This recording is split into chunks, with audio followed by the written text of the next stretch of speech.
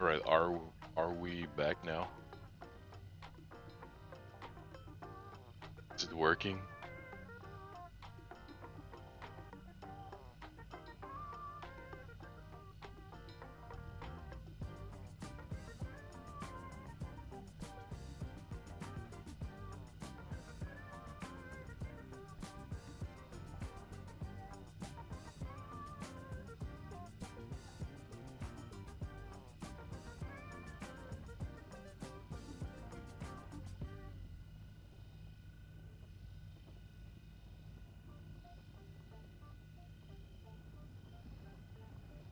I think it's working now, right? Can you all see me?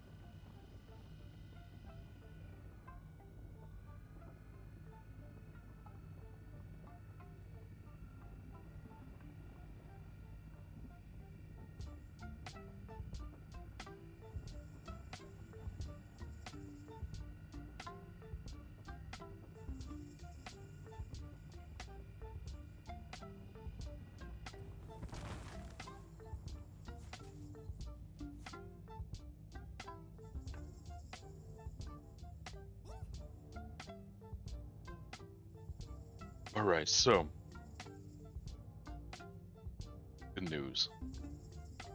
I got back to the field, and guess what? On a 36 and 25% asteroids of Quantanium, I'm probably gonna be able to do perfect Quantanium run with that. I'm even gonna have some extra.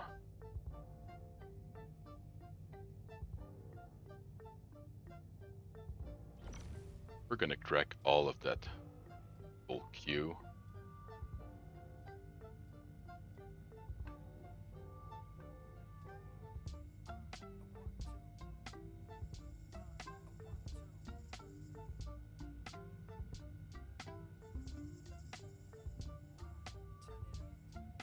By the way, sorry about the delay. Technical issues, you know.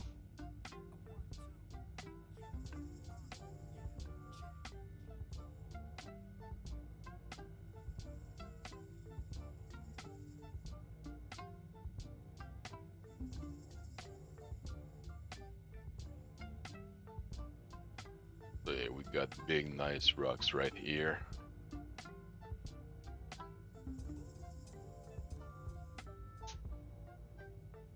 Crack those. Probably gonna have to push a little stampede on that one. Seems kinda tricky.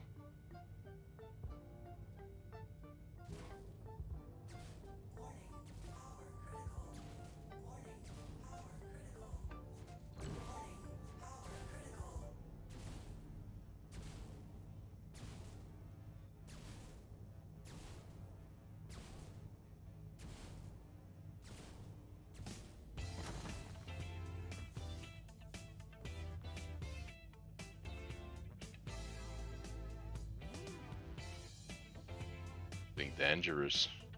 Yeah.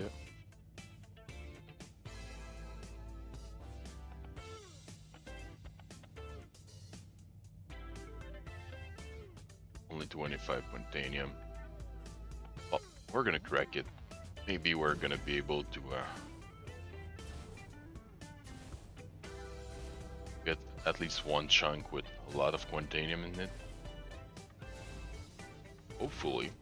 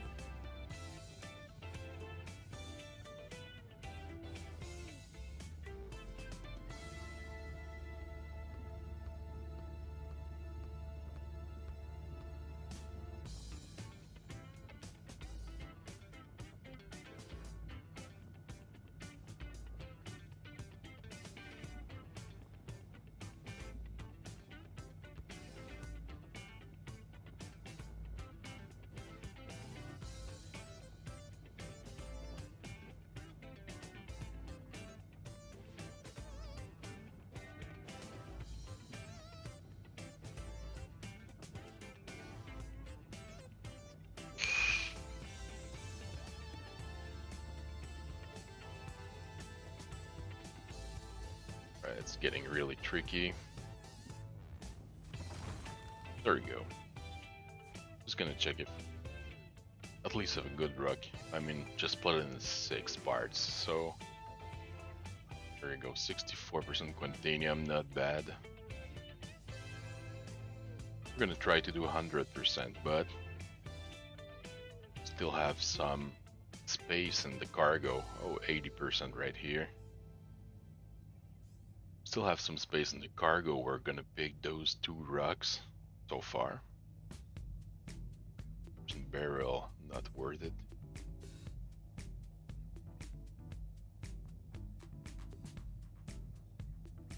Quartz and inert, sir.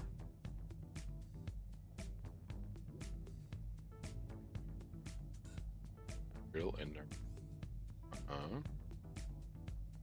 Last rock is 100% barrel. That's a no.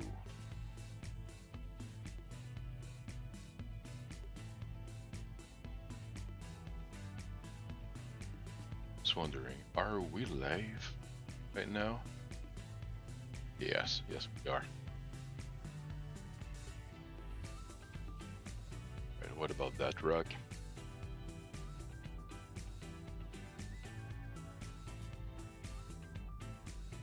Oh.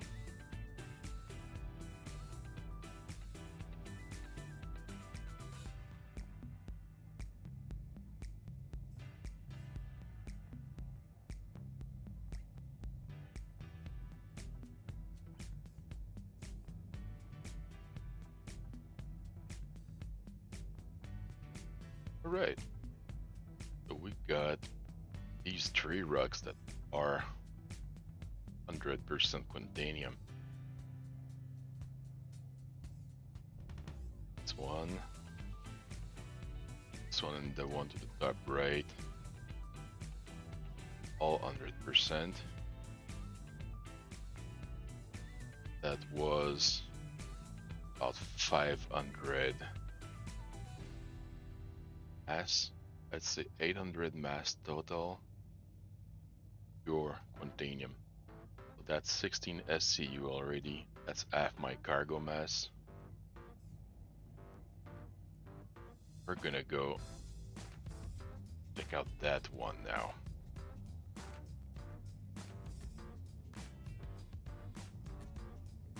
Lots of quartz, a bit of Quantanium. We're gonna crack it and see what the small parts gives us.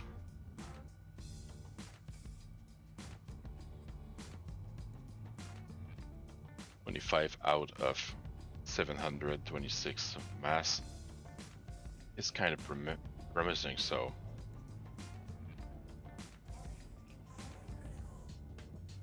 really need to check it out.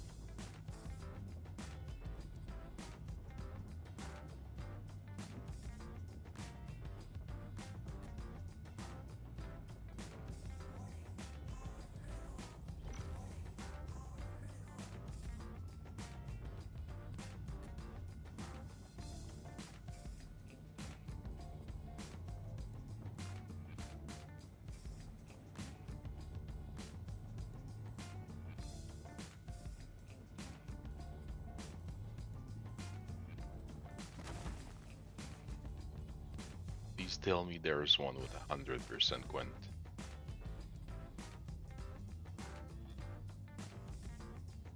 With quartz, so gives us more chance to find some more Quant. So 70% Quant.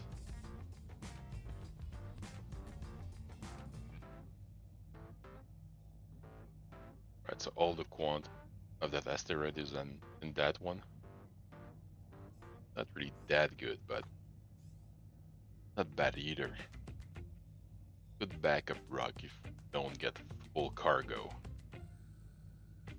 Wanted that one. That one is probably pure Quant. Almost 65%. Still totally worth it.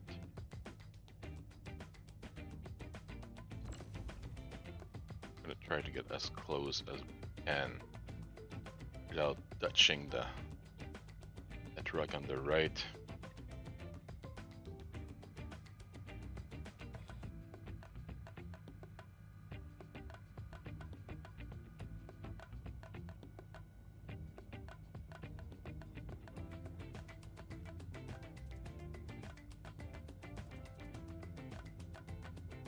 There we go, 13% should be good. Not strong enough. Guess we're gonna have to go with 15 to stay stable, maybe 16. 18 is a bit unstable, it goes up, then come back down. This rock is gonna be tricky as hell. We're gonna try to do something with it. I pump that up to 20. Get in the green zone.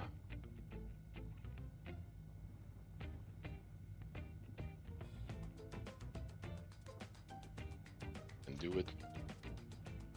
Let's get in there. Yeah, that's it.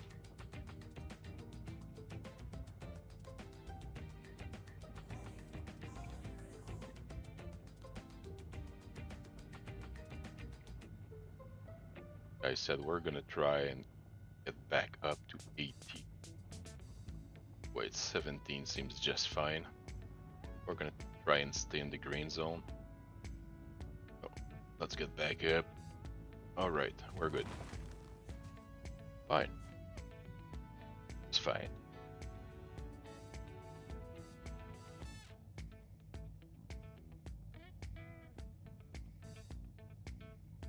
Percent barrel. It's kinda good because there's only like 30% of barrel in that rock. Only got, yeah, 400. That's it.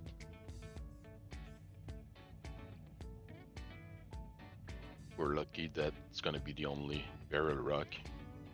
Another full 100. Sweet.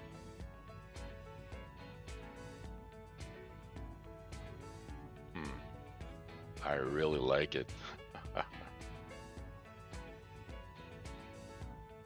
Not much on that one, but hey, got 3 good rocks right there too. That one was not good. But that one.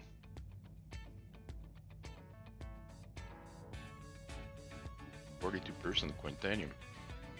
Let's crack it too.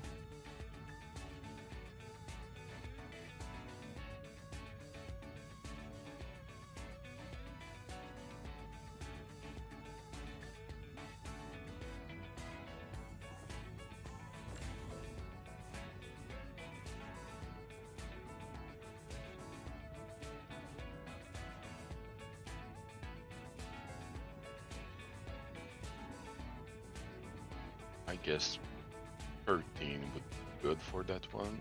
No, a bit too high. So we're gonna go at 11. 11 was fine. Oh, wait.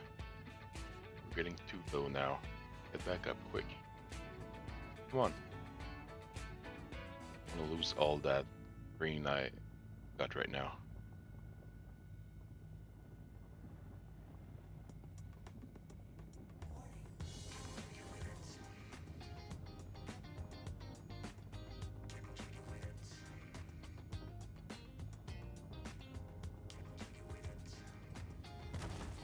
Alright, there we go.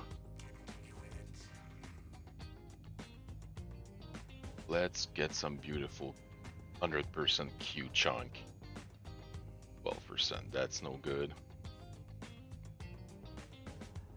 Come on, give 100, baby. Yeah. I don't think that one's gonna be 100. It's a damn beautiful chunk. It's 100, but out of Q. Hey. Yeah, Buried, I got a question for you. I guess with your name, you are streaming too, right?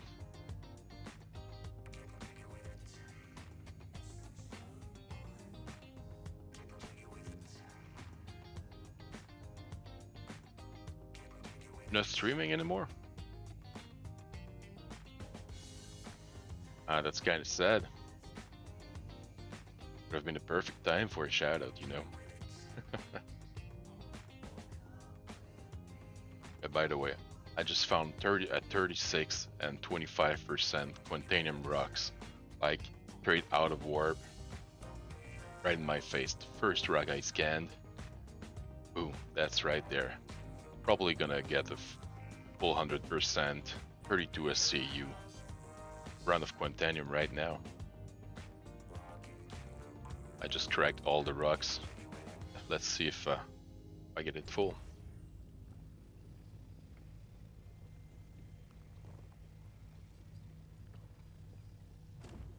Also gonna check if I set my course right away.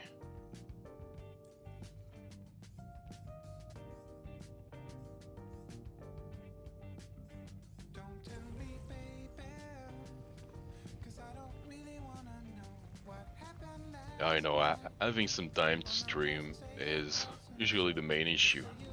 I had to stop for 2 years. You know, COVID.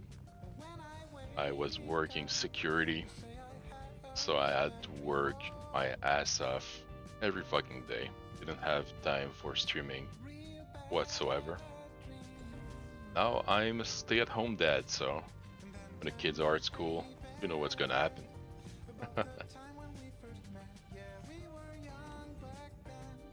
I had another 100% rock around here, I think. Alright, I had that one that's 70%. I add more right here.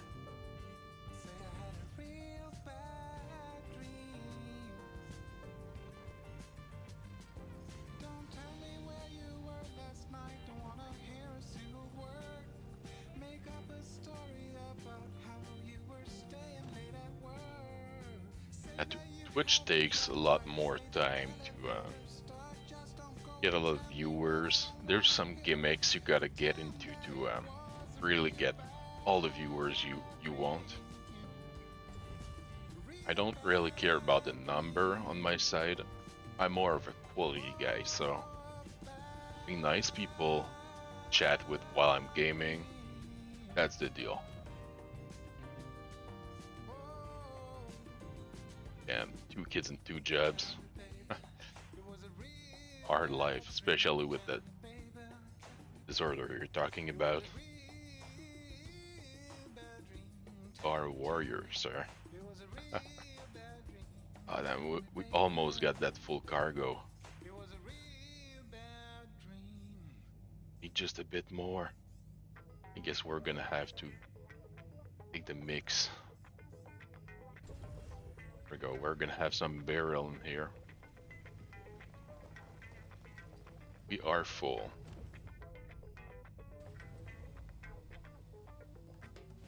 Yeah, me neither. Like I said, I have the best people around. Why have a ton of viewers, right?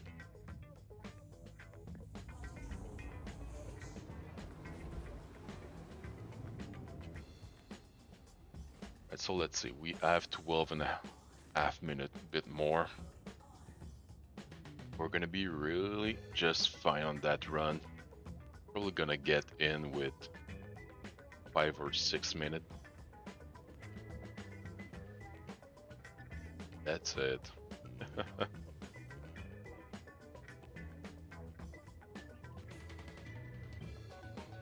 Yeah. The thing is, 2 years ago, I joined a group of people that were really into good vibes, helping each other.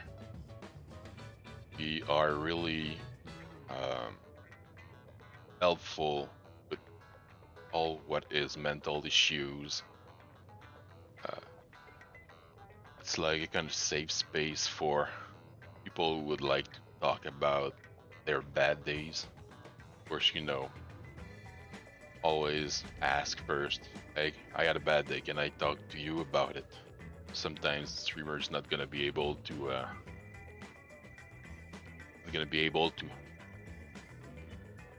deal with that himself, so to ask, but I mean, the streamer's ready. He's gonna tell you, shoot it, bro. Tell me what's up. I'm here to listen to you, and I'm here to hear what you have to say. I'm here to support you. And all these people, they are really exactly. You want people that's gonna love you and that you're gonna love back. You want to remember most of their names and be happy when you see the name on the screen. Money is nothing without the people. I mean, I understand some people are struggling with money. I am myself. And right now, with everything that's happening, I mean, more and more people are struggling with money. I'm not asking for money. Well, I've got a donation side, but that's something else.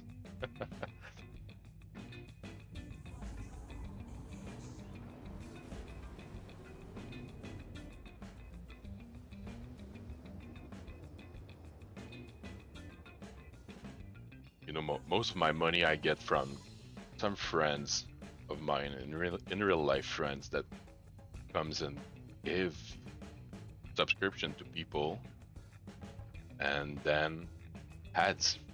That's stupid, but having that 3-minute ad rule, I get 55% of the profit on that. I mean, I make $1 every stream. I know $1 for every like 5 or 6 hours isn't that good, but not about the money.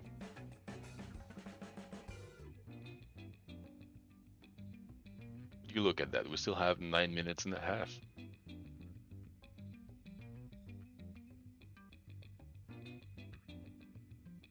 My speed to get in the station is 50. Go about that speed, put it on cruise control and just slide in. No stress about it. Everything's fine. I could even land on the pad, keep my ship right here outside. I have time to go to the refinery station, refine it before anything bad happens.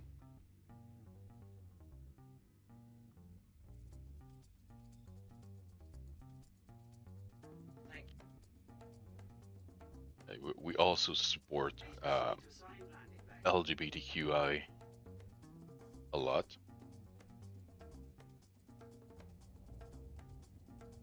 Got some good friends, some good people around here that are struggling a lot with that. I should also add pro-choice somewhere in those hashtags.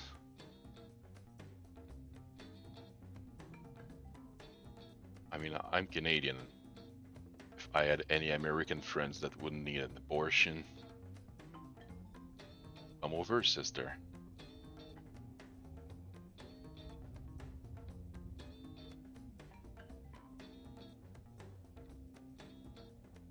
I lose, of course, a couple of views because of my political viewing, let's say it like that, but I do believe my belief is stronger than viewership.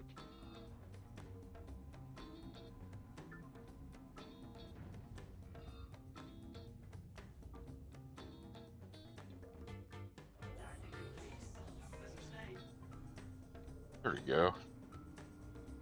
Blended, we still have 5 minutes left.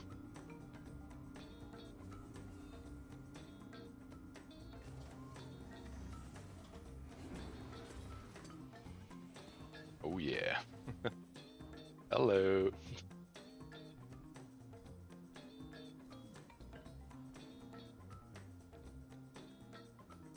Well, good thing some of my viewers aren't around right now. Xi. I'm not even in my dungeon right now. I think Discord run at the same time as this game. And do it.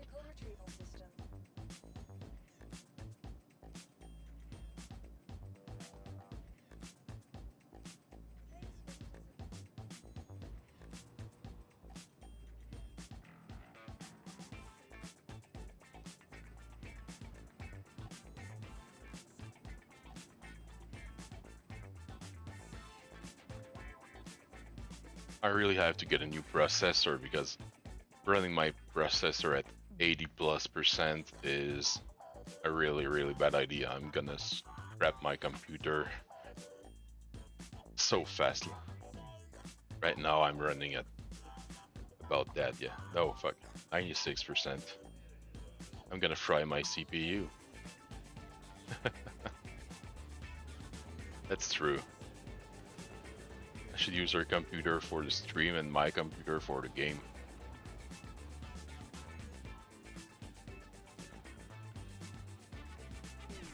Or something like that.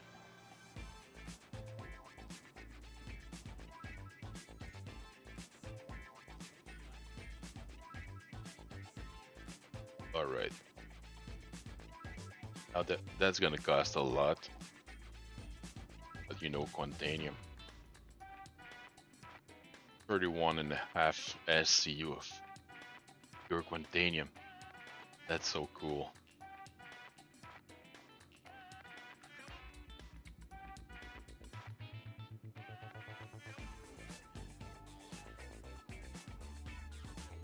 There we go.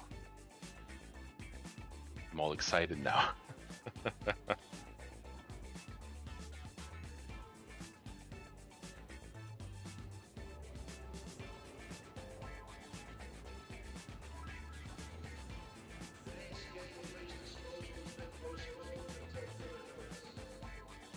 Not right now. I think you can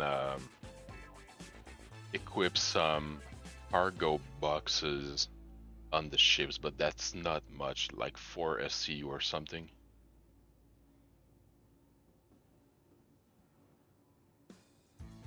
Oh, nice. Well, it can still come, you know.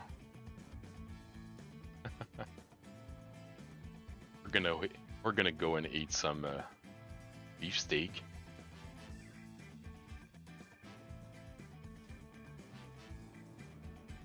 Just joking. I still have to call Quebec tomorrow. I'll have to call the government for some money they owe me.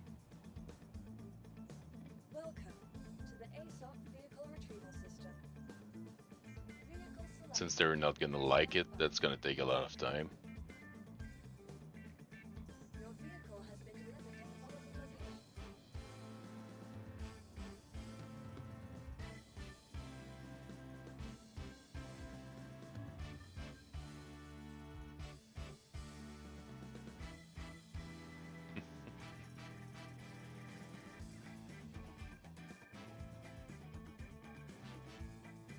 Yeah, my ship is still breakdancing. Woohoo! I don't know why that's the only ship that does that. Yes, it's gonna hurt me if it hits me.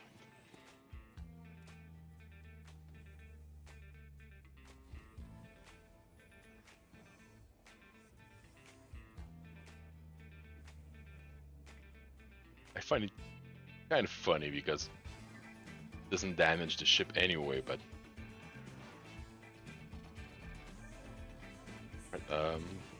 gonna have to refuel on Quantanium.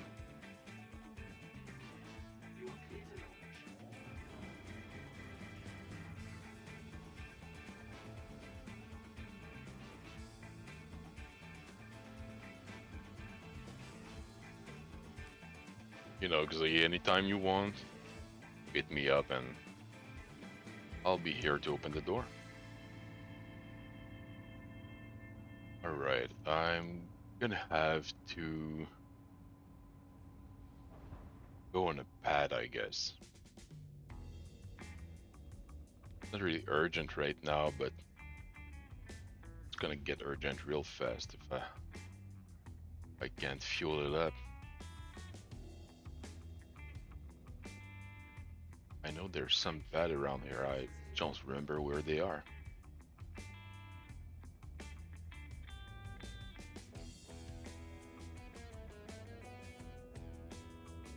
I'm pretty sure there's some bad around here.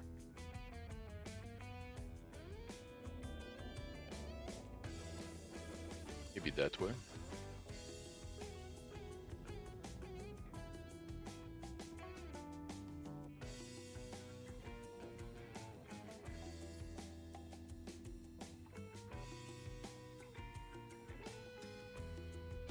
Oh yeah, there we go. Got a pad, folks.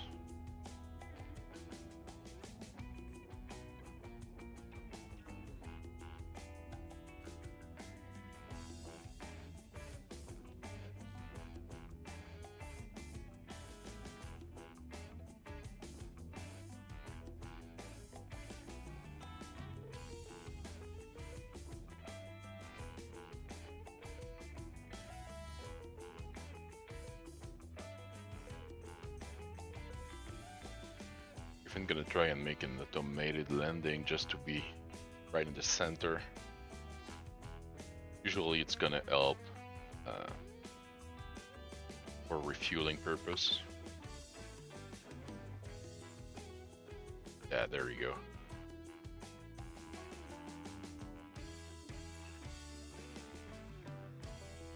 I really like how that ship doesn't take that much fuel to drive.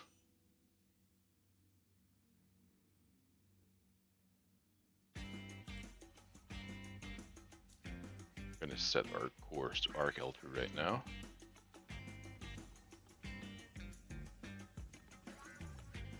Gonna finish on refuel. There we go. We are out.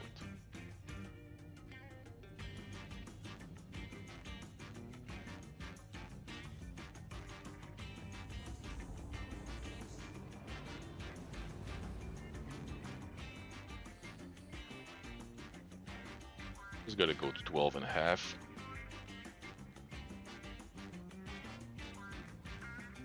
Then drop out.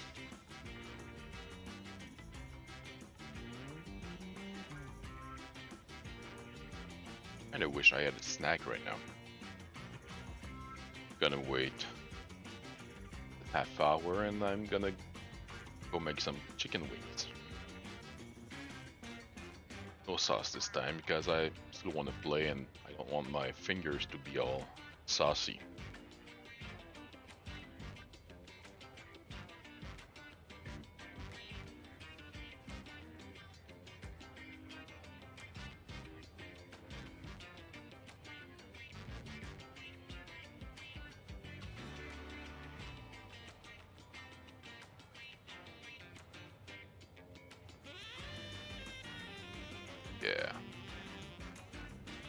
Yeah. Well, usually I prefer having it saucy, but not this time. Especially with barbecue sauce, you know, the keyboard's gonna get all sticky.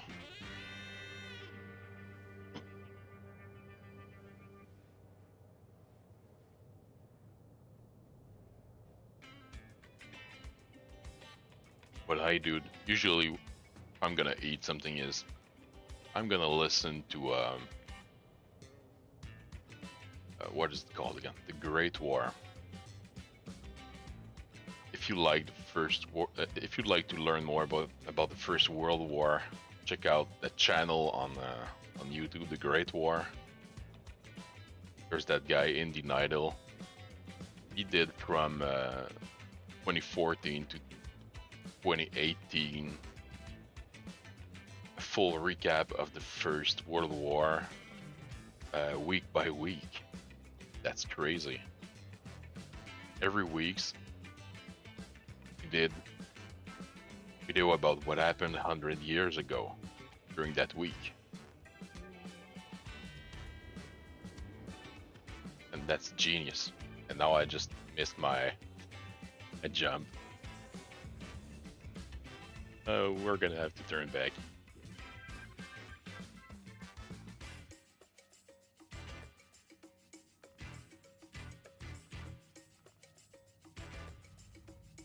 No big deal.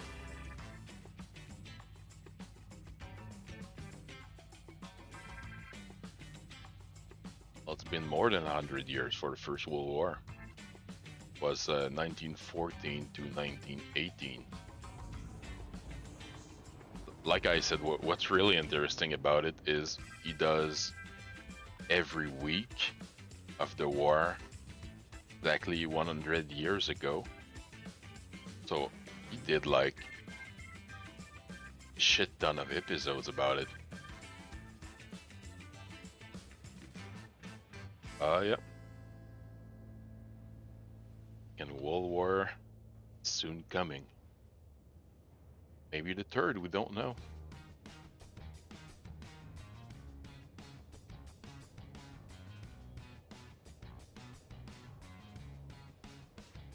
I mean, let's not fool ourselves. What's happening in Ukraine is starting to look like the start of a world war.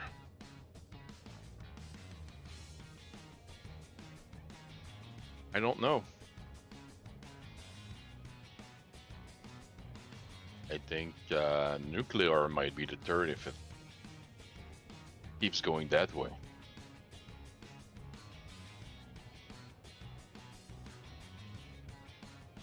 Because now, second country,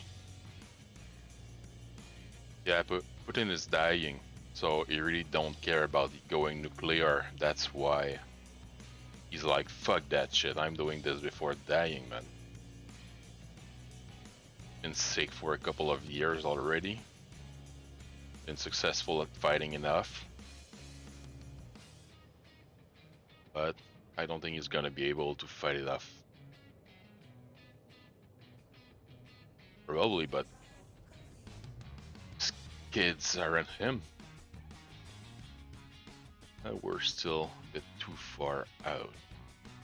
I have to wait, calibrate.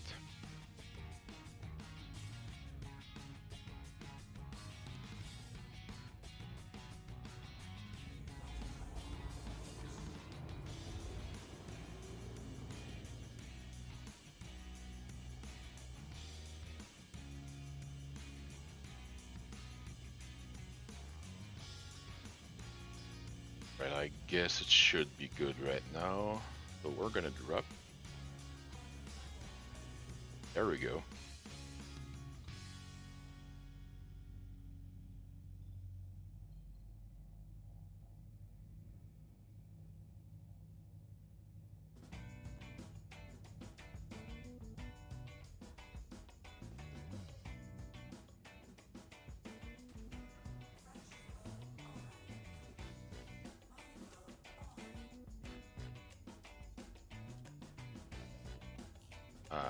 Inner truck again. No.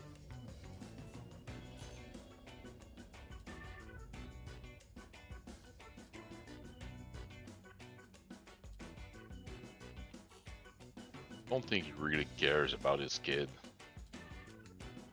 Don't want the Putin name in his story. He want the Vladimir name in his story.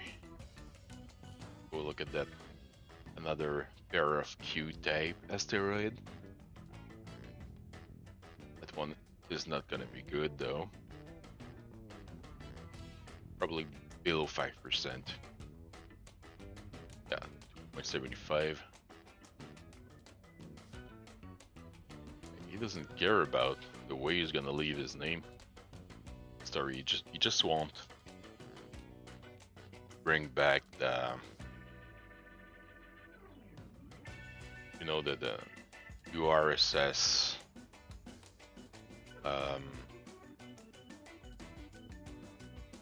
back to the front. And I have some hard time doing that with Poland, everything, but Ukraine is the easiest one. Belarus is allied with him, so if you want to annex it, he won't even fight back. He's gonna try, it's gonna fail.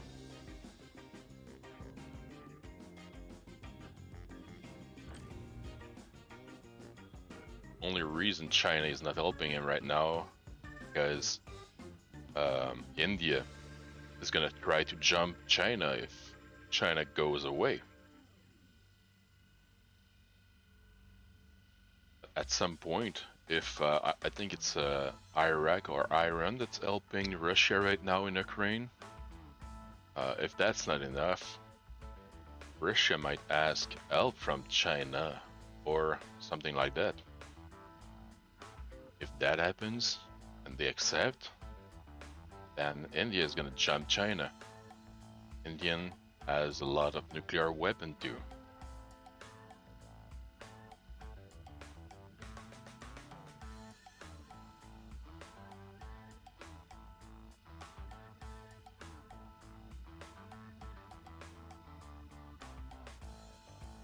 Oh no, China really don't want that war.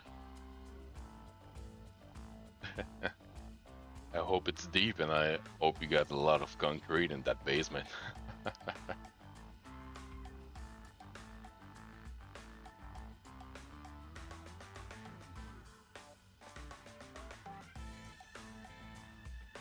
That rock is only 13% quantanium.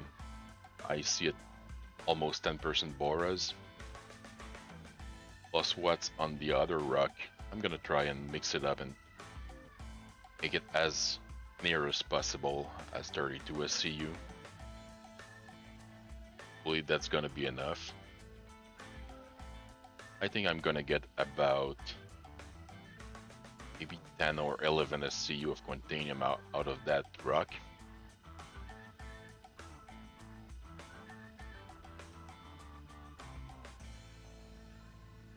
That's where my filter module is gonna come in.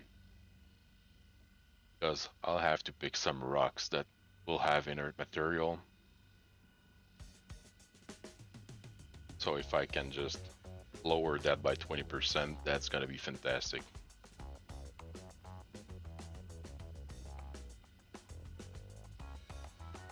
I'm probably gonna stampede that rock.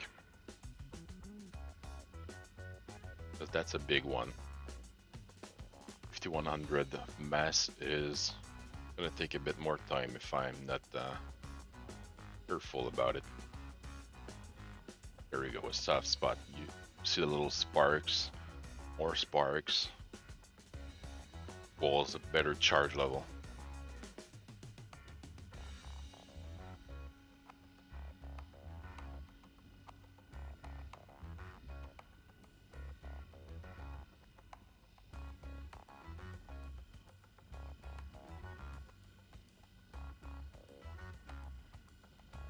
Means you're mining it on one of those tracks. See on the rock.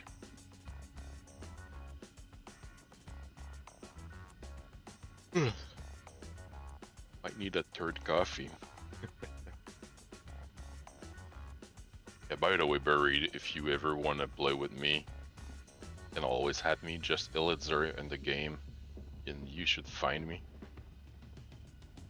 Else it's gonna be BoQ Illitzer.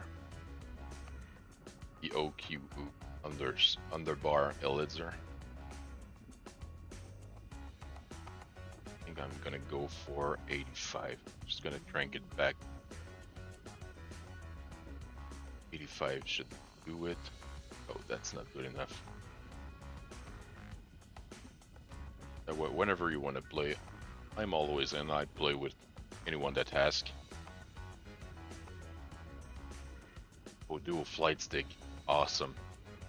I really wish to be able to play with that kind of things too eventually.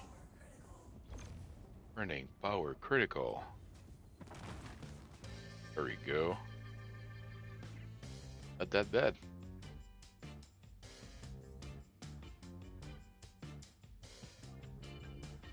Or at least, you know, OTAS.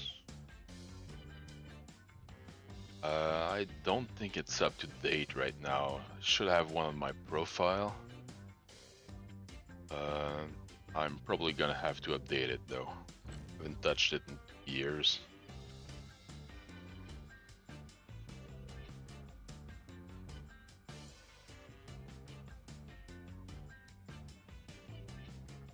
all I have is a single stick with 4 axes on it. So really not that great for that kind of game where you need at least a 6 axis.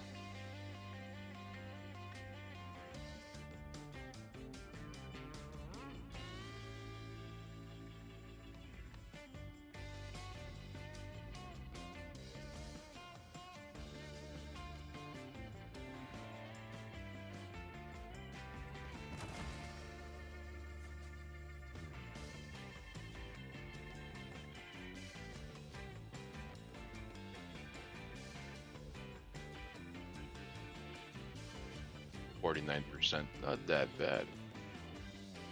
Rest is probably all inert material. Yeah. It is.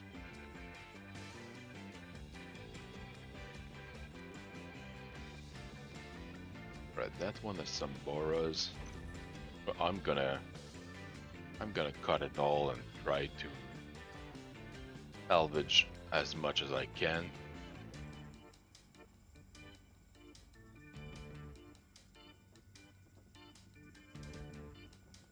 I think we're gonna lower to 15 when in the green.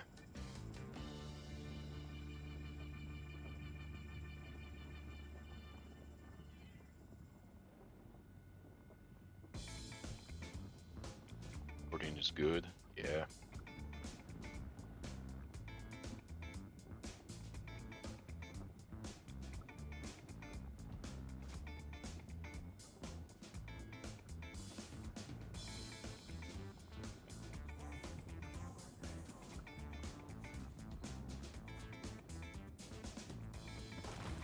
There you go.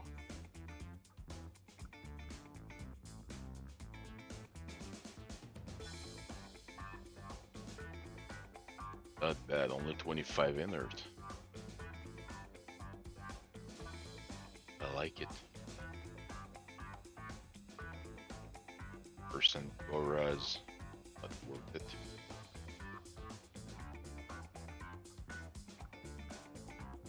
Percent. Let's see. That one's gonna be bad. Well, 22% boras. Boras is good, so get it. Plus, it's way easier to mine.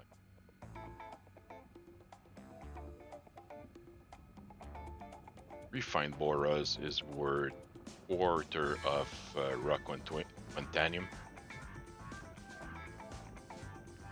So I think it's like at least 10 UEC per chunk.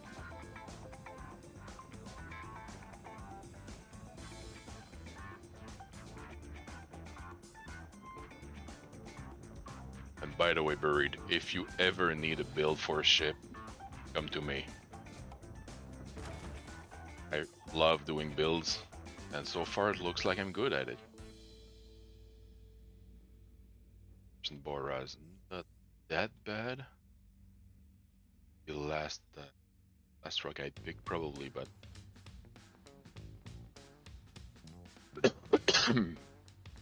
probably gonna go for it at the end of all that mining.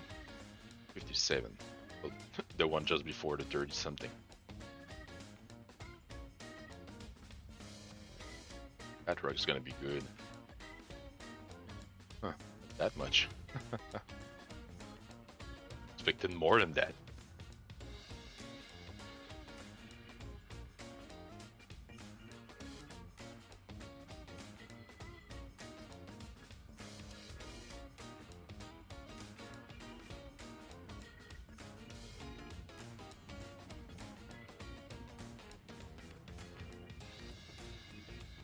Gotta be 22% to be stable or what?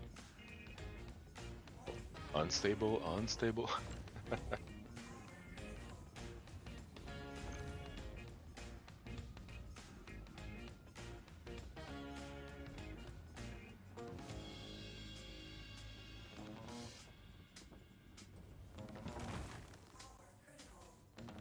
Alright, there we go.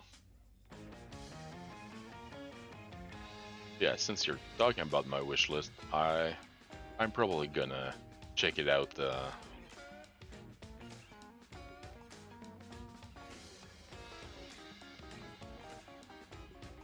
Well, it's kind of fun. Plus, well, especially if you wanna change the drives on the ship.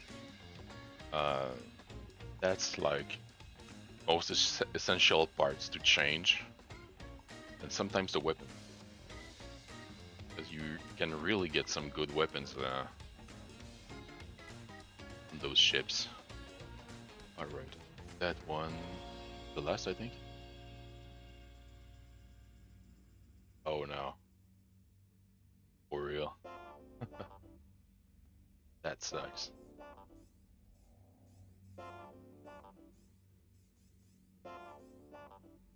Now what? You're not able to bring it back, or you had to recall it on a station.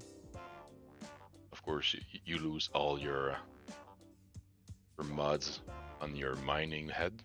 Huh? Oh, okay, yeah. Well, at least you didn't lose completely the ship. I lost the ship once. I couldn't call it back, so I had to do a full reset, full character reset.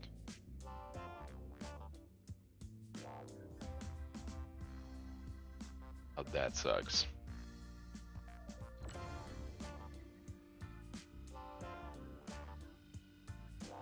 But yeah, when losing your ship and then you have to buy back that torrent tree, that's kind of costly. On my ship with the FLTR, goddamn filter. If I lose my ship, it's gonna cost me 100k just to put the mods back on.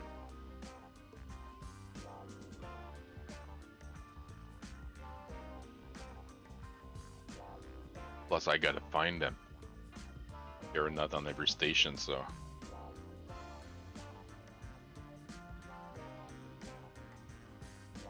I bought my mods so long ago. I still have 2 of them. One on my ship and one on the station. Cruel one. I did something stupid though. I had 3 of them. I equipped them on my ship at New Babbage. Then I went to Cruel one with another ship and I recalled my ship. So what happened? Huh? Yeah. I lost my fucking mods.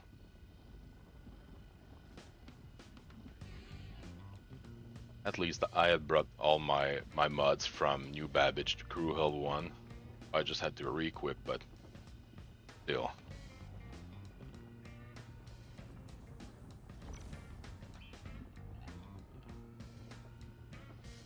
Kinda sucks.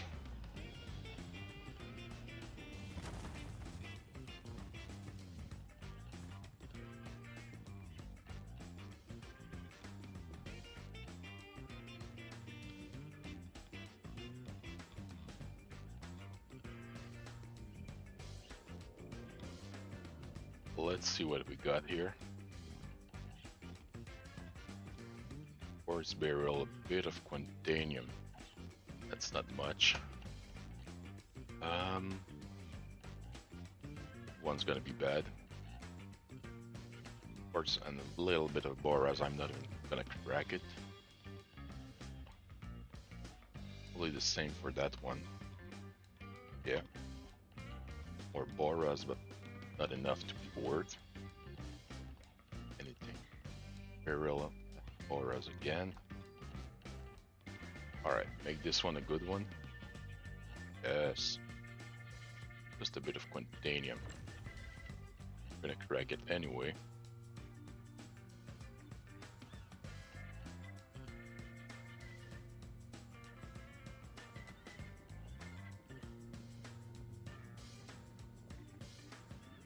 I'd say we're gonna be lucky if we get like 12 or 13 to CU. With the Boras, we're probably gonna go around 20 at most.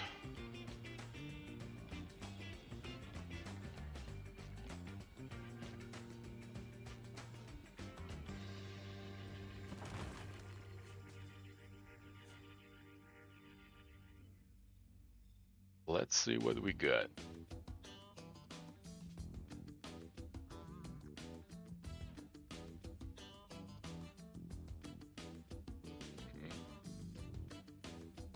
kind of good because that one's probably the one with the whole quantanium on it. Yeah, 33%. Not bad. All inert. Right, so the no, no.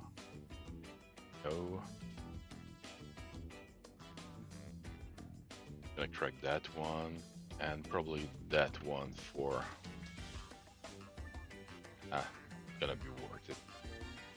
Well, yes, gonna crack it just because bringing some useless material is always better than bringing back nothing. By useless, I mean quartz and beryl, not inert material, of course.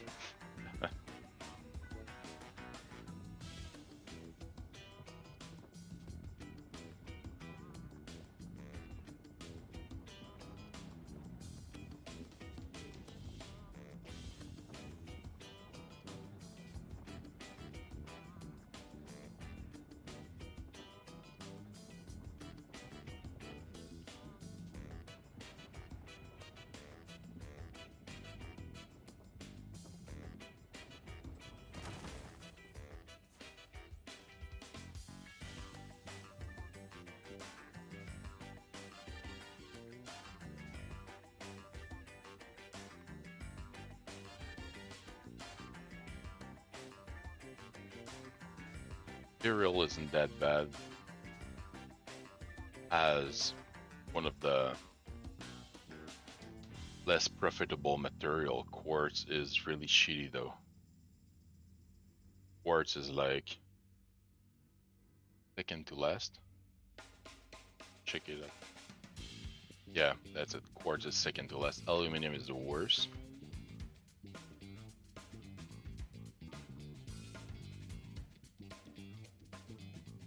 But yeah, beryl is like just before copper, which is worth equal to gold, so it's really not that bad. Bon matin, Tinu. What's up, what's up? Comment ça, smooth? Mining, toute musique. Après cette batch-là, on va aller faire des chicken wings. On va regarder qu'est-ce qui se passe de bon sur Amazon. Et on va faire un petit wish list. Oh, baguette, yeah! Sorry, I got a lot of French people coming in too.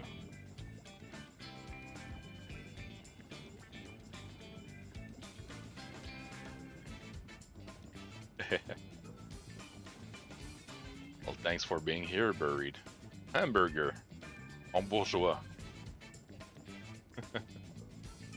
We always forget we have a French word for hamburger. Don't even think anyone uses it anymore.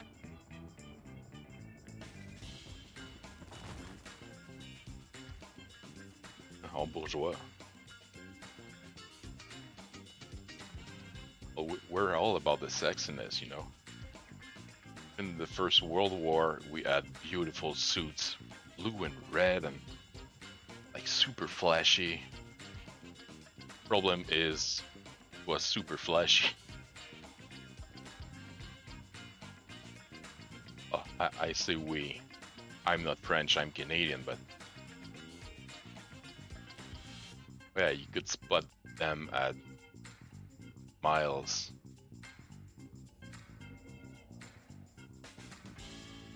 Right, I think that's gonna be it for all the cracking. I'm gonna go with the first one I cracked though. There was more quantanium on that one.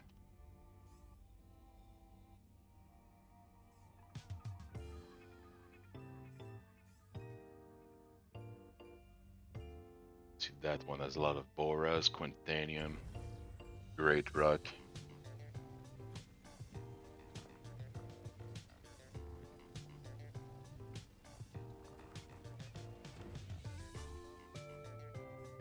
A little bit of boras.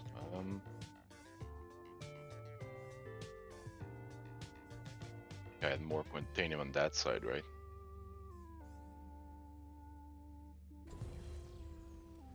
that one.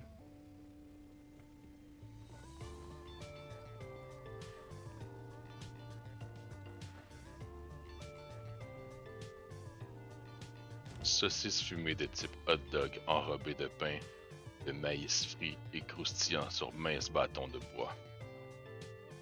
Other word, pogo.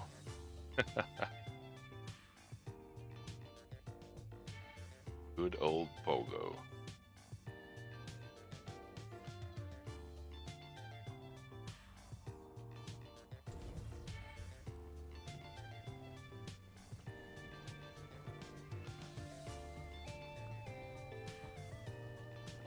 Corn dog, sorry.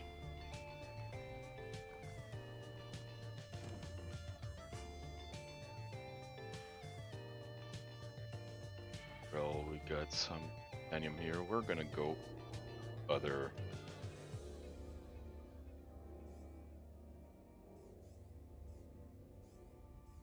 I had that one barrel.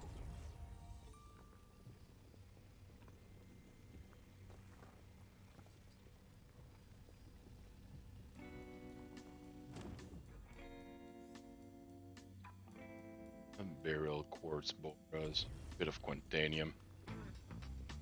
We're gonna take that one too.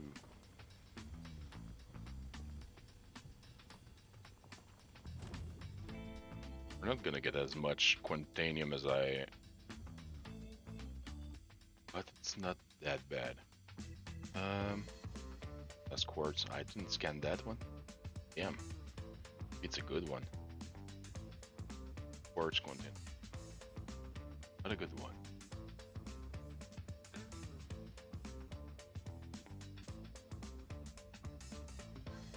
As boras. Oh, wait, that one.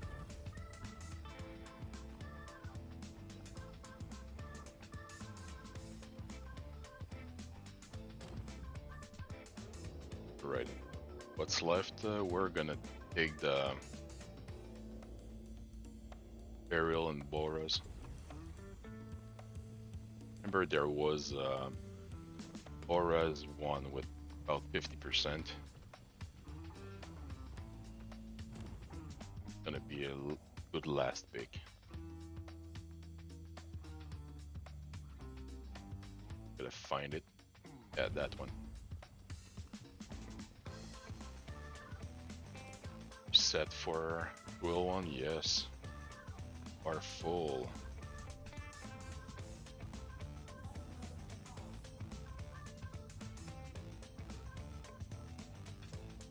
Not gonna be as good as a run as I'd hope, but fair enough. I mean, we got 7.5 quantanium, 6.5 barrel, and almost 5 boras. That's like 18.5 of good material. We're gonna throw the quartz away, guys. That's not worth it. We still have 12 minutes before we hit critical. Perfect. We're gonna go into the station, store the ship. I'm gonna go start the chicken wings.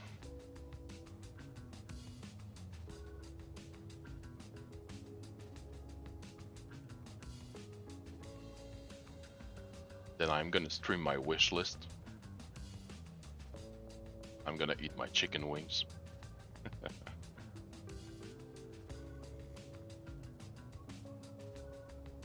Could also check a random episode of the Great War.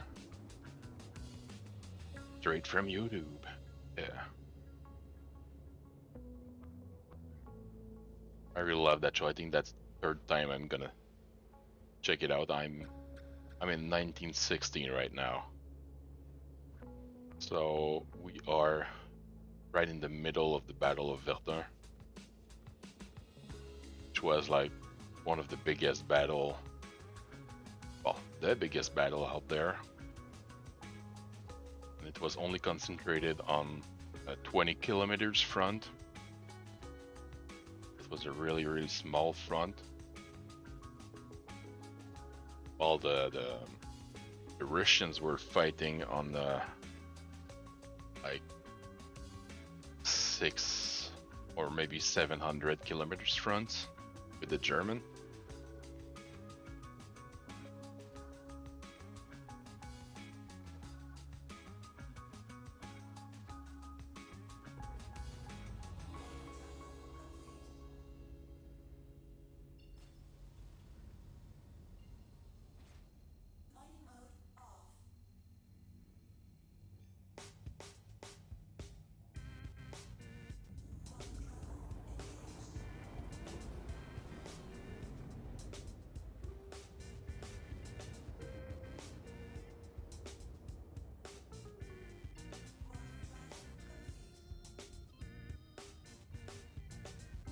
Where the hell is the station? Oh, okay, there it is.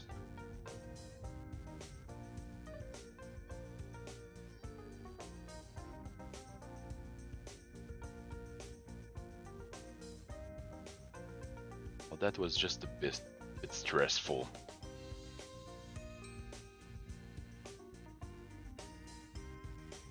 Like, get there and there's no station? Where the fuck am I gonna drop all that cargo? Gonna boom in 9 minutes now.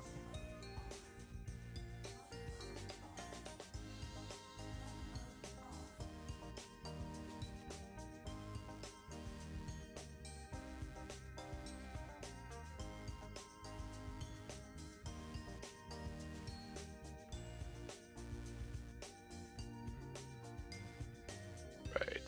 Armistice zone.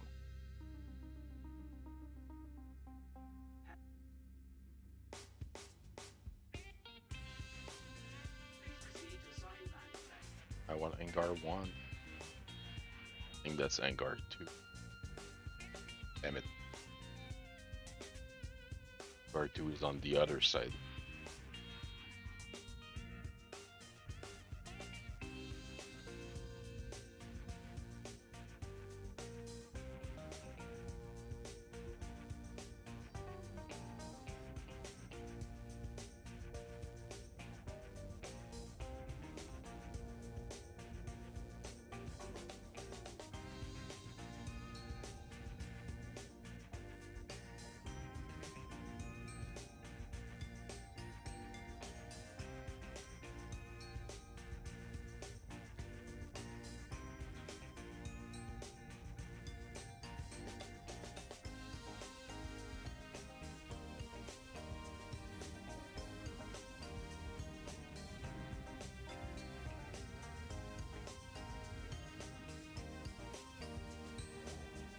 That was a cool ending, right?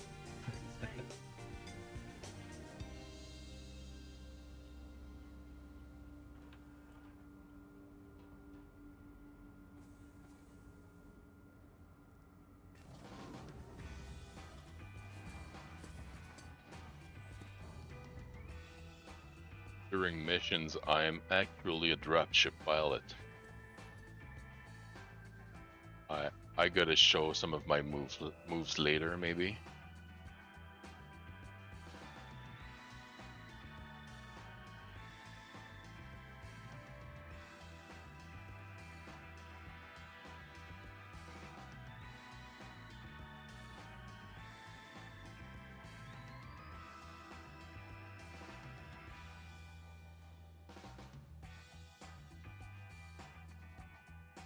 Alright, so right now we must have about 5 minutes.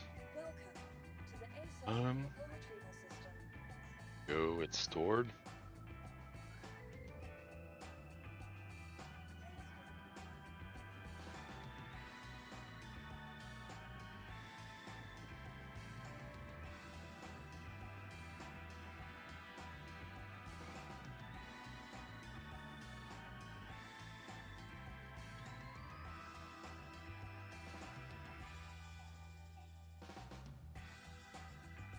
I'm still trying to perfect the Cobra maneuver with my dropship. Pretty hardcore. Don't know if you know that move, but it's used with combat jets right now. Like, I mean in real life. fucking awesome. I know you can do it in the game, but I haven't been able to really do it right now. We're gonna try that maybe a bit later. Pretty cool.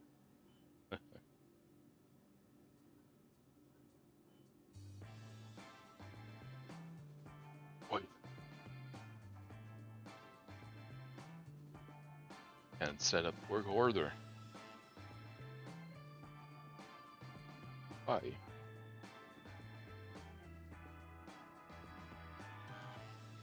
Oh. Yes.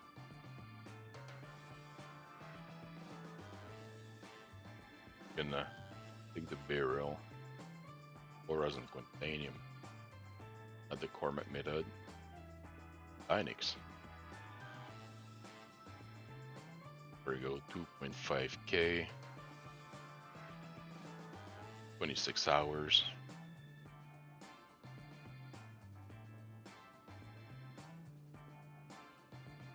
That's gonna be a good good couple of shipments when I get to it.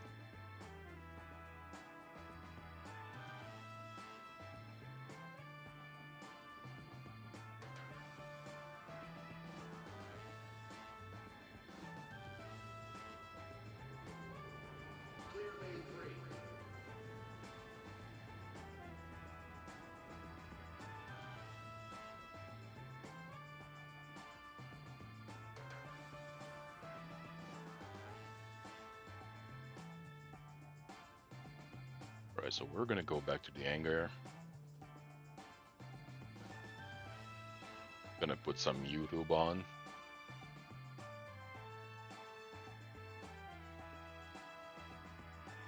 Just gonna check a little episode while I do my my lunch, you know. Rip all that.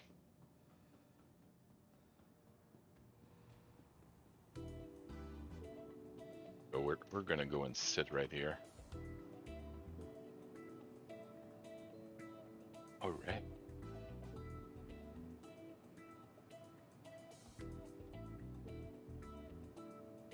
Right, we're gonna check week 89 of the Great War.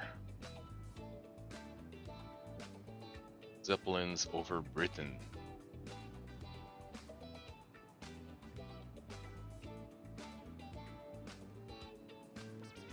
Gonna have to stop the music first. Boogie down. Right, let's go. That screen. I'm gonna turn off my camera. Alright. So that way you can see the whole thing. I'm gonna go and start my food. Be right back in like 5 minutes maybe. It's now springtime, 1916, and away from the battlefields of Europe, people look to the skies to see the sun shining brightly above. And this week, if you were in England, you also saw something else. For this week, the skies were alive with German Zeppelins.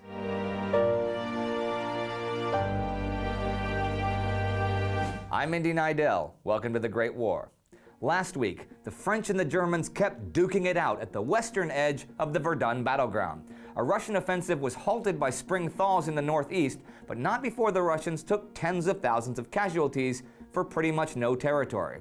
And civilians and medical staff were being torpedoed and drowned at sea. But this week saw a lot more in the skies than at sea. A series of Zeppelin raids daily from March 31st to April 5th blanketed just about the entire eastern and northeastern coast of England, and even reached as far as Leith and Edinburgh in Scotland. Nearly 100 civilians were killed and over 200 more were injured. The story of the Great War has this to say about the raids. There is every reason to believe the main object of the raids was to discover the whereabouts of the main British battleship fleet. However, the airships seem to have returned southward before locating the fleet. the German Admiralty never gave up hope of locating the main base with certainty, for many Zeppelin and submarine raids were made with no other object in view. Had the ships succeeded, there is no doubt that all available submarines would have been dispatched to the spot, ordered to lie in wait, and then entice the fleet out by offering a couple of older ships as a sacrifice. The plan did not work out to the satisfaction of the German Navy heads, but it still remains one of their pet hopes. But it wasn't just the skies over Britain that were alive. On April 4th, a huge aerial battle took place over Ancona between more than 20 Austro-Hungarian and Italian planes. 3 Austrian planes were shot down and 2 Italian planes were severely damaged. The next day, the Germans issued a resume of March aerial action, claiming that 44 British and French planes were lost that month and only 14 Germans. And on April 7th, Bulgarian and Austrian planes bombed Salonika, causing great damage to the French and Australian camps where large fires broke out. Actually, last week, on March 27th, 7 German planes had attempted a bombing run on British and French warships at Salonika Harbor, but Allied guns shot 4 of them down. They did drop some bombs though, and 20 Greek civilians were killed. This provoked huge anti-German sentiment throughout Greece and anti-neutrality editorials in the press, and at the funerals of the victims, large crowds chanted, "Down with the Germans." Martial law was even considered. But Greece was in a state of mobilization, and it had some real negative side effects. Former Prime Minister Eleutherios Venizelos had this to say: "By keeping this country in a state of chronic peaceful war, through purposeless mobilization, the present government has brought Greece to the verge of economic, material, and moral bankruptcy." Here is a related quote that has to do with the economic situation in Greece at the time, made to a press correspondent by a government official. "Greece is much more likely to be starved into the war than Germany is to be starved out of it." It is true that the Greek budget for the year had expenditures that were twice that of revenue. The streets of Athens were now crawling with beggars, and inflation was rampant. The mobilization had also caused unforeseen problems, like that with the fishermen. Since most of them were with the armed forces, fish, normally one of the main food supplies, was now too expensive for tens of thousands of families. Meanwhile, far to the east, it was soldiers that were going hungry. Specifically, the British and Indian troops under Charles Townshend, who had been under siege at Kut since December. The continuing relief attempts were now under Lieutenant General George Gorringe, and he was even harder pressed for time than his predecessor Fenton Aylmer had been. The besieged could not hold out much longer, and the rains had begun flooding the Tigris River.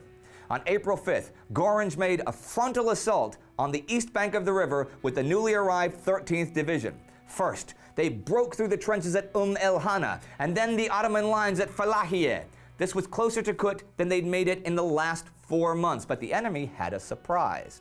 See, the Ottomans had not really resisted at el-Hana and had fallen back, willing to give up some territory in order for Gorringe's carefully planned attack on el-Hana to not really take place. At Falahiye, where the Ottoman forces did fight back, they lost their trenches but inflicted high casualties on the 13th Division. So on April 7th, Gorringe sent the 7th Indian Division forward to take Saniat, the next line of defense, but this was a slaughter. There were even apparently lines of khaki-clad Indian bodies just where the assault had broken down. And at the end of the week, there the relief force remained, with Townshend forces still starving in Kut, just a few miles away. And starving civilians in Greece or bombing victims were not the only civilians dying this week. There were also 2 notable executions. In Beirut, there was a Mennonite Christian named Yusuf al-Hani who had sought out French help for an independent Lebanon before the war. He got together a bunch of people to discuss the idea of inviting the French to come now as protector. They hadn't done anything more than discuss the idea when they were arrested. Yusuf al-Hani was hanged April 5th in Beirut. At dawn, April 1st, in German-occupied Belgium, a Belgian woman, Gabrielle Petit, was executed. She was one of the distributors of the underground newspaper Libre Belgique. At her trial, she confessed to smuggling prospective Belgian army recruits across the lines to the Belgian army. And let's look a few dozen kilometers south from Belgium to Verdun, where the battle has raged for 6 bloody weeks. This week, on April 1st, the Kaiser declared, the decision of the War of 1870 took place in Paris. This war will end in Verdun.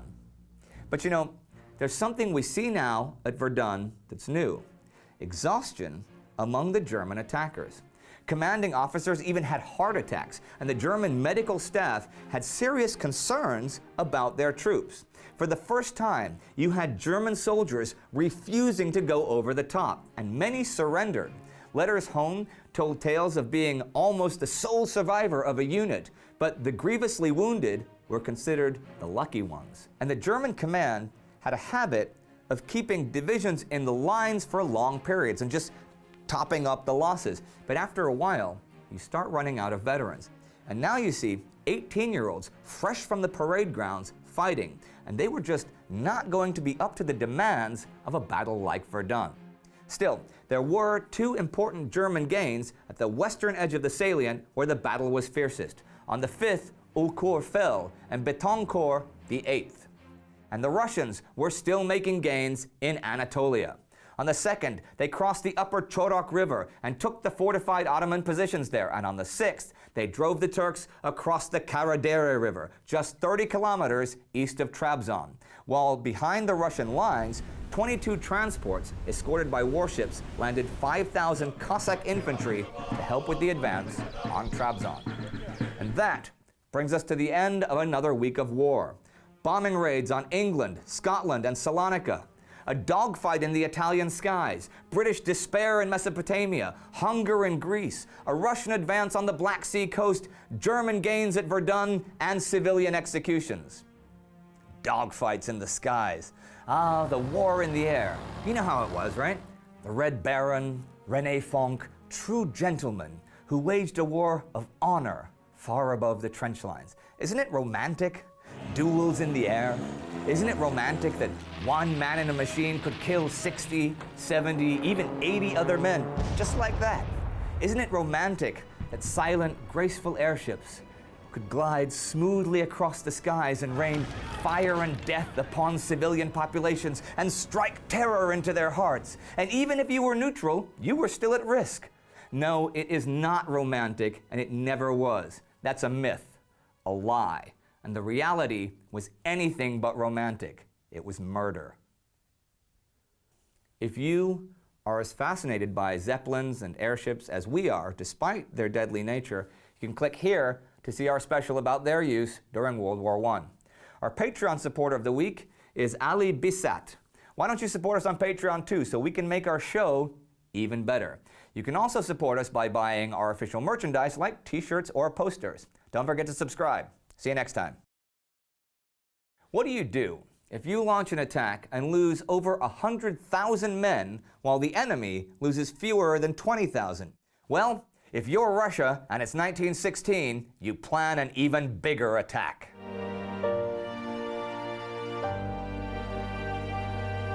I'm Indy Neidell. Welcome to the Great War. Last week saw Zeppelins bombing England all week long, airplanes dropping bombs at Salonika, further Russian advances in Anatolia, small German gains at the seemingly endless Battle of Verdun, and a British failure to advance far enough in Mesopotamia. But they hadn't stopped trying.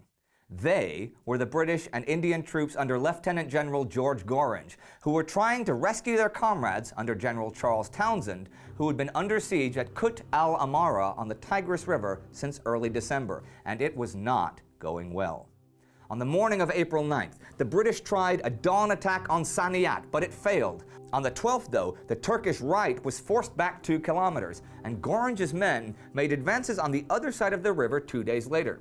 Thing is, no matter how successful or unsuccessful they were, the British inevitably took casualties, and unlike the Ottomans close to Baghdad, they could not replace their losses. In addition, the floodwaters that appear in the Tigris every spring meant that the fighting forces were hemmed in to narrow strips of land where frontal assaults were the only possible tactic.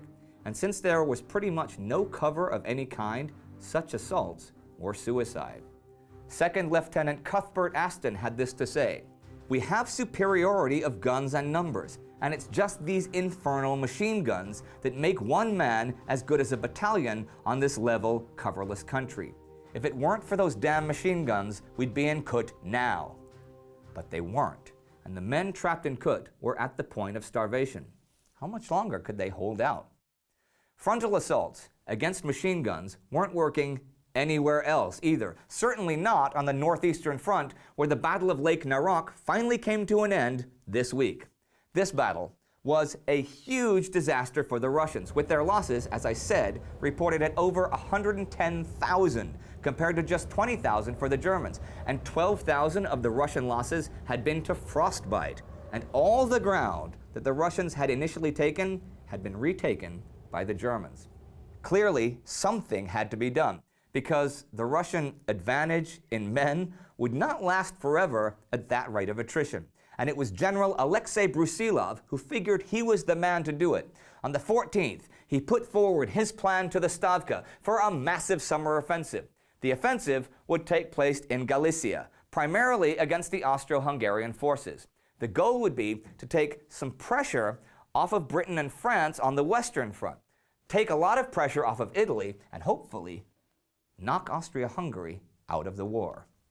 And perhaps that would be the future mother of all offensives. But the current mother of all offensives was in full swing on the Western Front at Verdun. By the beginning of this month, German Army Chief of Staff Erich von Falkenhayn had realized that fighting a war of attrition at Verdun was going to expose his own forces to comparable losses to those of the French, and his optimism was fading.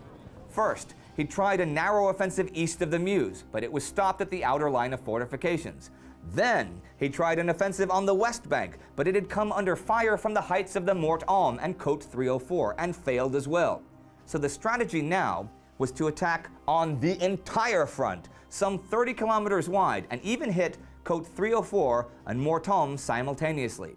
This kicked off on April 9th and lasted for 4 days. Torrential rains then came and pretty much halted all activity for the rest of April.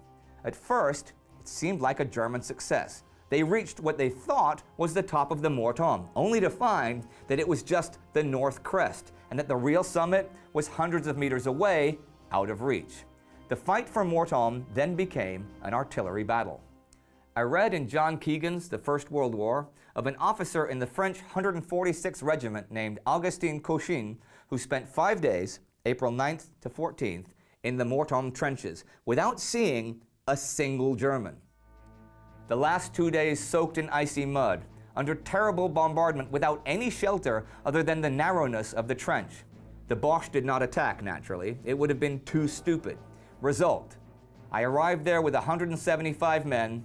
I returned with 34, several half mad, not replying any more when I spoke to them. A little note here: Eugen von Falkenhayn was chosen to lead the German attack on Mort Homme. He was the elder brother of the German Army Chief of Staff, Erich von Falkenhayn, and childhood tutor to the German Crown Prince. True story. And you may remember that little brother Erich was often criticized for his caution. Well, that caution seemed to run in the family. General Max von Gallwitz spoke of Eugen's slowness like this: "We shall be in Verdun at the earliest by 1920. The rains would last for 12 days, and during this time von Gallwitz was thinking about the next attempt on Côte 304. It would be purely artillery and would blast the French from the hill, and never before in history would such a concentration of firepower have been witnessed." Ideally, that would save some German lives, because this week, on the 11th, German losses since the beginning of the war are counted at 2,730,917. But how did the Allies look in general? As you no doubt have guessed, they had grown considerably since 1914. Italy, the weakest industrially, had by now raised the number of infantry battalions from 590 to 693. Its field artillery numbered over 2,000 pieces. The army in the actual combat zone had grown since 1915 from 1 million men to 1.5 million. Russia, in spite of suffering losses in almost unimaginable numbers in 1915, was back up to strength. By now, Russia had nearly 2 million men in the field, and they were also now properly equipped, which was not at all the case last year. Russian industry had expanded big time. Engineering output had increased by a factor of 4 since 1913. Chemical output had doubled. There had been a 2,000% increase in shell production and over 1,000% increase in rifle production. Actually, standard shells had been produced at a rate of 358,000 per month at the beginning of 1915. By the end of that year, it was nearly 5 times that, 1.5 million shells a month. This year, Russian heavy guns would be as well stocked as those of the Germans and the French. And speaking of the French, 25 new infantry divisions had been added to the French army in the past year. The French army was now 25% stronger than it had been in 1914. That was nothing compared to the British, who had fielded only a small army back when the war broke out. By now, Britain had 70 divisions in service, 10 times as many as before the war. And here's one little, completely unrelated side note to end the week. Orthodox Easter was April 10th. And there were many truces on the Austrian front, with soldiers from 4 Russian regiments crossing to the Austrian lines to fraternize. The Austrians took them prisoner. Things like the Christmas truce 16 months ago were things of the past. And that was the week. The Germans raining fire at Verdun, the Russians losing over 100,000 men in the north for no gains at all, but making plans to drastically alter the game, and the British desperate but still unable to break through on the Tigris. On this day, 100 years ago, April 14th, 1916, Winston Churchill wrote from the trenches of the Western Front to his wife, "I greatly fear the general result. More than I have ever done before, I realize the stupendous nature of the task, and the unwisdom of which our affairs are conducted makes me almost despair at times of a victorious issue. Do you think we should succeed in an offensive if the Germans cannot do it at Verdun with all their skill and science? Our army is not the same as theirs, and of course, their staff is quite intact and taught by successful experiment. Our staff only represents the brain power of our poor little peacetime army, with which hardly any really able men would go. We are children at the game compared to them. And in this day-to-day trench warfare, they lose half what we do." This may have been true, but those children were now better armed and more numerous than ever and growing every day. And how long could the Germans keep up with that? In case you were wondering why Winston Churchill was sitting in the trenches and not doing his Lord of the Admiralty thing anymore, you can click here to find out how his disaster at Gallipoli unfolded 101 years ago. Our Patreon supporter of the week is Pano.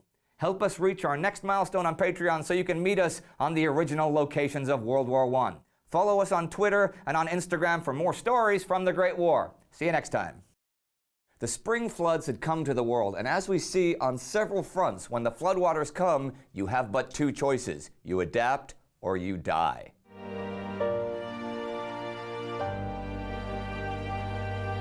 I'm Indy Neidell. Welcome to the Great War.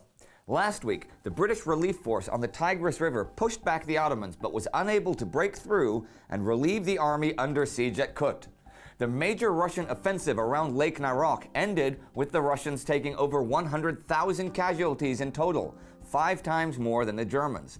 And on the Western Front at Verdun, the week was marked by a new German push that degenerated into a 5-day artillery war. Here's what came next. In Mesopotamia, it was the now familiar story of disappointment.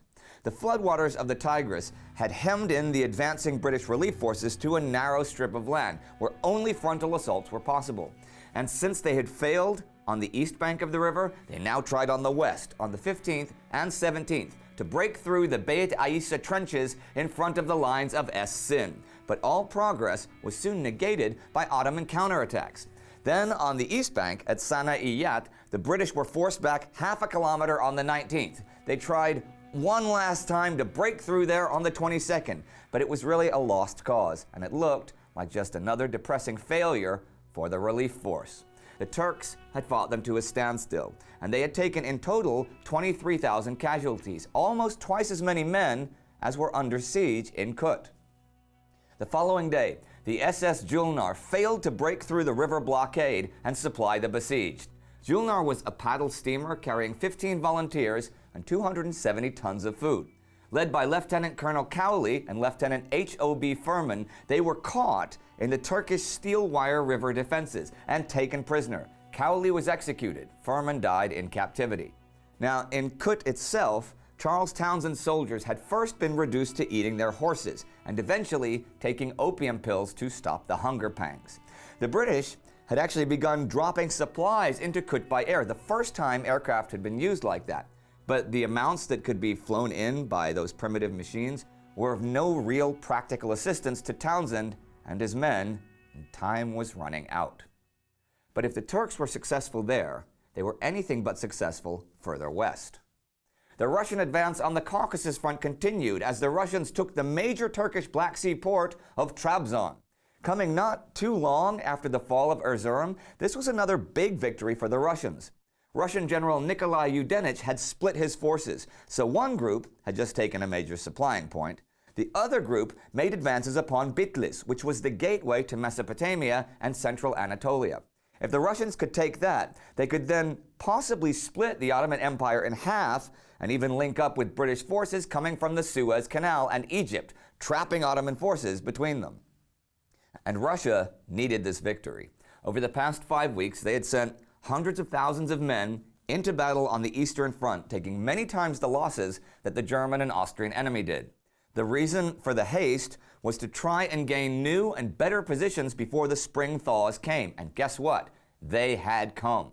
The roads in many places were now rivers of mud. Creeks and rivers were now torrents and flooded their banks, making many roads impassable even to infantry. And large mass movement was impossible, and you certainly couldn't shift any artillery and heavy ammunition either. There was still fighting the whole time, but it was primarily things like scouting detachments fighting each other, and almost all on a small scale. By this week, the ice had all broken up in the north, and the floods had at least stopped rising. And in places like the Pripet marshes, both sides now made considerable activity by boat. Here's a description from a correspondent of the Russian paper Russkoye Slovo. The marshes have awakened from their winter sleep. Even on the paved roads, movement is all but impossible. To the right and left, everything is submerged. But however difficult the operation, the war must be continued, and material obstacles must be overcome. Sentries and patrols move in boats. Reconnoitering parties travel in boats. Fire on the enemy in boats, and escape in boats. The Great Marshy Basin is full of new boats called Baidaka, constructed to hold 3 or 4 men. The boats are flat-bottomed and steady. Men carried them on their shoulders, and when they came to deep water, just threw them down and paddled to the other side. The water was everywhere, and rivers now stretched out to the horizon, and men paddled and punted all over them in eerie silence. In spite of this, there were attempts at regular warfare. At the beginning of the week, the Russians tried several attacks on the army group Prince Leopold of Bavaria in the Servetch River region. These were unsuccessful, as were scattered German attacks. On April 15th, the Germans attacked with artillery and poison gas, but couldn't get anywhere, and for the rest of the week, it was mainly artillery versus artillery. However, at the end of the week, the German scouting parties across the river Shara, north of the Oginsky Canal, were surrounded and annihilated. It seems weird to talk about such small numbers on the Eastern Front when, for the past few weeks, we've been talking about offensives that involved 500,000 men. But at the moment, the big numbers were on the Western Front at the Battle of Verdun. Now 2 months old, there was no end in sight, and this week was business as usual, with the Germans bombarding Avoukar Wood and Côte 304, and the French advancing near Morton. But hey, since I just talked about the Russians, I'm going to mention them again here. During April, the Russian 1st and 2nd Brigades, 18,000 men strong, landed at Marseille in France for service on the Western Front. And they had gone the long way around, the Trans-Siberian Railway, then Singapore, then across the Indian Ocean to the Suez Canal, and across the Mediterranean. Also in France this week, on the 20th, a special air squadron was formed. built around 180 American citizens who had volunteered to fight Germany. Called the Lafayette Escadrille, it would shoot down upwards of 200 German planes, while losing only 51 of its volunteers. I'll turn my attention now from the skies to the seas. On April 20th, the merchant steamer Aud attempted to land off the coast of Ireland. It was, in reality, a disguised German ship. Now, since the beginning of the war, the Irish nationalist Sir Roger Casement had been pressing the Germans to use the potential of an Irish rebellion against Britain. Now, at his doing, the Aud traveled with 20,000 rifles, 10 machine guns, and 1 million rounds of ammo. It was intercepted by a Royal Navy sloop and scuttled itself rather than have the cargo captured. Now, Casement himself went from Germany to Ireland by sub and landed in an inflatable raft. 4 days later, he was caught and was eventually executed for treason. And here's a random note and some numbers to end the week. On April 19th, German Field Marshal von der Goltz died and was possibly assassinated by an Albanian officer, but he died in Asia Minor. And now because you asked, in the fighting last year, 1915, more than 7,000 Indian soldiers had been killed on the Western Front, 1,700 at Gallipoli, and more than 29,000 in Mesopotamia. According to Martin Gilbert, 850,000 Indian soldiers left India during the war, and 49,000 of them were killed in action. India manufactured more than 555 million bullets and over 1 million shells, and 55,000 Indians served in the labor corps as bakers, butchers, shoemakers, and so forth, often within range of enemy guns. And the week comes to an end. British desperation in Mesopotamia, the Russians taking Trabzon, and scattered action on both the eastern and western fronts. And floods sabotaging the eastern and Mesopotamia fronts. You couldn't count on traditional transport there, could you? Or regular artillery. So what could you count on? Well, there were two things you could always count on. And so I'm going to end with a poem, The Kiss by Siegfried Sassoon, an ode to the bullet and the bayonet. To these I turn, in these I trust, brother lead and sister steel. To this blind power I make appeal, I guard her beauty clean from rust. He spins and burns and loves the air, and splits a skull to win my praise. But up the nobly marching days, she glitters naked, cold and fair. Sweet sister, grant your soldier this, that in good fury he may feel the body where he sets his heel, quail from your downward darting kiss. Your two best friends. Poetry was not the only art form used to express what had happened during the war, people's emotions, and, how they felt about things in general. If you're interested in the artwork of World War I, you can check out our special episode about that right here. Our Patreon supporter of the week is Guillermo Hernandez. Great name. Please support our work on Patreon so that we can continue to produce this show and make it ever, ever better. You can also support us by buying our official merchandise, and of course, by letting your history teacher know all about us. See you next time. This week, 100 years ago, was the week of the Easter Uprising in Ireland, a pivotal point in Irish history. But that's not my hook today. Instead, we made a whole special episode about it so I can look at it a little deeper. But something else happened this week 100 years ago that still has major repercussions today. 100 years ago, the Allies were planning to divide up the Middle East after the war.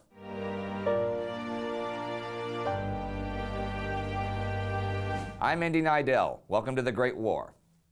Last week, the spring floods had come, and the scattered action on the Eastern Front was mostly in small boats, since the rivers had burst their banks and the roads were non-existent. Flooding on the Tigris had also helped prevent the British relief force from reaching the British army under siege in Kut. And in Anatolia, the Russians had taken Trabzon from the Turks, while sending nearly 20,000 men to fight on the Western Front, where the Battle of Verdun was now 2 months old. I want to look at some naval stuff for a minute first this week. Last year, Sir John Jellicoe, commander of the British Grand Fleet, was worried that small German naval successes, U-boat warfare, and the need to send part of his fleet to secondary theaters of the war was slowly eroding British naval superiority. Near the end of the year, the ratio of British to German dreadnoughts had sunk to 17 to 15, down from 20 to 13 months before, and that of battle cruisers was only 5 to 4. But by now, the balance had swung back towards Britain's favor. The end of Gallipoli, The addition of the Italian fleet to the Mediterranean operations and the destruction of German raiding cruisers had now made clear that the Grand Fleet had superiority.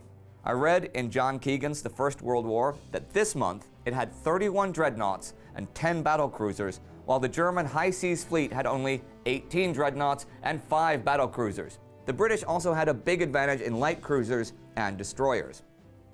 So it made sense to adopt a passive policy by which the Navy would justify its existence simply by causing the German Navy to protect its harbors. But German naval pride did not allow Germany the passive option. And in Germany, the Navy was junior to the Army and not senior like it was in Britain. And this was a time of great German bloodletting in the Army. The German Navy needed to gain the esteem of the German people. And Admiral Reinhard Scheer made clear that the Navy needed action, and he had been sending the fleet out looking for it, and this week he got it. On April 25th, the day after German naval forces bombarded Lowestoft and Yarmouth, came a battle between Zeppelins, battle cruisers, and submarines on the German side, and destroyers, land batteries, airplanes, and seaplanes on the British side. The airplanes and seaplanes had flown up to attack the Zeppelins that were heading west and flying high. The Zeppelins turned out to sea, and the planes followed, bringing them within range of the naval guns. 4 U-boats then appeared and began firing at one of the planes. One of the airplanes was actually destroyed by fire from a Zeppelin, and 2 seaplanes were damaged by fire from the subs. That sounds pretty mundane, but the timing of this, coming on the heels of the Irish Easter Uprising, caused a lot of concern and also big anti-German anger in civilian Britain, but showed that as long as the Grand Fleet at Scapa Flow blocked off the exit from the North Sea, German operations would be hit and run against targets close enough to run from to home before the big ships of the British could head south and intervene. And intervening is something the Allies were quite good at.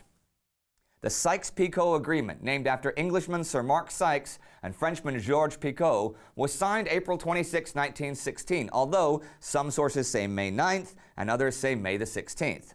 But this was a secret agreement between Britain and France, with Russian approval, which divided the Middle East between them. France would control Lebanon, with a capital at Beirut. There would be a sovereign Arab state in Syria based around Damascus, which would still be under French protection. Britain would be in charge of the port of Haifa and the city of Accra, controlling the bay that would make it a Mediterranean terminal for Mesopotamian oil. Palestine would be under protection of Britain, France, and Russia combined. France would get southeastern Turkey and northern Iraq. Britain would also get southern Iraq, and Russia, Istanbul, and the Armenian regions of Anatolia. The map was divided pretty much with straight lines. 100 years later, this agreement still defines many of the conflicts of the region. It defined the borders of Syria and Iraq, certainly helped precipitate the conflict between Israel and the Palestinians, and was a big turning point in Western Arab relations, since it, in advance, negated all of the promises Britain would make to Arabs for an Arab homeland in Greater Syria. ISIS has even claimed that one of their goals is to reverse the effects of the Sykes-Picot Agreement, which would be made public in 1917 to the great consternation of the Arab world. But all that had to happen for it to go into effect was to defeat the Ottoman Empire. Thing is, the Ottoman Empire was far from being defeated, as they were showing in Mesopotamia. On April 27th, 3 British officers, including Captain T.E. Lawrence, soon known as Lawrence of Arabia, offered the Ottomans £2 million in gold to allow the besieged British and Indian troops at Kut to go free and rejoin their comrades. The Turkish commander replied, "Your gallant troops will be our most sincere and precious guests." Russian troops were driving west from Persia, from the Paytak Pass, trying to reach Kut, but were still 150 kilometers from Baghdad, and by the 28th, Kut was finally out of food. And looking just a bit to the west, we see some developments at the Suez Canal. Last month, General Sir Archibald Murray had taken command of the Egyptian Expeditionary Force, the EEF, which had been put together from some of the leftovers from Gallipoli, which had finally ended as the new year was getting going. By this summer, the EEF would number 4 infantry divisions, a cavalry force, and the Imperial Camel Corps, a corps that would number 1 British battalion, 1 New Zealand, and 2 Australian. Now, it was over a year since the Turks had tried to attack the Suez Canal, but Murray thought that an active defense was his best bet anyhow. So he planned an advance to the coastal town of El Arish, from where his men could disrupt any Turkish movement through the Sinai Desert. The main issue was, as you may guess, water supplies. So this month, Murray had secured the oasis region between Katia and Bir el Abd, and had sent small forces out to destroy the Turkish water supply points they had used in early 1915, which would limit any future Turkish desert operations. Finally, learning something from their mistakes in Mesopotamia last year, the British wanted to have a secure communications line back to the Nile Delta. But how do you create a transport infrastructure in such desert territory? Well, there was actually a simple solution: wire roads. Yep, wire roads. Ordinary wire netting was simply unrolled to make a road that prevented soldiers from sinking into the sands when they marched. Clever. But the railway was the only way for a larger force to travel, and it went out to Romani, like 40 kilometers from the Suez Canal. Thing is, a larger force would need a large amount of water. So a 12-inch pipeline was laid, and water was pumped forward, and there were storage tanks from where camels could carry water to forward positions. Too little water at Suez, and too much water in Europe. Rains prevented any big action at Verdun in the west, and the Eastern Front was still flooded. Though on April 28th, German artillery began a bombardment of the area near the village of Stavaroche. Back on March 20th, the Germans had lost a series of important trenches there, and a strong attack was now launched to regain the ground. And they captured not only the territory in question, but went on to take a series of Russian trenches. Losses were high on both sides, but became higher for the Russians when they made a night counterattack in the face of machine guns. Now, I don't know the numbers killed or wounded, but the Germans took 56 officers and 5,600 men prisoner, as well as 28 machine guns and 5 big artillery pieces. And that was the week. A quiet and wet Europe, desperation in Mesopotamia, and action off the English coast. National borders in much of the world are often natural boundaries, or have developed over the centuries between ethnic groups and different peoples or tribes. But the partitioning of the Middle East ignored this and was completely fabricated from thin air in straight lines. These boundaries and the failure of the Allies to keep their promises of liberation have, in large part, led to 100 years of conflict, violence, and death in the whole region. That's beyond the scope of this channel, though, but it serves as a huge example of the fact that the horrors of a war are never restricted to the boundaries of that war and have far-reaching consequences that can affect the lives and deaths of millions of people decades or even centuries after that war is over. War is hell. As I said earlier, the Irish Easter Uprising also shook things up on the British Isles this week. Now, it is an extremely important event, not only for the Irish, but with a lot of ramifications for the rest of the world. So we made a whole special episode about it, and you can check that out right here. Our Patreon supporter of the week is Carl Willier. Help us out on Patreon to make our show even better with new formats and greater and better and more animations. And don't forget to subscribe. See you next time. For over 140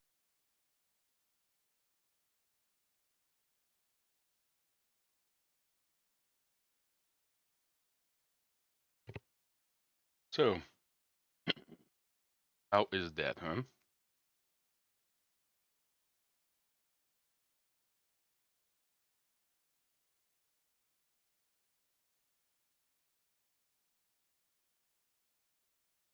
I really like how it develops.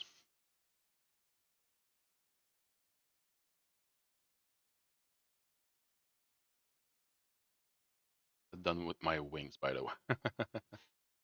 Hey, that's perfect. I'm really happy you're still here.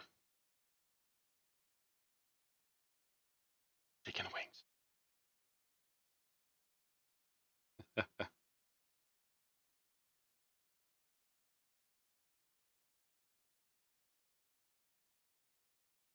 We're gonna put back some music on. Oh yeah.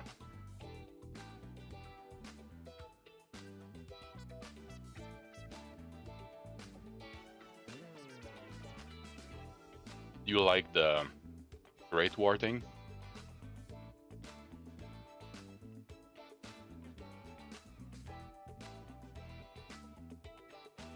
I really love that show.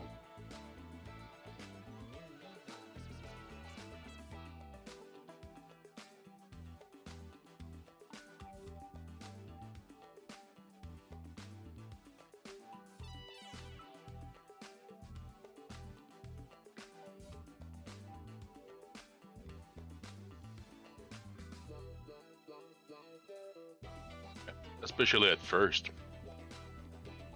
They started with like old school tactics, line tactics. Kind of weird even.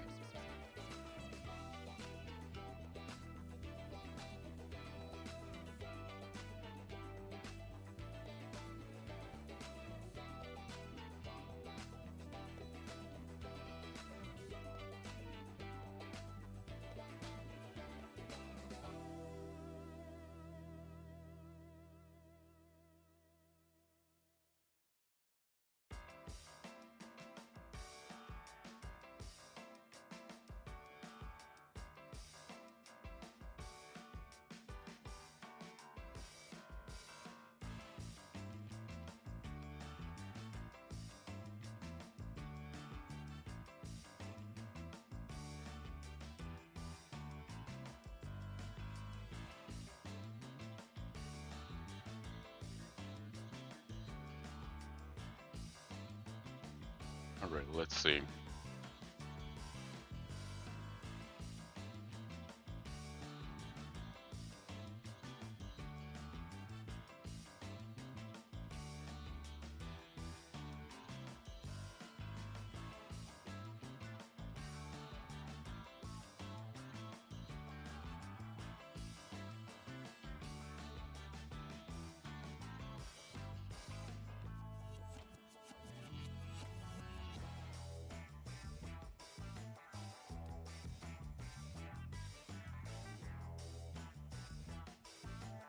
Um,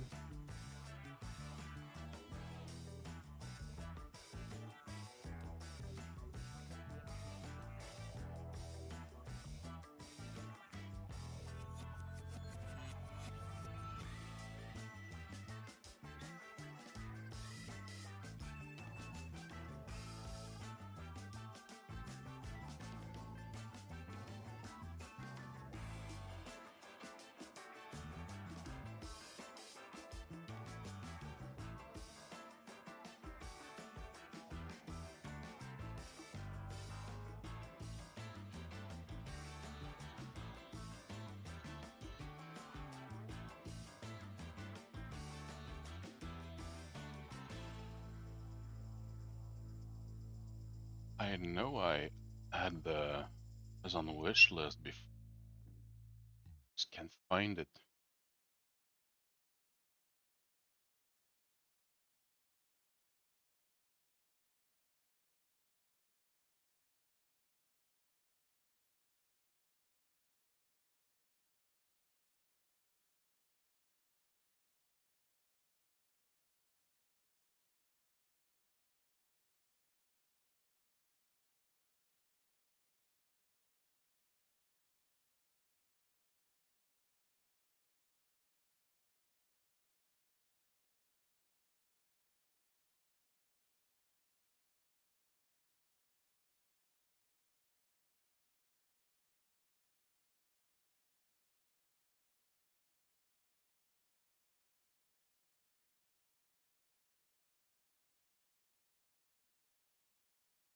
Let's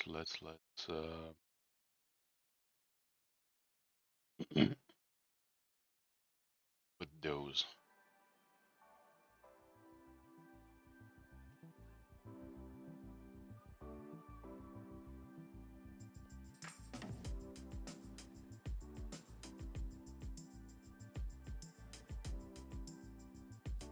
Still searching for Amazon thing work.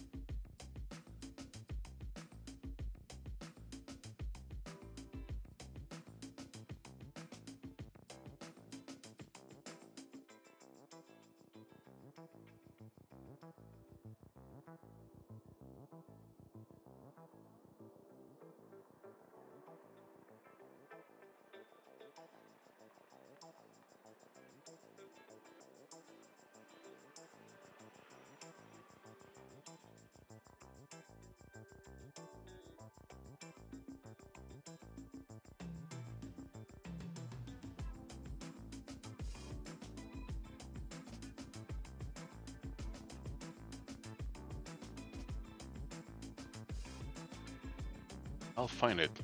We'll see.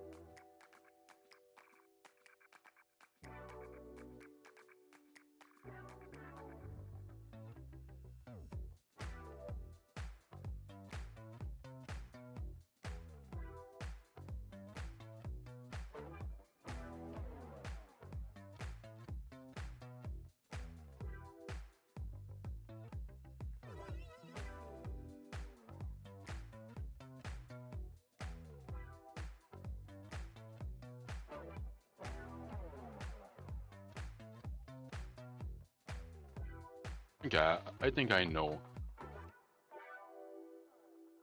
And I know how to do it.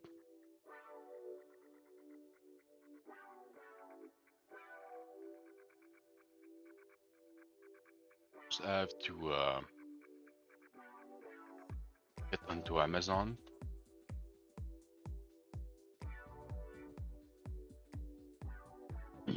Go into the wish list.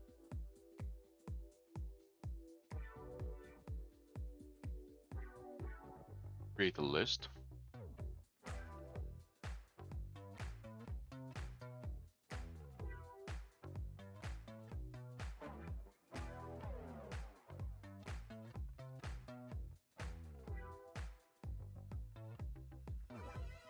Alright, list.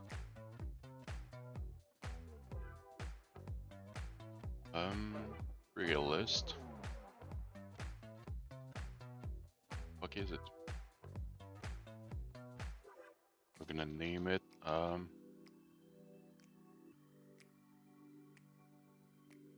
Daddy Blitzer wish list. Alright. I've got other wish lists on Amazon, but that's something else. I got a list for, let's see. I've got a list for toys, which is mostly stuff for Warhammer. Got my default wish list, which has a bike, survival shovel hacks.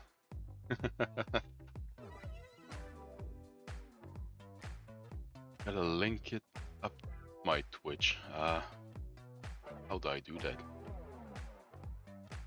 But I think that one is the shared wish list. So maybe manage list. I make it shared.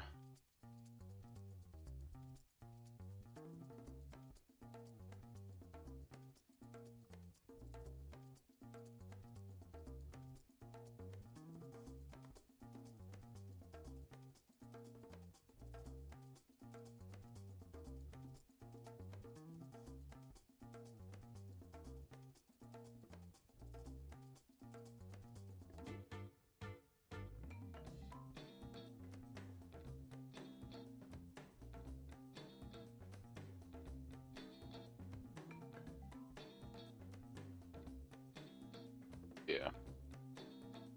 Yeah, yeah.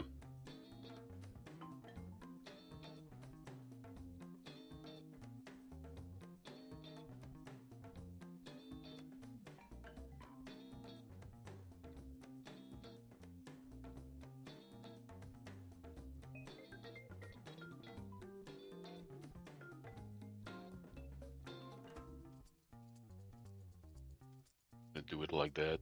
I'm gonna take that wish list and make it private.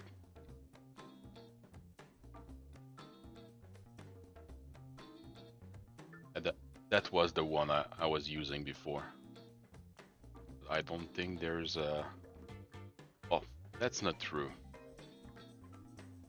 I still got all the snacks I like. I should keep that one.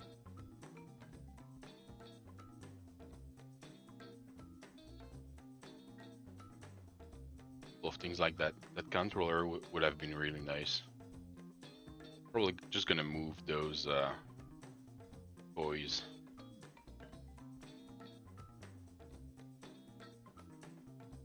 Yeah, I'm gonna use that one. Shared.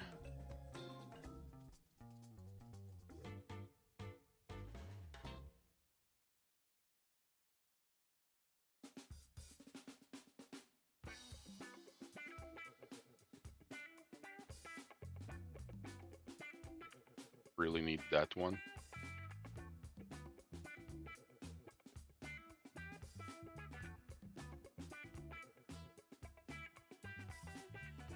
Hey, cache ça. Ben non, ben non. me dérange pas. Bring it. Oh, je sais.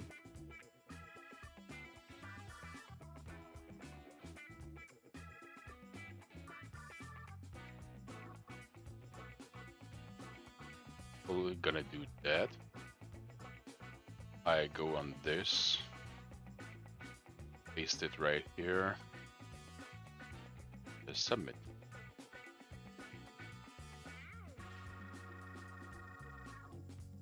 What's wrong with that?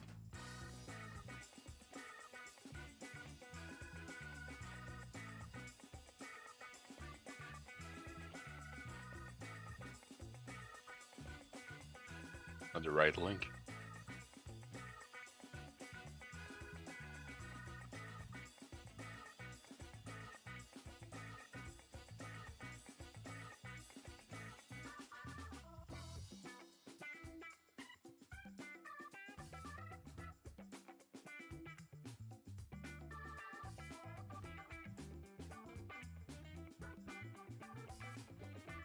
Is it like that one up top?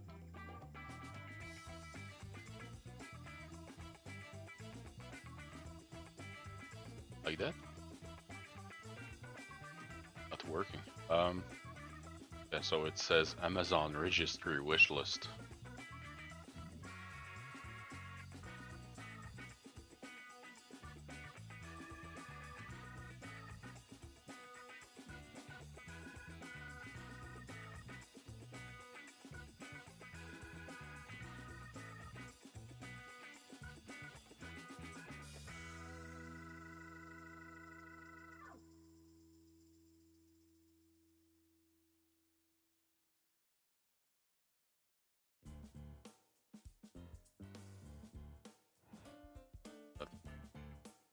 There. Have any share list yet?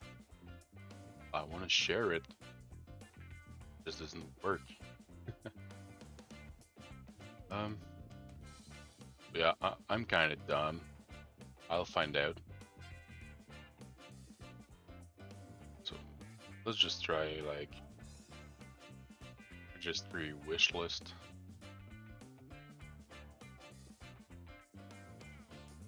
Soon. Registry wish list, and then we're just gonna add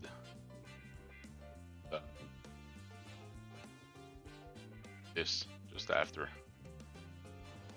I'm gonna see if it works.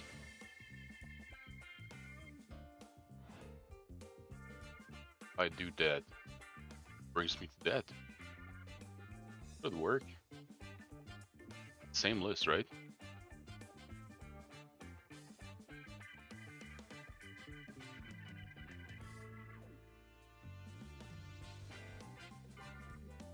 It brings me to the same place.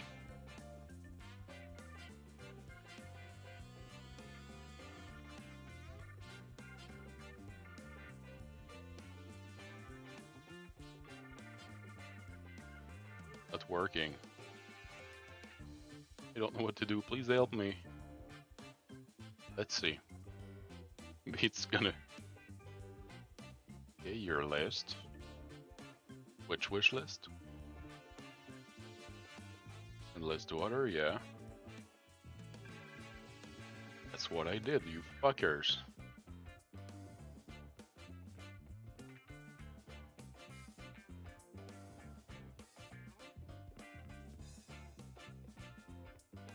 Just that. Gonna do it again. Wait, is there some fly or something I gotta no?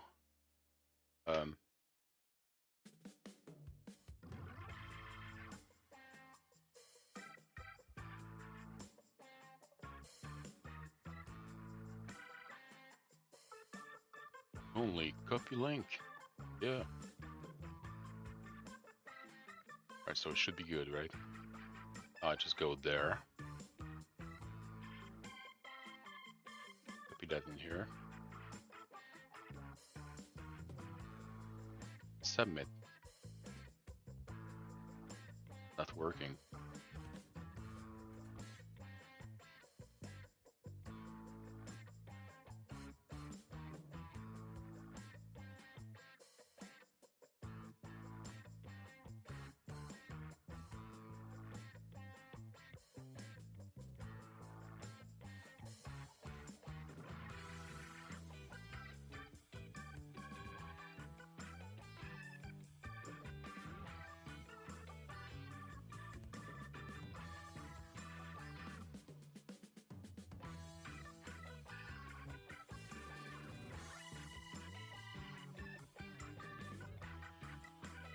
Just because of that part, maybe?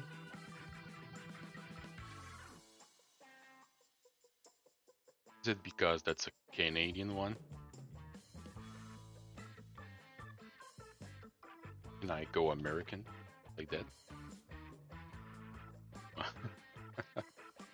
I really don't know how to do it. Feel dumb right now.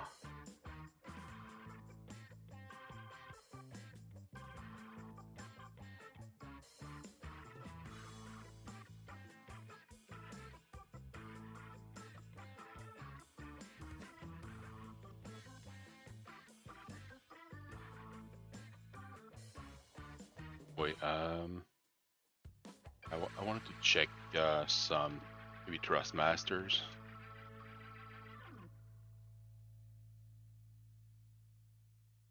Six.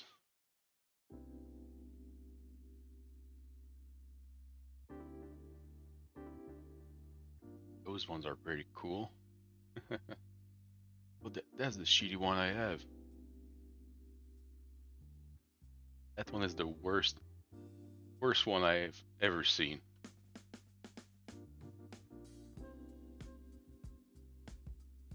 Some OTAS would be cool too. I mean the kind of left handle. Oh, left-handed people. Nice.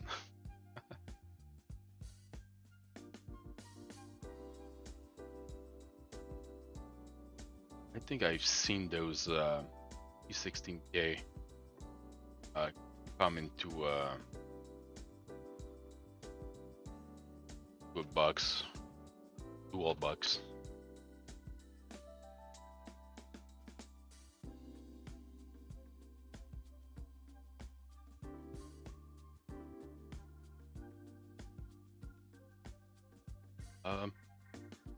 Oh yeah, really?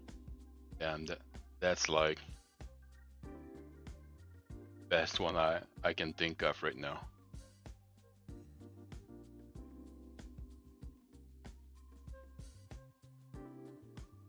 Worst case scenario, I could always add notice. These are really dope. That one with the 16. That.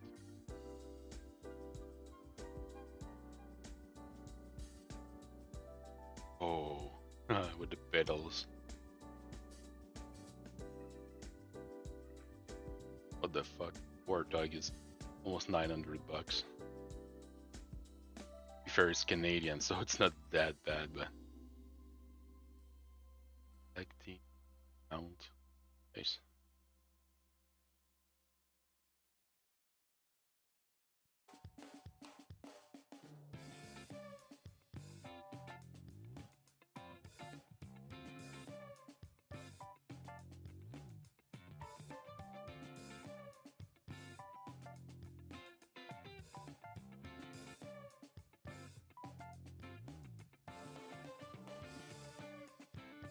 That one would really be nice. Steffi, what's up? Hello, hello, like you always say.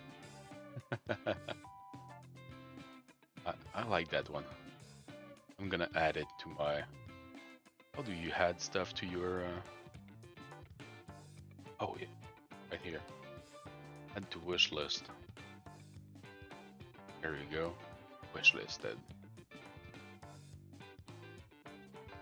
I just don't know how to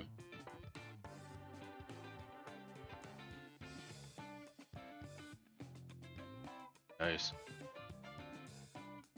Got a link and I don't. And now I'm mad.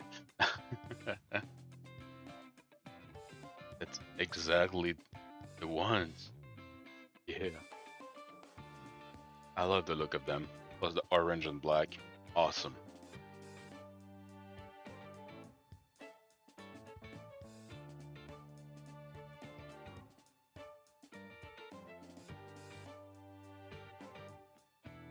Getting excited.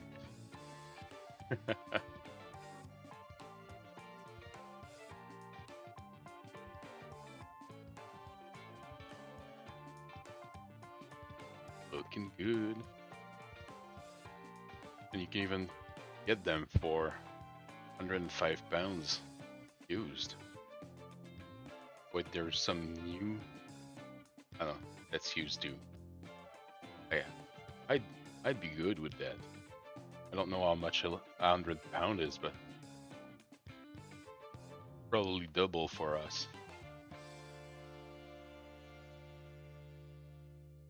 Duo, huh? I just have to take that. Search for this duo. Let's find some. Yeah, it's right there, but there's none left right now.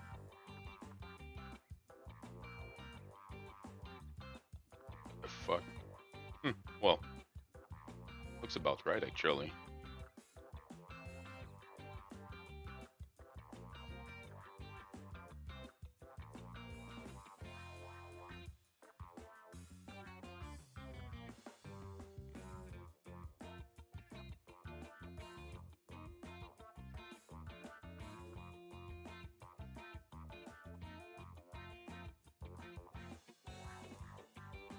That would be the one I want on my wish list. I just gotta find out to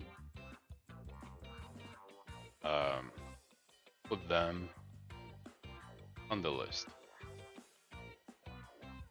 Then put the list my stream. I could always do a command for the wish list, but I've not been able to put it straight up on my my about page.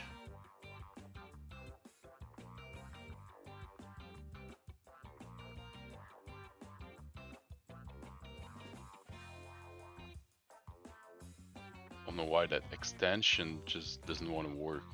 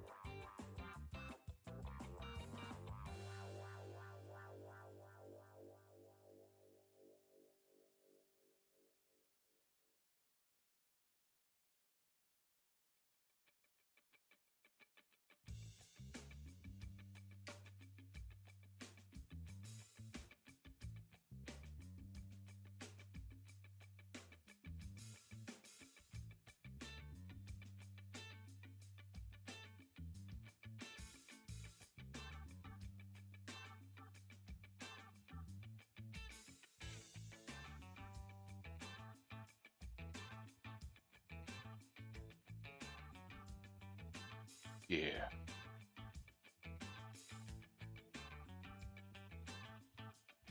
Right, so are we getting back in the game or what?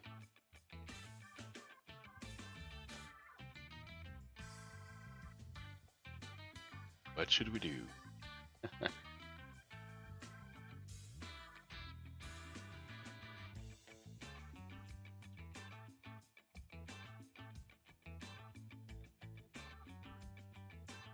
I should finish my wing actually. Before it get cold.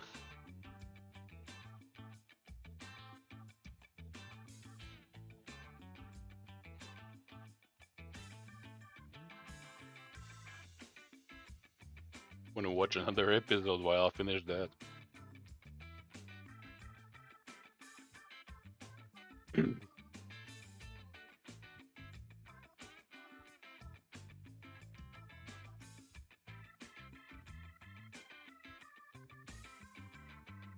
I think it would be a good idea.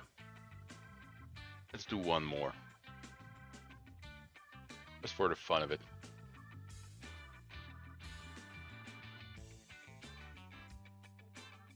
Oh.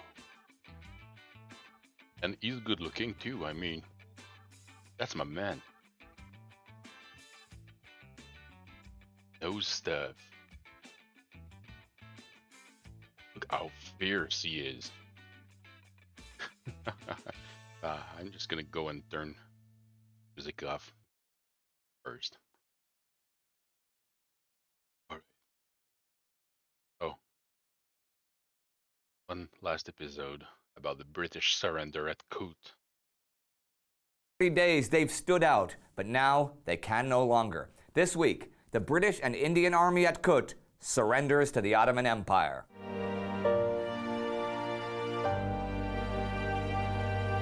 I'm Indy Neidell. Welcome to the Great War.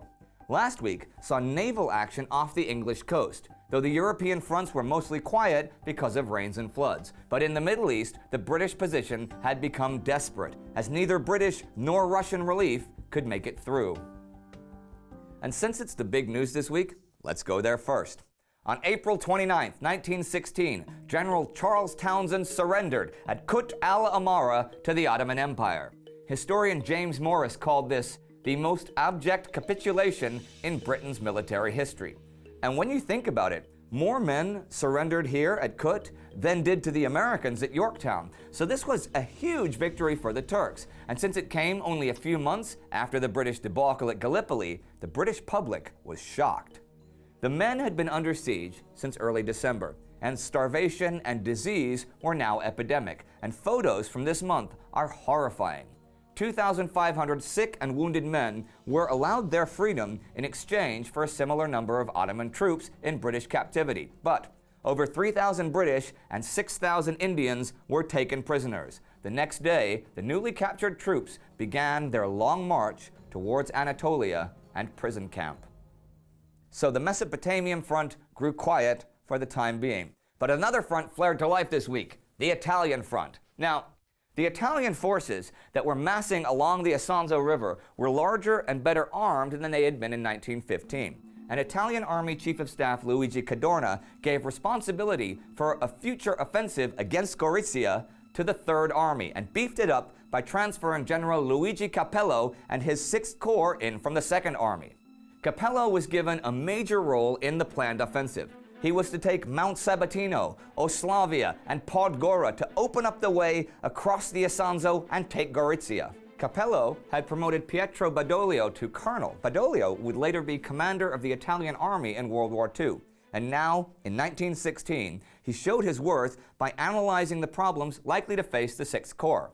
His planning began with both infantry and air patrols to reconnoiter Austro-Hungarian defensive positions. And he really studied each element of the earlier battles along the Isonzo to try to anticipate Austrian commander Svetozar Boroyevich von Bonya's overall response to Italian actions. He reorganized his artillery, so each group had specific targets, something really missing in the last battle in March, and he improved communication between artillery and infantry, and he created a mobile response force of 18 cavalry and 4 bicycle squadrons. Those squadrons and fresh regiments would follow the fighting infantry units into battle, since in earlier battles, once troops reached their first objectives, they were often too exhausted to exploit success or resist counterattacks. So this would hopefully tackle that problem. On May the 4th, the Italian army made a diversionary attack on the southern Corso. This was supposed to fool Boroyevich into believing it would be the main force of the future offensive, so that he would hopefully transfer troops south from Gorizia.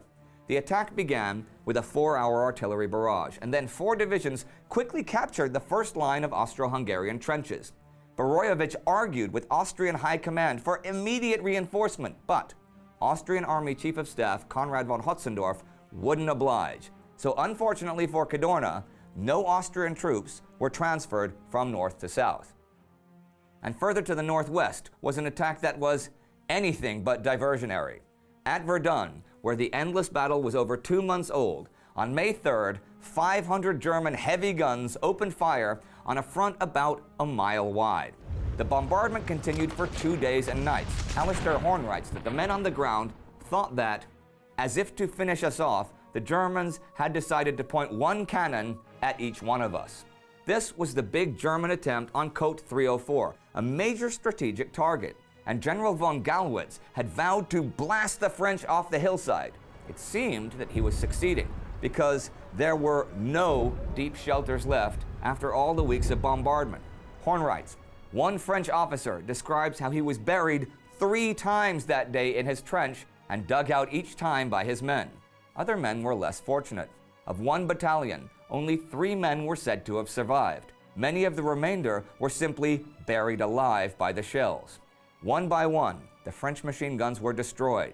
For over 2 days, no food or supplies could be got through to the defenders, nor any wounded evacuated. Reinforcements fortunate enough to arrive got lost in the chaos atop the ridge. It was impossible to move. Orders had pushed up men on top of men and set up a living wall against the monstrous German avalanche. The Germans finally got a foothold on the summit, but it was 3 more days of close combat before Cote 304 was finally theirs. The German conquerors immediately demanded double rations of cigars to mask the smell of the corpses. Indeed, the Germans had the smell of the dead in their bread and water. The earth surrounding them was so packed with dead bodies that it permeated everything.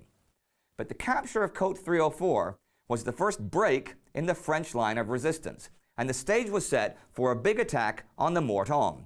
It would come soon. And something else happened on May the 1st in eastern France. James Gerard, American ambassador to Germany, protested directly to the Kaiser himself at Charleville, German Army headquarters, about the continuing policy of German subs sinking merchant ships. The Kaiser took the opportunity to rail against the British blockade and American compliance with it.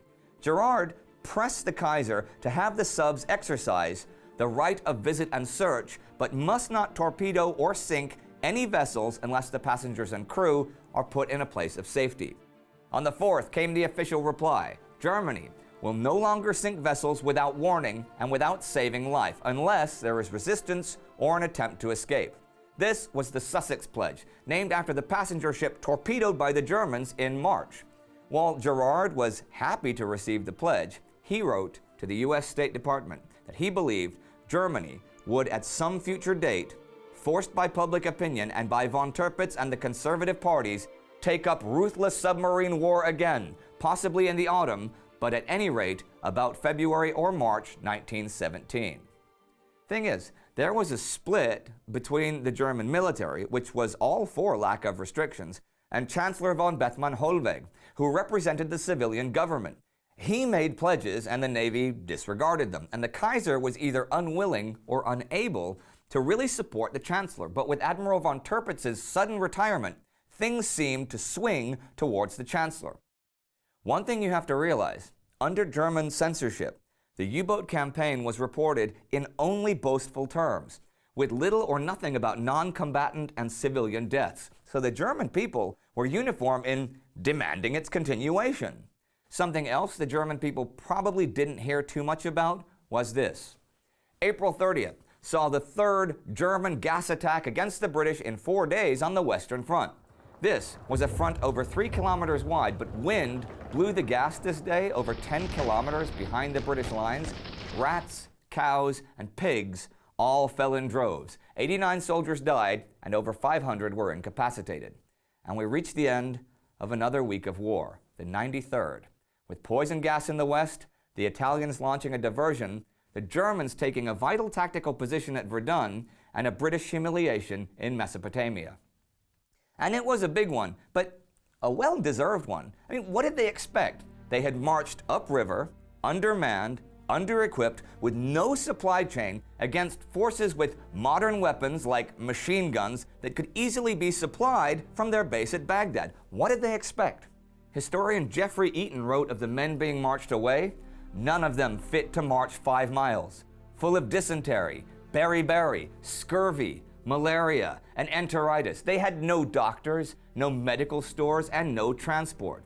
They would also be treated with extreme brutality by their captors, and 2/3 of the British and nearly a third of the Indians would never see their homes again.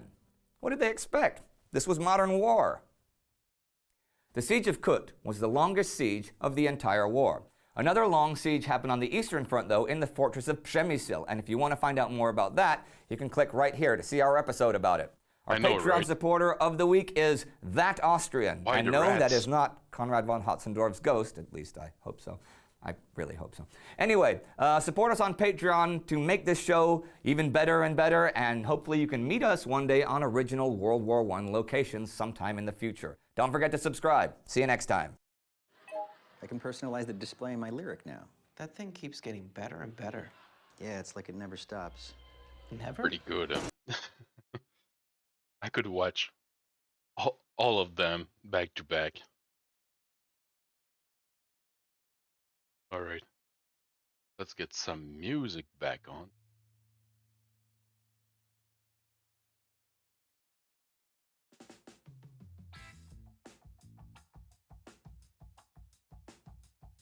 Sounds like porno music from the 70s. I need to unbutton at least one more. There we go.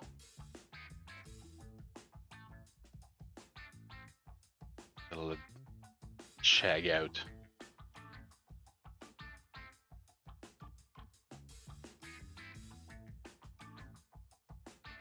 Right.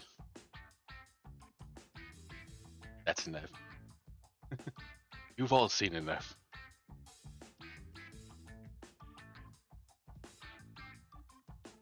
Good, so let's get back to the game. For real this time.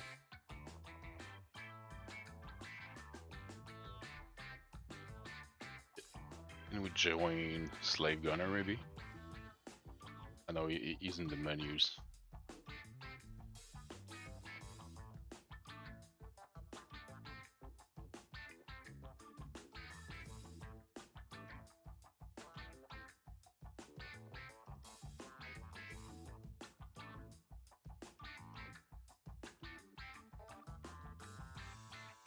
All right.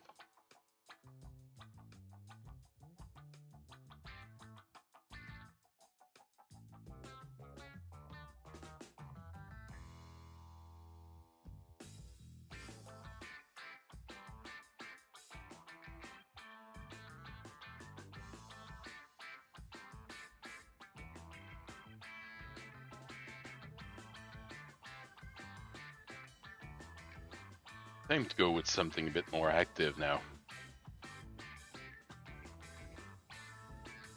For that, we're probably gonna need a suit though. I don't have any good suit around here, so I have to buy one.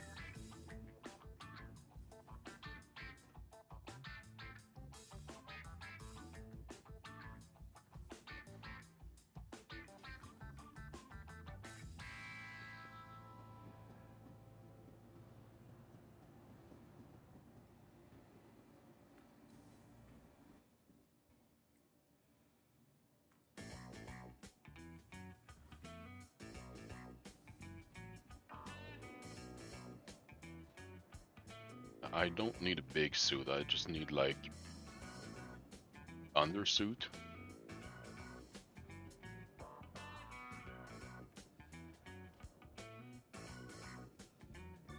Just to be at least a bit space worthy. Maybe a gun. What's that? Is there a gun on the ground?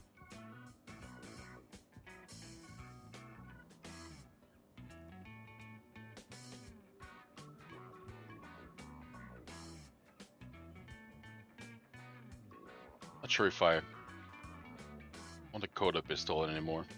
I've tried it not too long ago and didn't do what I expected from it.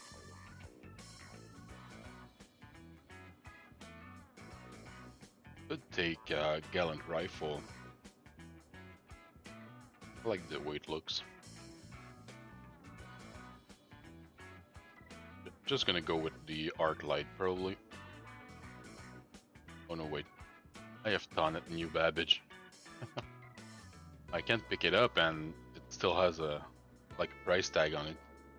See, there's a suppressor just beside it that I can buy. It's a new way to shop. Throwing stuff on the ground. Hey, you want to buy that? Buy it now.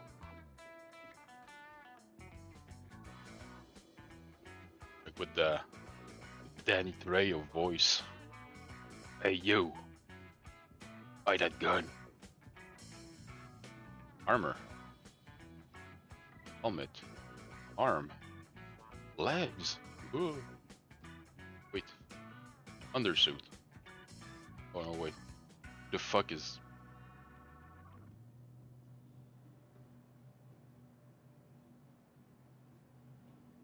What the fuck? Someone did something in here. I don't know what, but...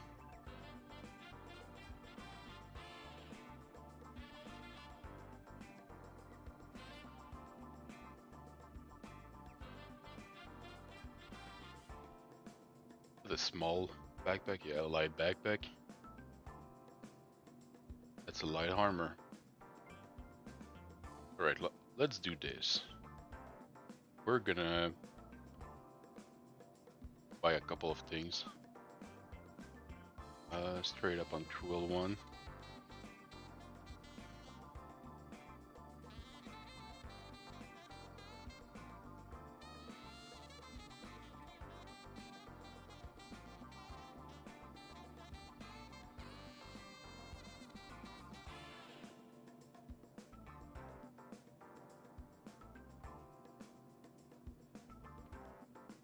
There you go.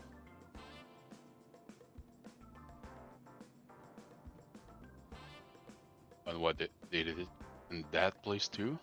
Goodness, yeah. What the fuck? Alright.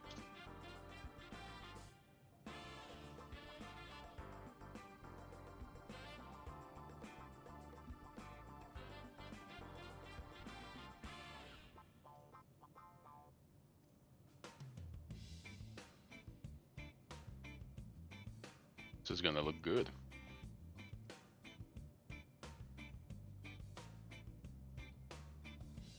Backpack is kinda ridiculous though. So small.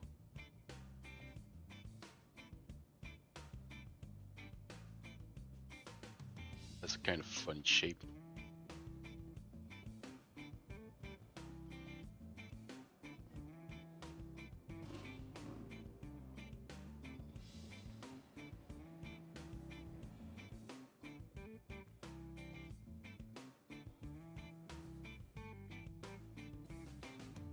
Now it's time to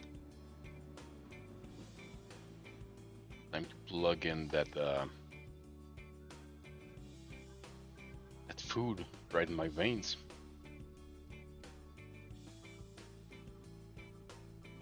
Boom 6.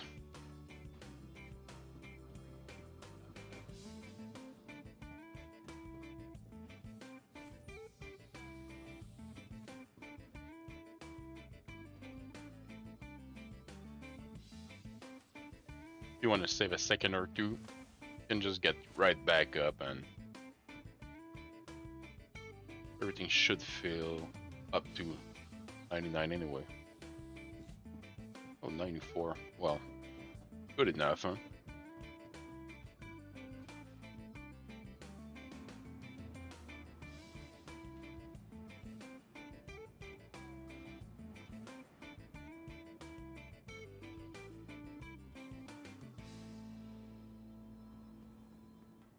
Right, before going out, let's see.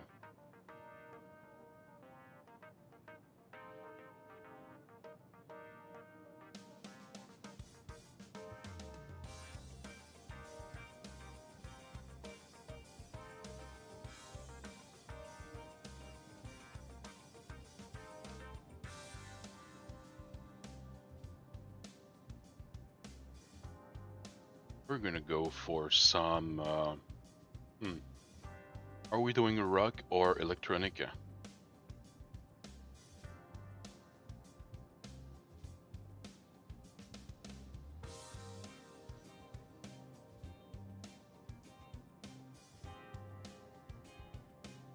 what would you prefer?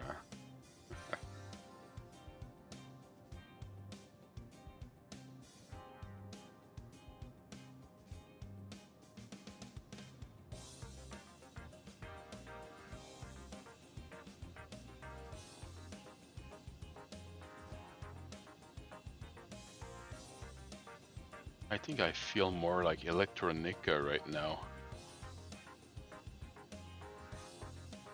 We're gonna check.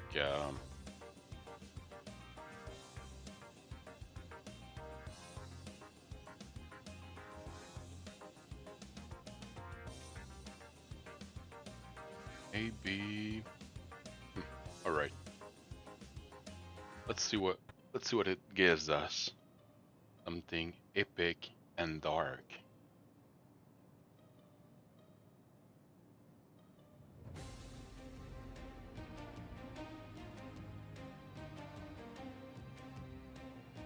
Maybe just dark. Just dark would be cool. We're gonna come back to that song.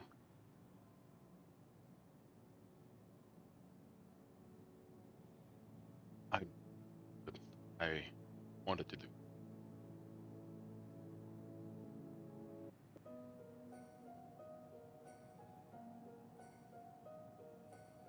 There we go.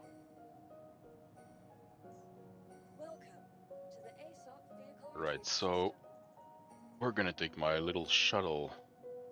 Vehicle selected.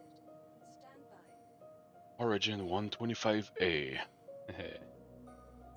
vehicle has been delivered to the following location. That's my cool, all those small little ship that I use to go around pretty much anywhere.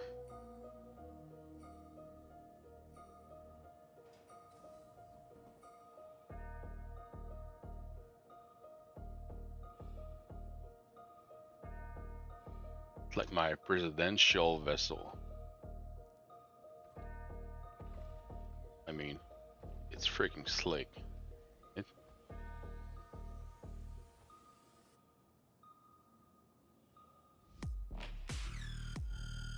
Plus you got, I mean, stairs.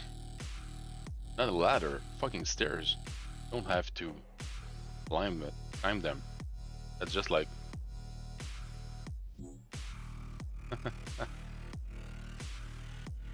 for real. Keep getting 2% nose. Damn. That's so frustrating.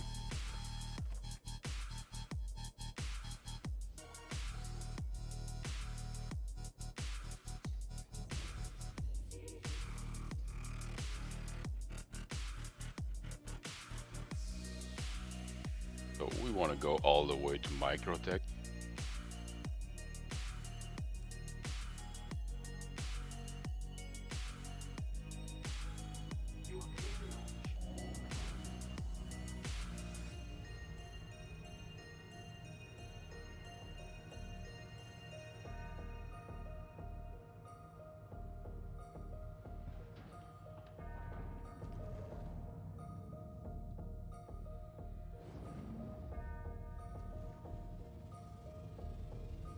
$21 is not bad.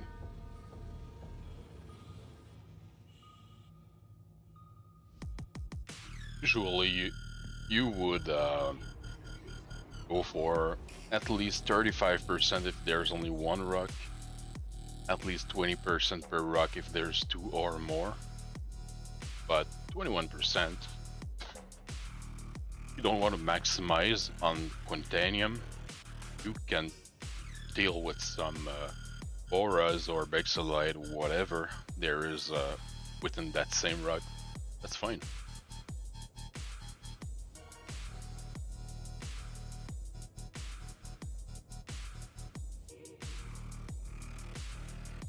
I mean, sure, it's fun to get all that 32SC cargo of Quantanium, but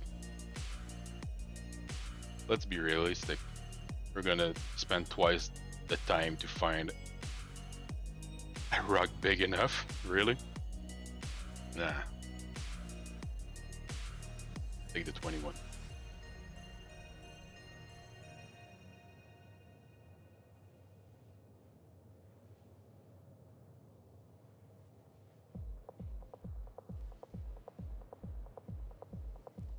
like you spend 20 minutes finding that rock, or 15, I don't know.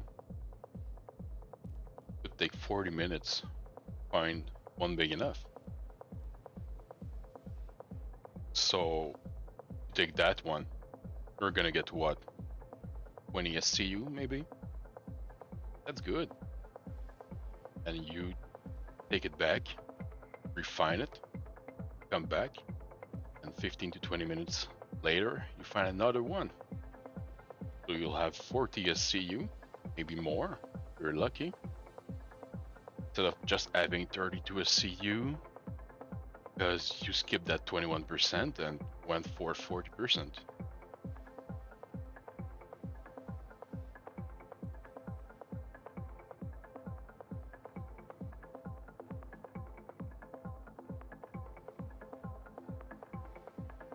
I don't know if it makes sense, but it should.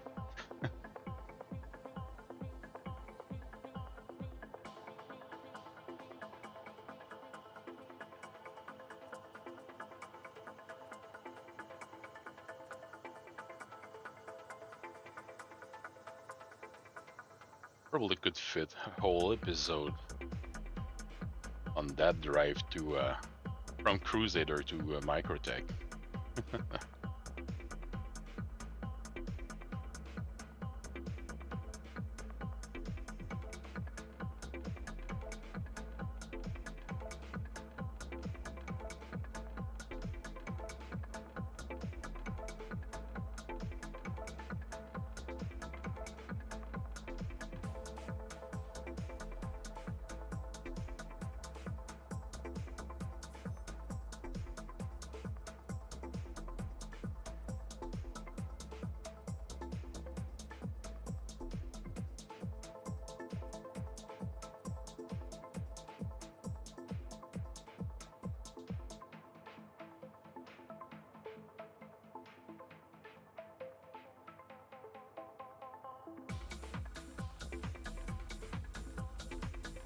I really love that ship.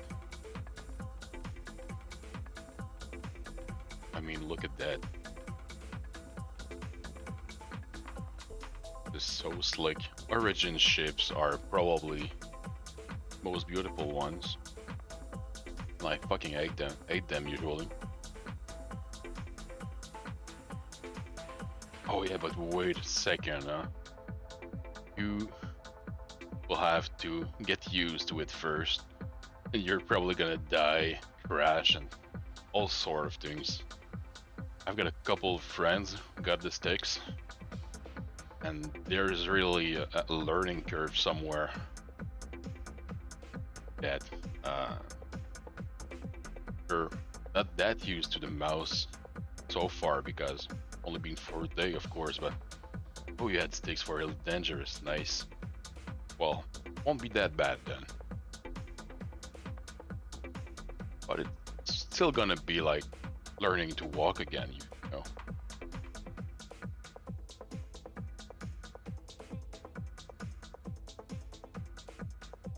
It's kind of funny how everyone who played Elite Dangerous is now playing Star Citizen. Even though the game is not finished, I think it's still more complex and more complete than Elite Dangerous right now.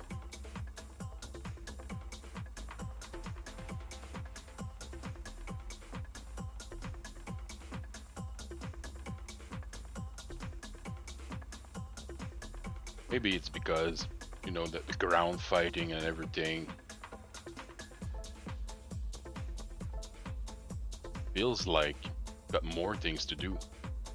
And I mean, Star Citizen, you take your ship, go cruise around the planet doing fucking nothing, and you still feel like you did something nice, something good, and you're not bored. Flying your ship around the planet is fun. It's kind of fulfilling. I don't know why, but that's the way that game goes. I've never seen a game that just do that. I mean, I wouldn't play Diablo just to walk up a map.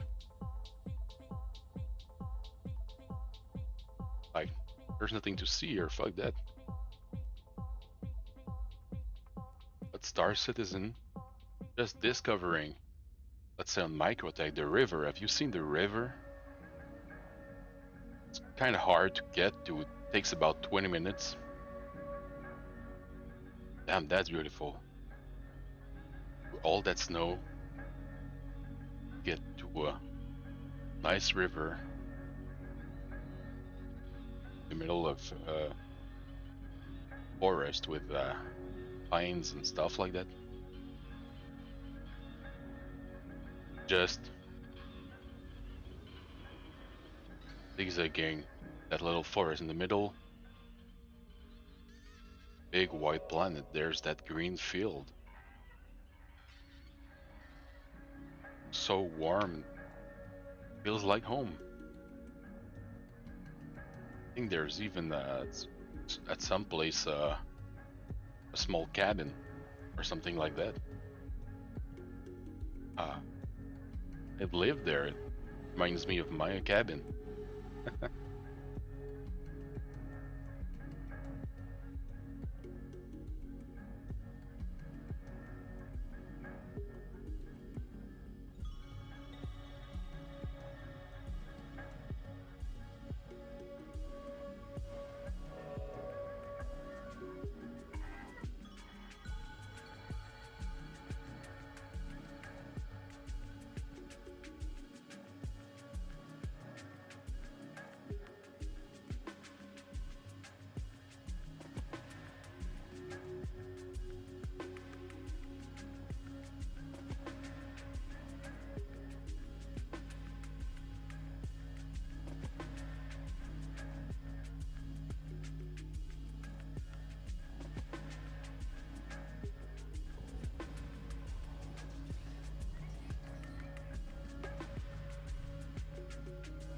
I eject from that ship.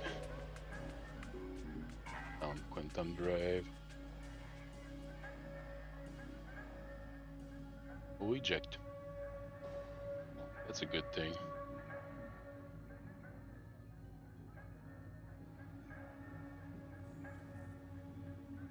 Wait, by the way, Buried, what is your starting ship right now?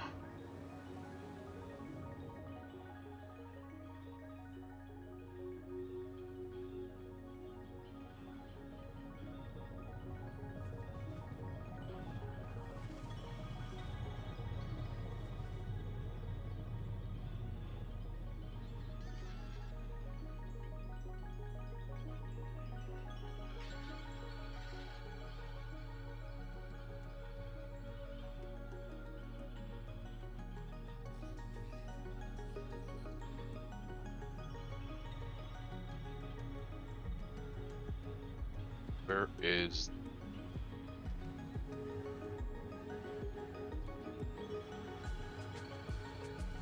Where's the landing zone? Edit? That's not it.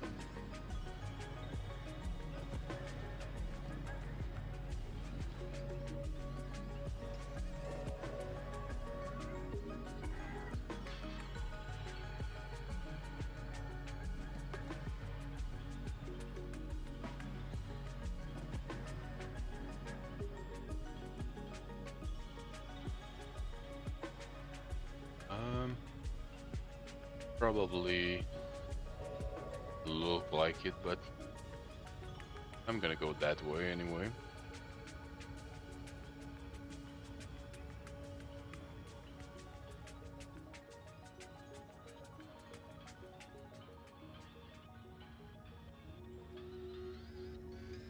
Oh yeah, you're there.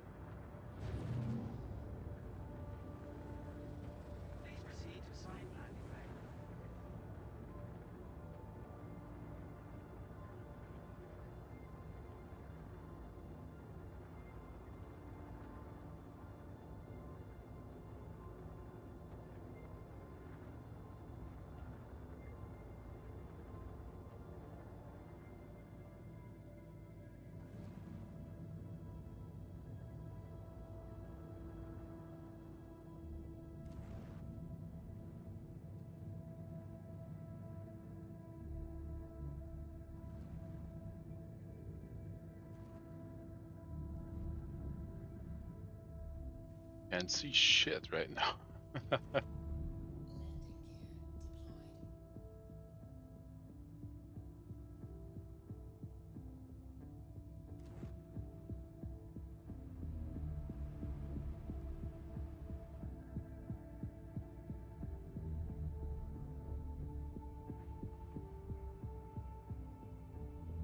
Landing complete. Have a pleasant stay. That was not a good looking landing this time.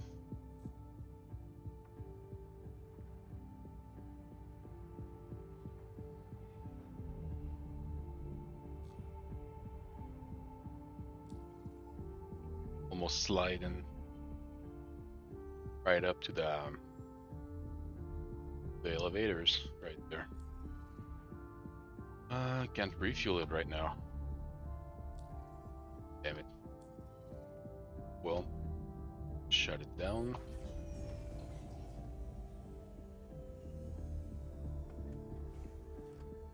Wow, I could claim it for all I care. There's probably nothing inside. Just gonna check for. I think there's something inside. God damn. There's like 6 set of armor in there. A good thing I looked, huh?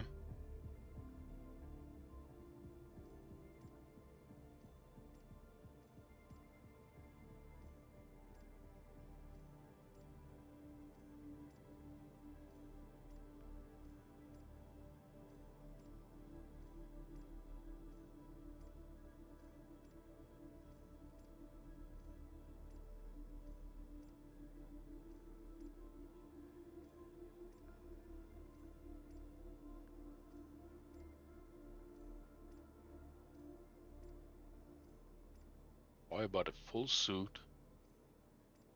I still had 6 full suit in my my ship.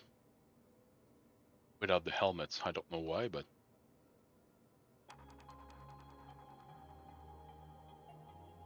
all right. Now,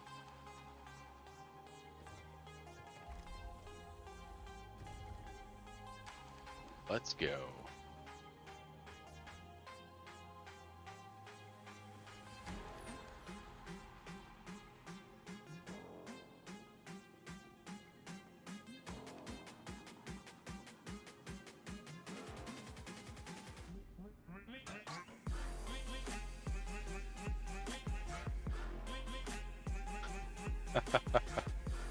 Damn it. Exploded.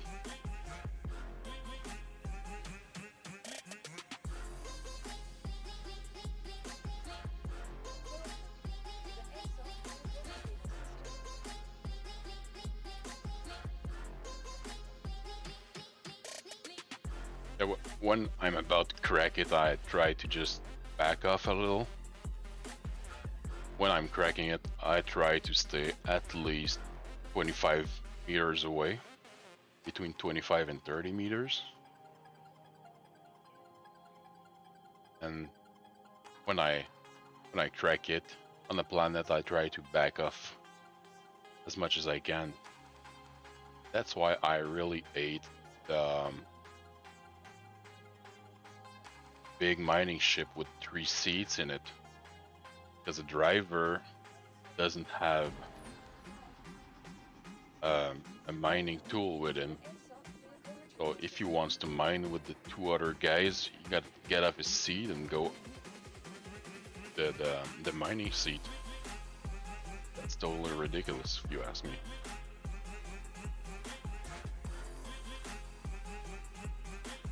Alright, so we're gonna try to do something stupid with the Anvil Valkyrie. Have you ever seen that ship?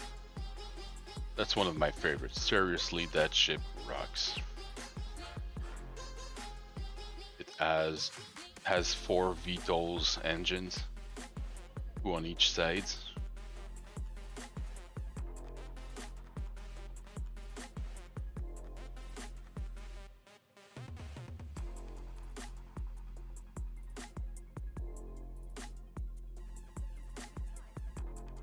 I think it has 6 turrets.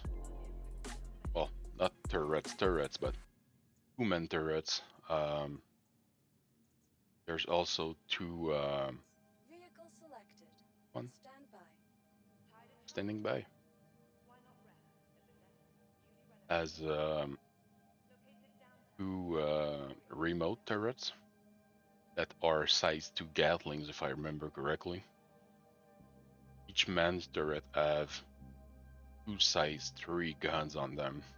So, of course, laser repeaters, enters.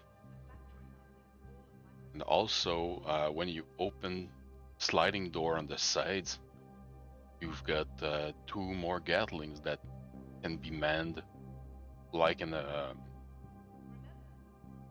like the helicopters during Vietnam. Big Gatling on the side, same thing. Please visit us again. Alright, why can't I take that ship out? Welcome to the ASOP vehicle retrieval system. Oh, okay, it's out. Pad 9. Just took some time first.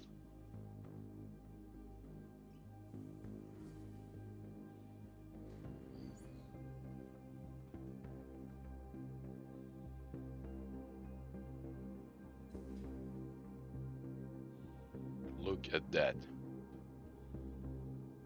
That is a beautiful ship. I mean, that's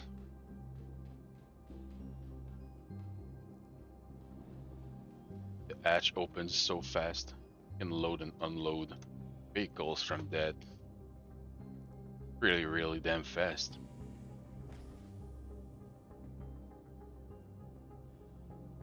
See the sliding door,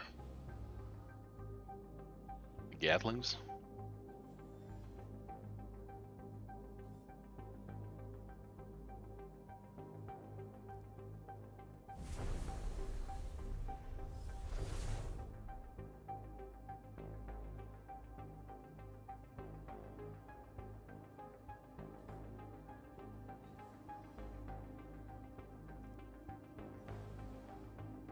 Same thing on the other side.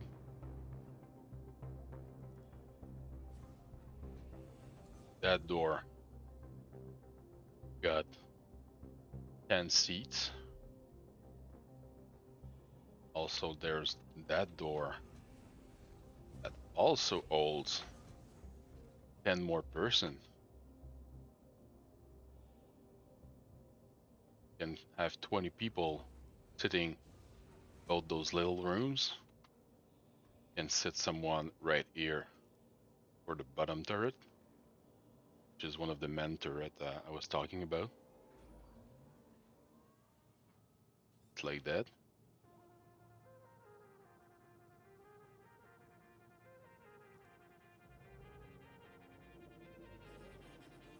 And that's a 360 turret.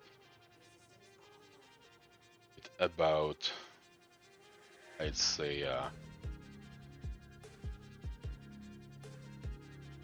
maybe 80° going to the bottom. That's still pretty good.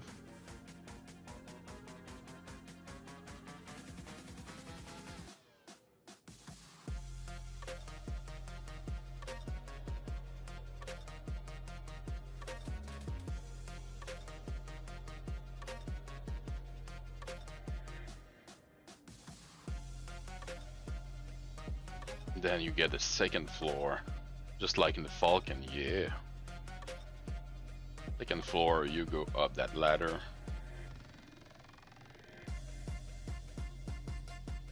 Got the 2 seats for the remote turret operator, gunner seats.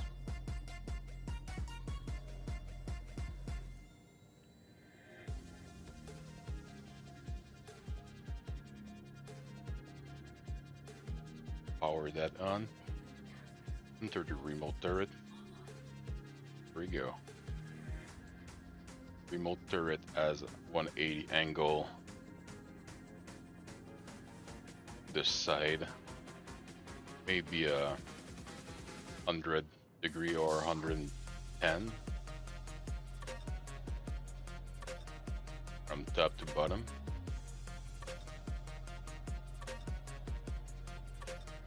It's a size 3 Panther repeater on it.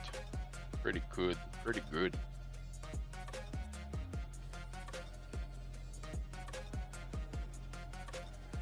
That's not all. Same thing on that seat on the other side of the ship. And there's top turret. Same guns as the bottom one. Different view.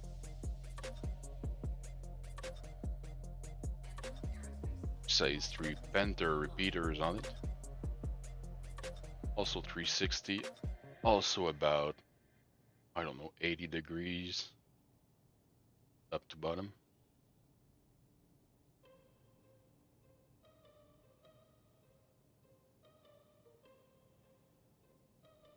Not sure about that, but maybe 70 degrees on that one. Seems like the blind spot is a bit bigger on that one.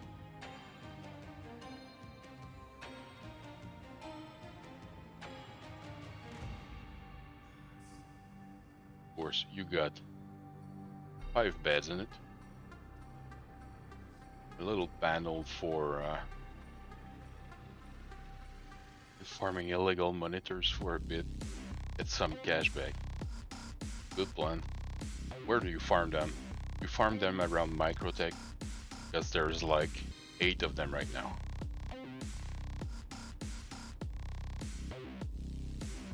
Wait, look at the bathroom.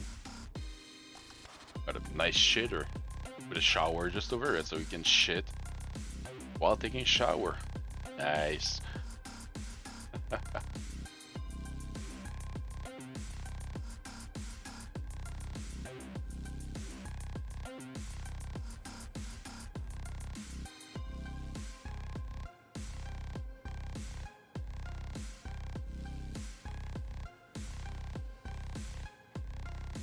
That ship can basically hold 27 people.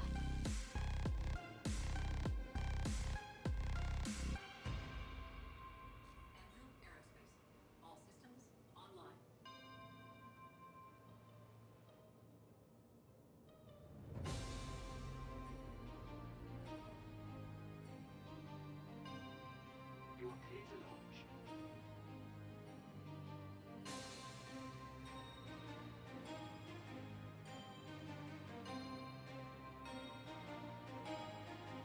You is pretty good.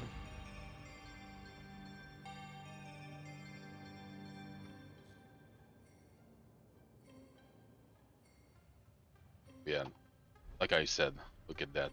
Poor VTOL.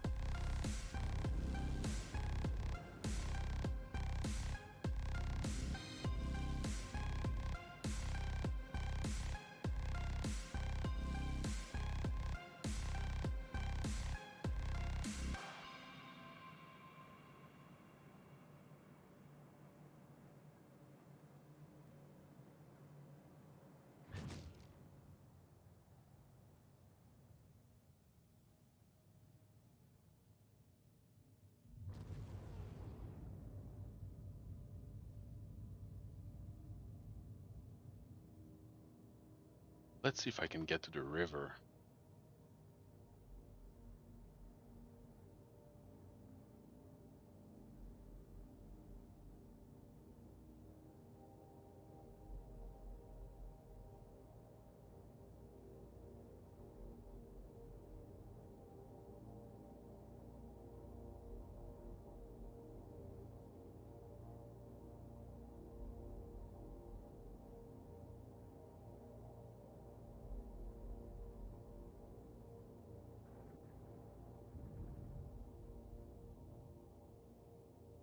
Alright, river is gonna be toward 205.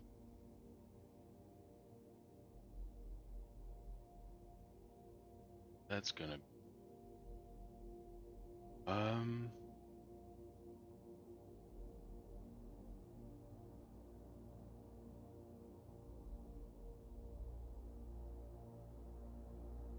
Right there. All right.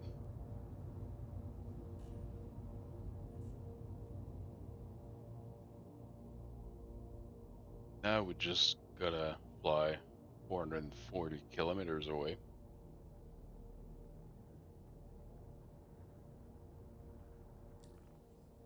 What we're gonna do is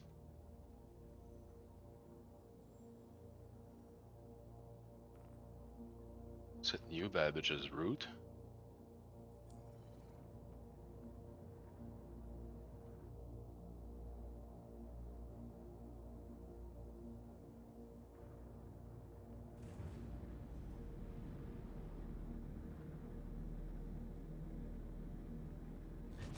Just gotta check right here. Top right corner, we can see distance. So that's gonna be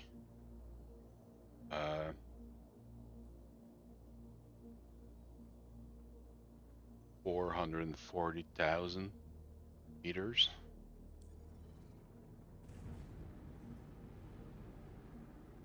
Let's burn some fuel.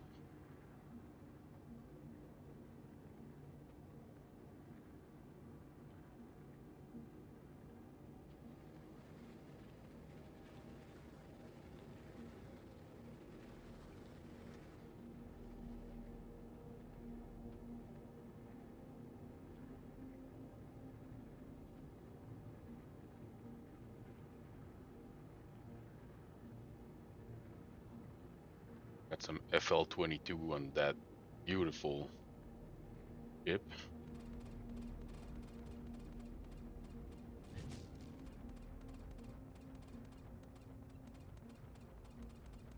Our cannons.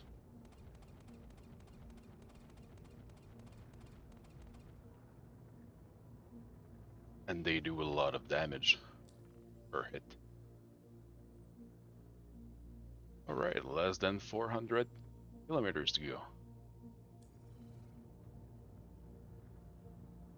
Hopefully it's gonna be day soon. Oh shit. I forgot something.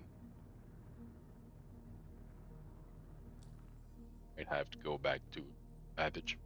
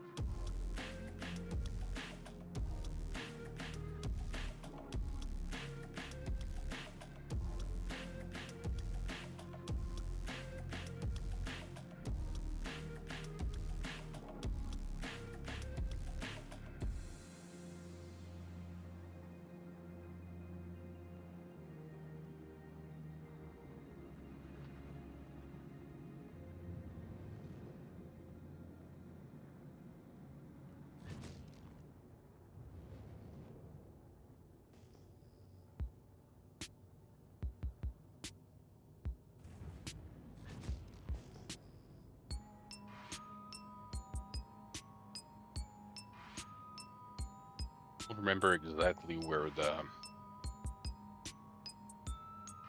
vehicle spawn is, but I think it's down here, right?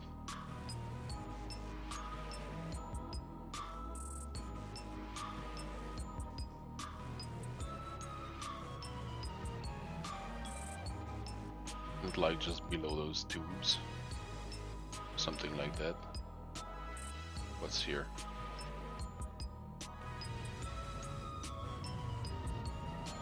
Grab.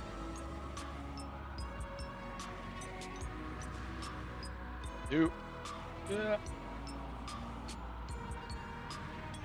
Woohoo. That's what forgetting to shut down the cruise control gives, huh?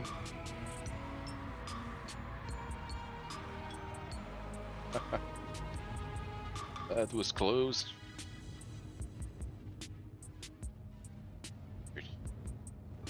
It's right there.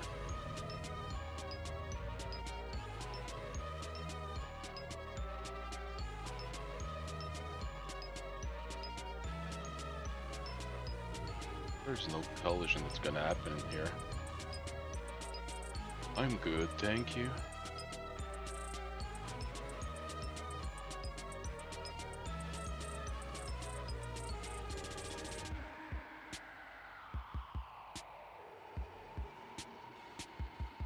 Thank God that ship is used to rough handling.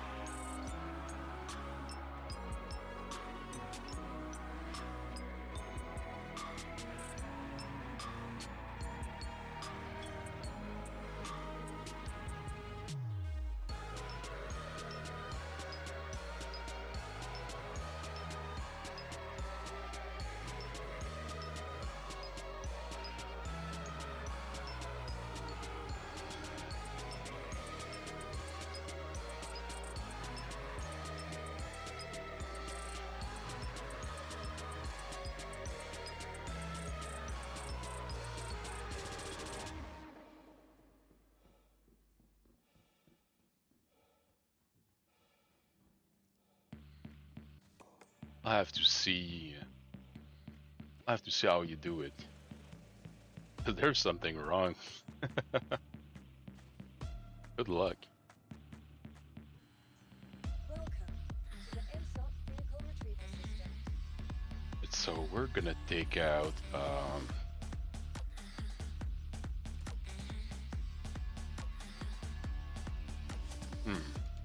What should we take out? Not the V. Sure, maybe the Cyclone.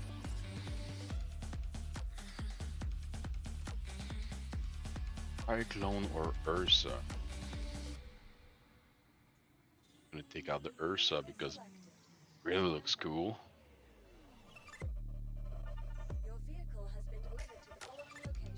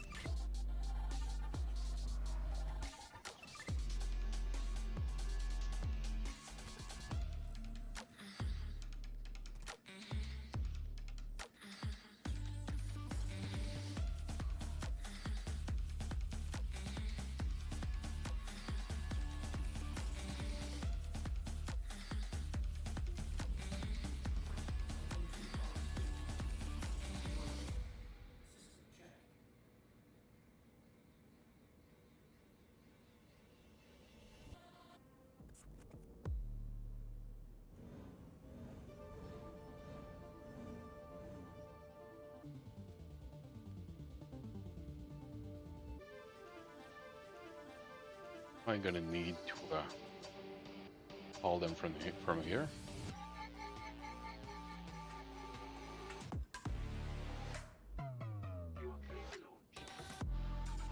Damn.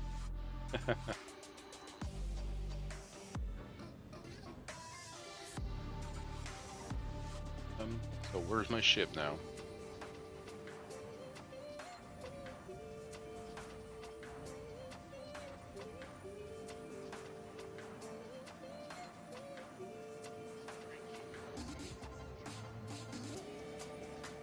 And there it is.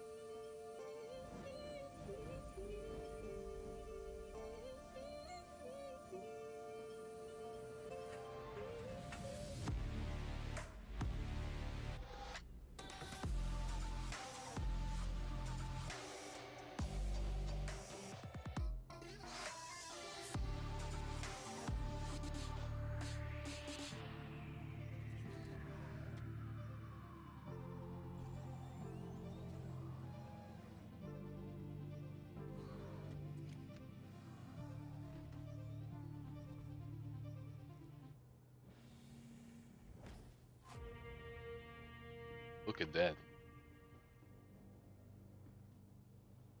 There's still enough space for movement and everything.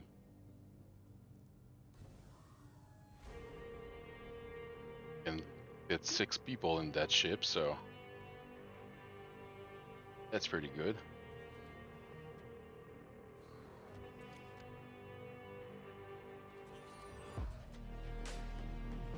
Two up front, 4 in the back. 20 temper rooms. 20 each guns.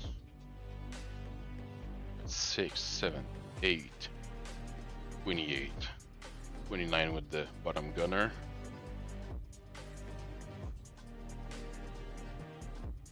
30 with the upper gunner. 32 with the 2 remote turrets. 33 with the Mako, maybe.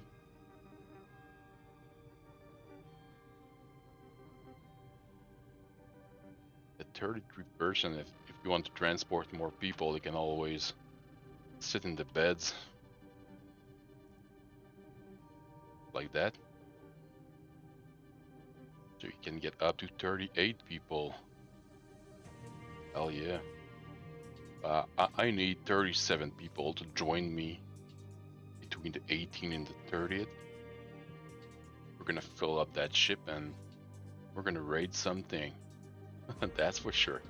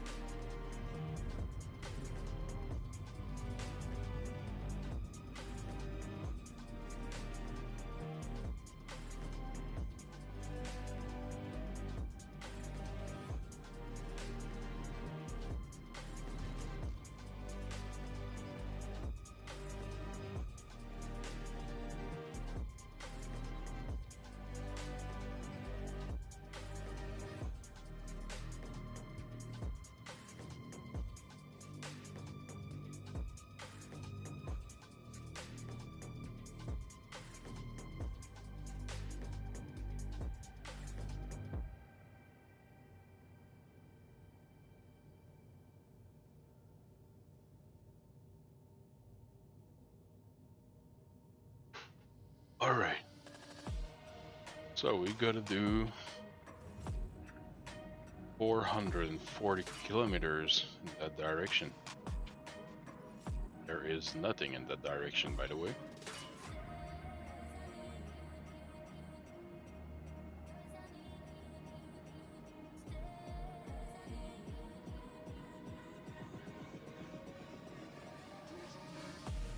There is nothing except nature's beauty. Get ready for it.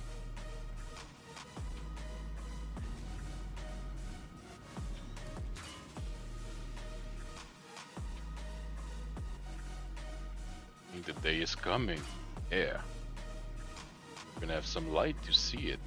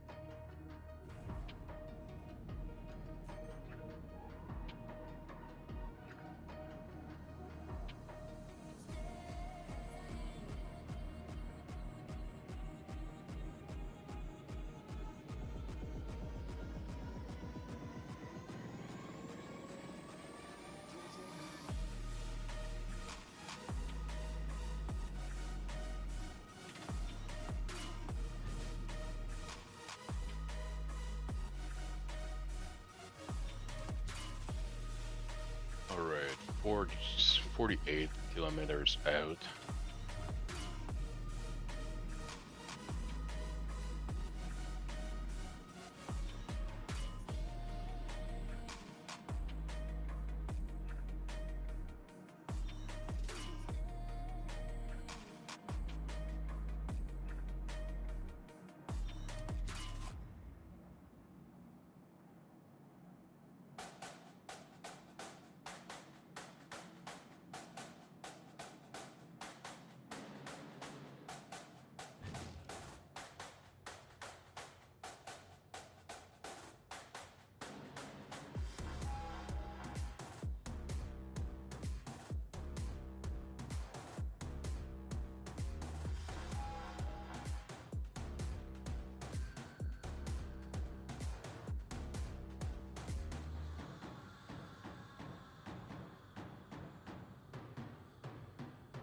Like I said, it's gonna take a while to get there.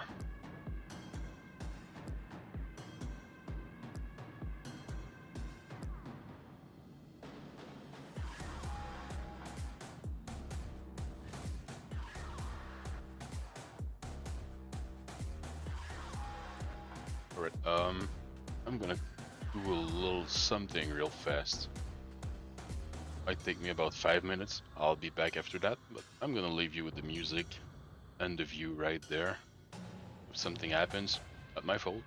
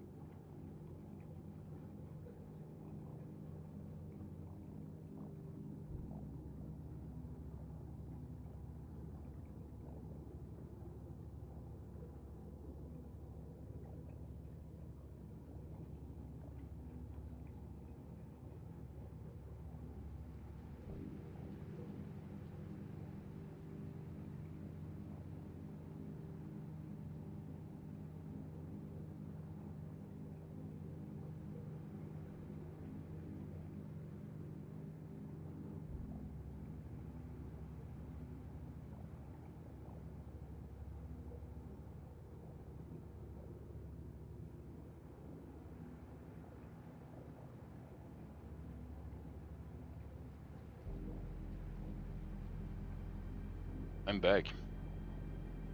Alright. So, how far are we now? 148. I've taken my time more than that. Yeah, I even washed my hands.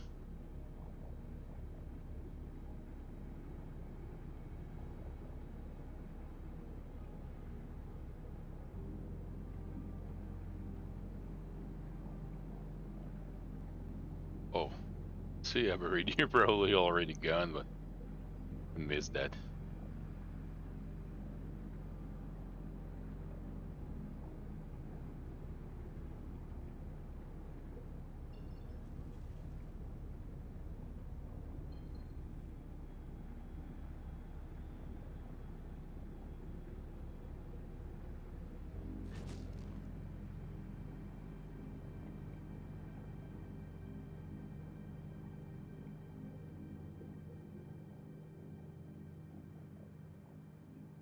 Look at all that snow.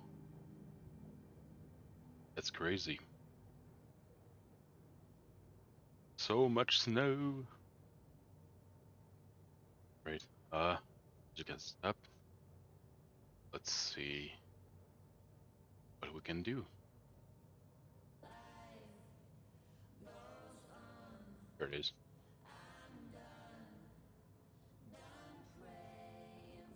Starting the next song.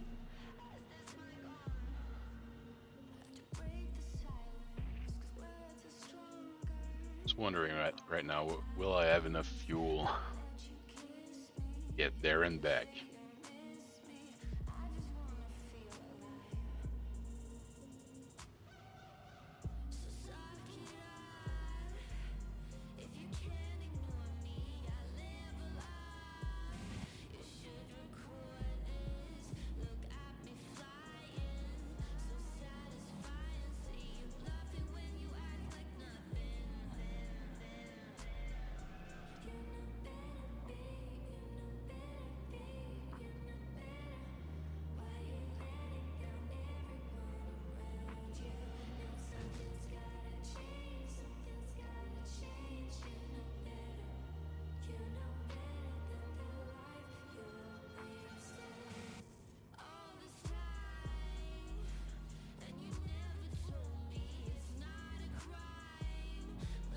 Don't like that song.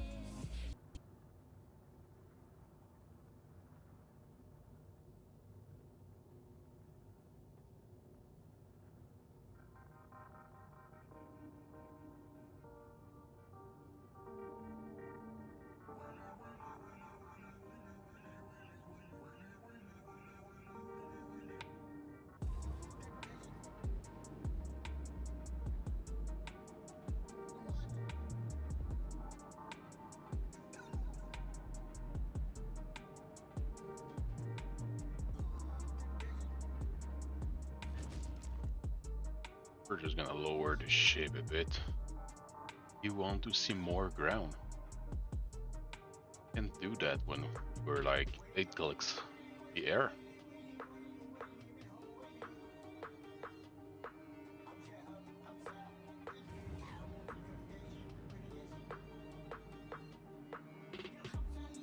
Now we're, what, about 6 clicks? Yeah, just a bit under. Starting to look better. We're gonna try to do it at least, I'd say 4 clicks, maybe less. We'll see, depending on the mountains.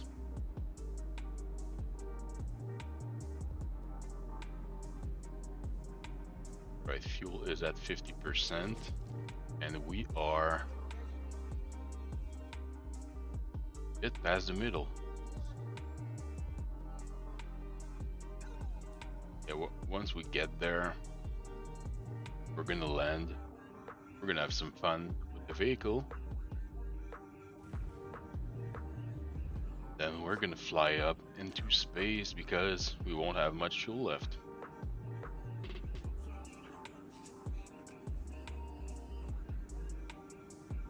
Should probably stop using my boost, but it's gonna take so much more time if I do that. Yeah, it's been about 10 minutes since we left.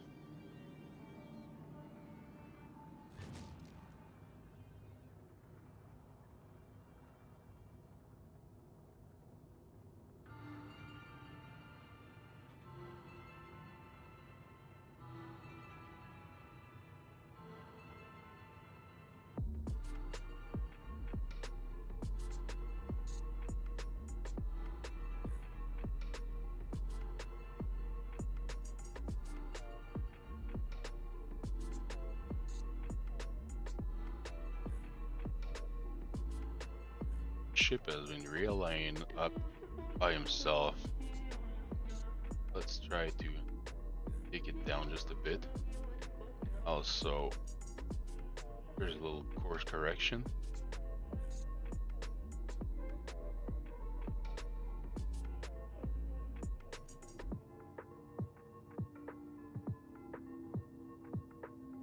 Oh no. Fuck my life. My god.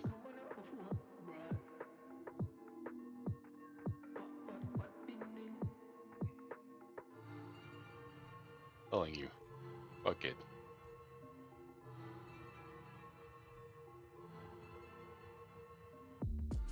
Just lost that 10 minutes. Now we're gonna have to do it all again. Ugh.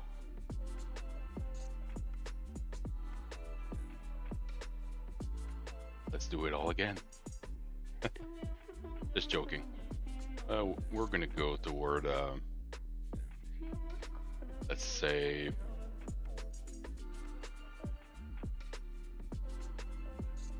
mining station. Well, it's a ground station where I'm not gonna get shot. Just wanna try to land real fast on one of those pads.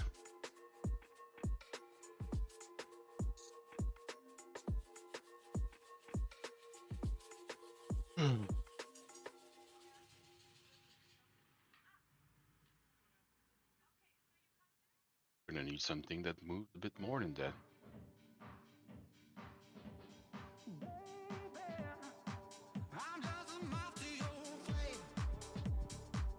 Sounds a bit better already.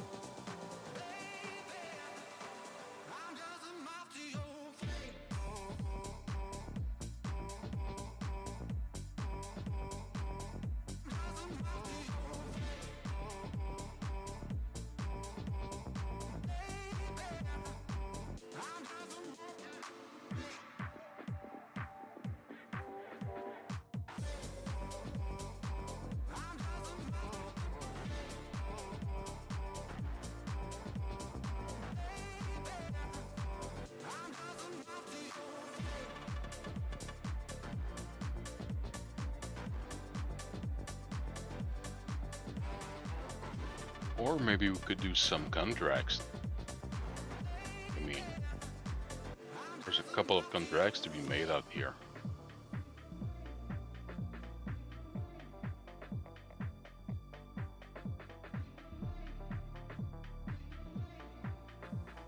Comme Buried disait en plus, une shit tonne de interdiction qu'on peut faire.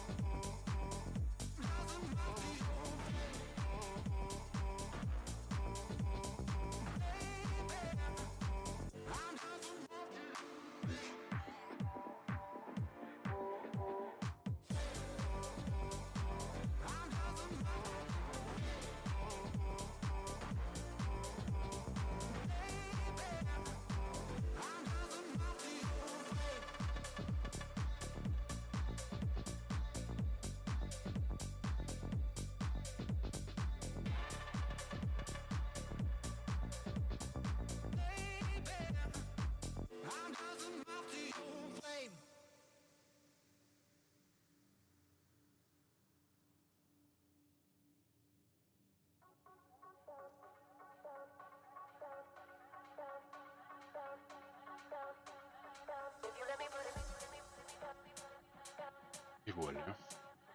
Weapon. Medicals.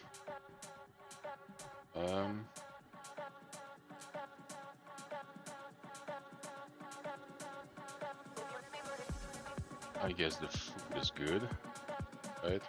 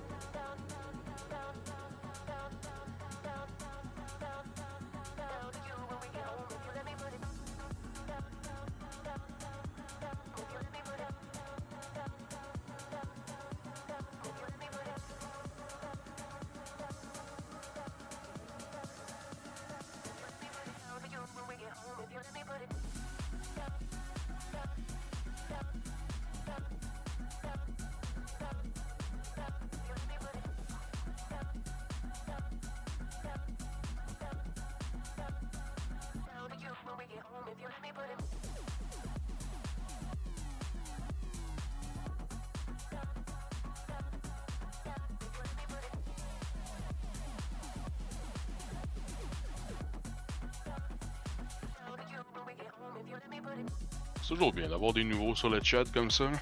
C'est quand même plaisant.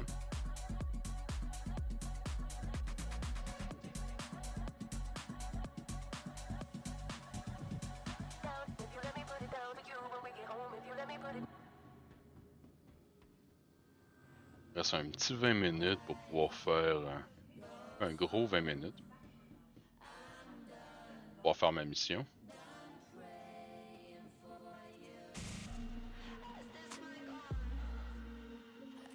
Il y a une affaire qui me gosse par exemple. First of all, cet artiste-là, je l'aime pas vraiment. On va voir c'est quoi le prochain. Est-ce que je peux...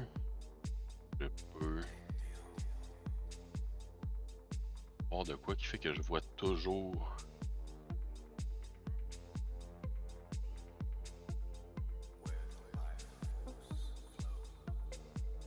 Pas toujours mon état en bas.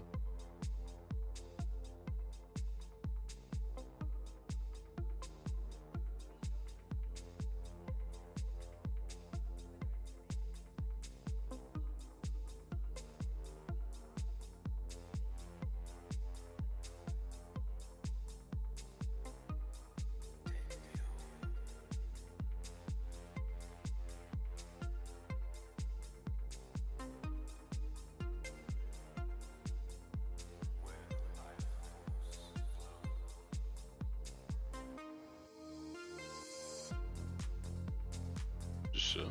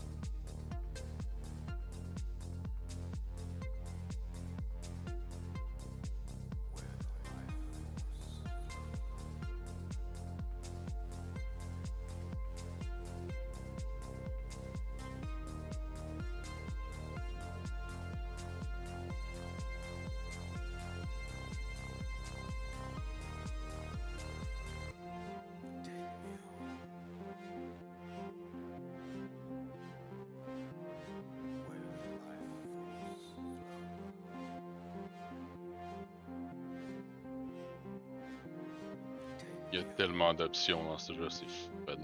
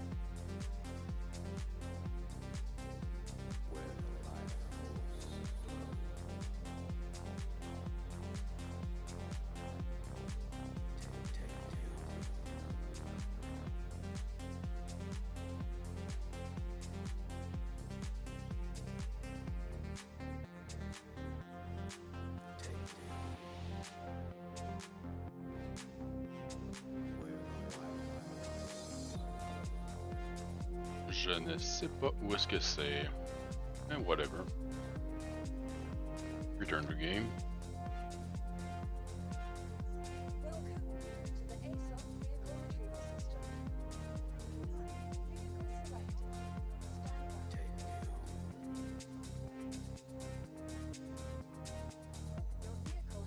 vehicle has been detected. Encore 14.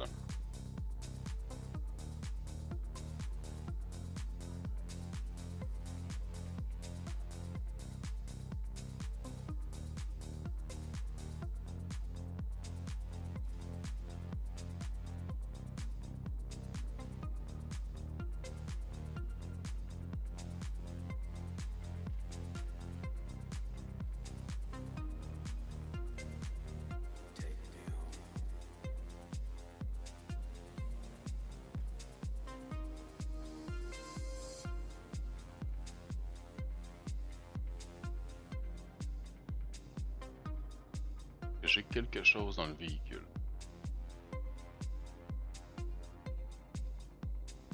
On va en prendre un. You never know.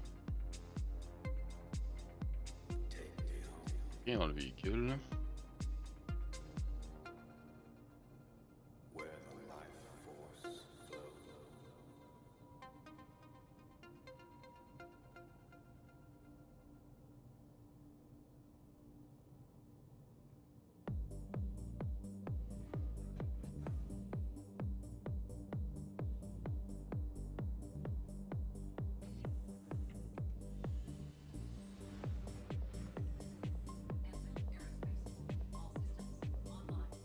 On était chanceux que le vaisseau soit au sol dans l'hangar, parce que les moteurs n'étaient pas éteints.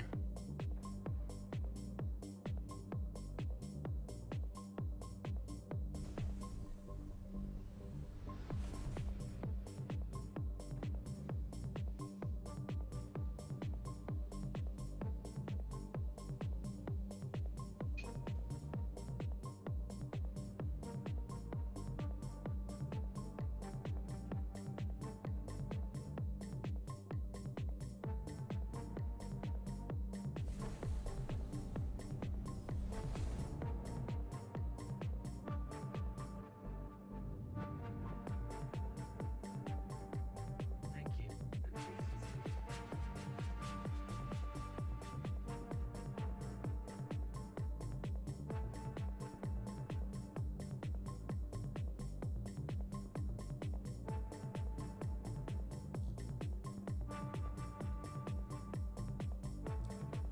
Et voilà. Pendant qu'on monte, on va aller prendre cette petite mission ici.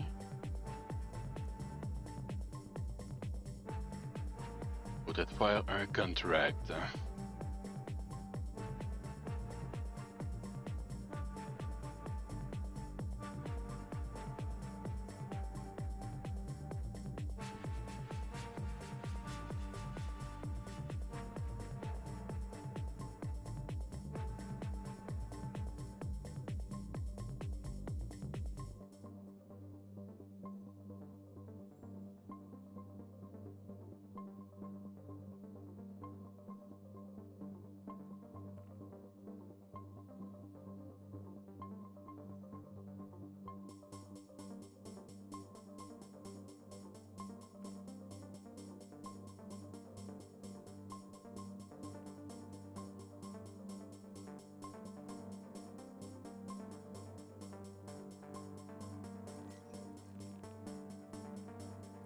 celle-là et il y a celle-là ici.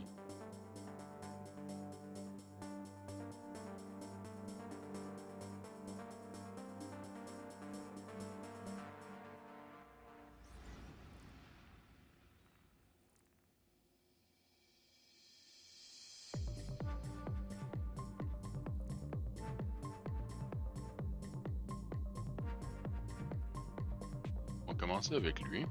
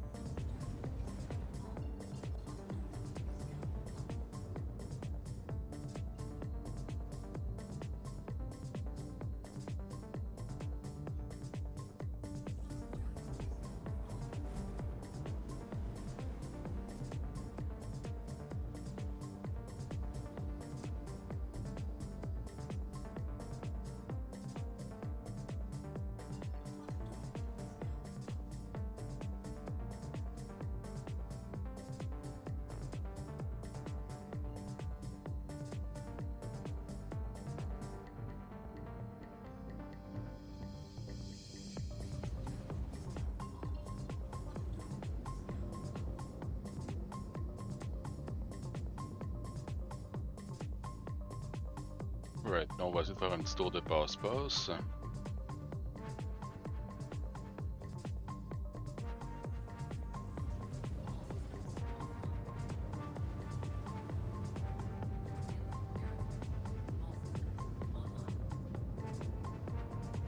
Et voilà.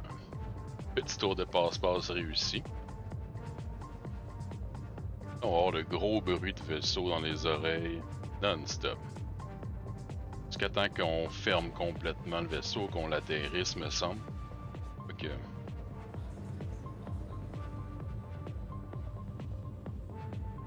Non, ça enlève même pas le son.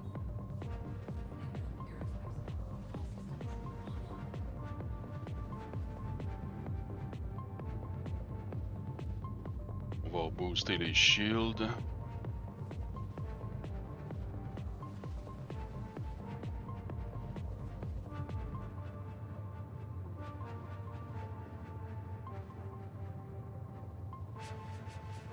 Ça a de l'air bien comme ça. On va augmenter les weapons. Chargement plus rapide, des balles plus fortes, plus de balles.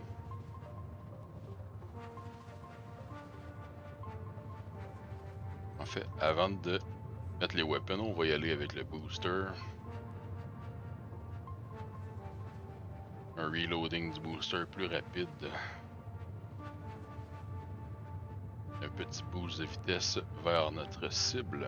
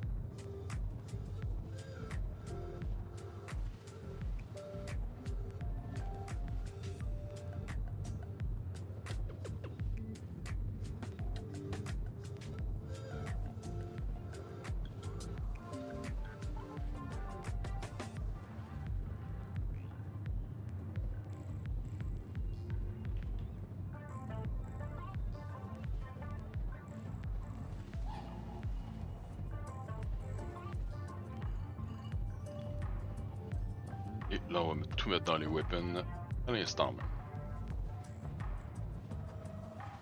C'est l'heure.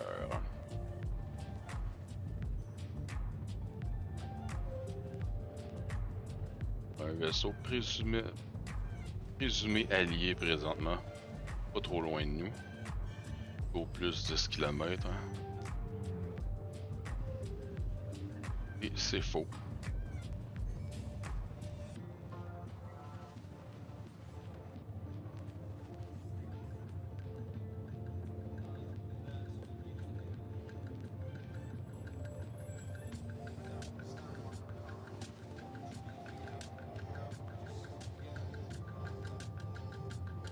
C'est un joueur. Voyons voir. Je ne fais pas le poids contre ce petit monsieur-là, par exemple. À peu près sûr et certain.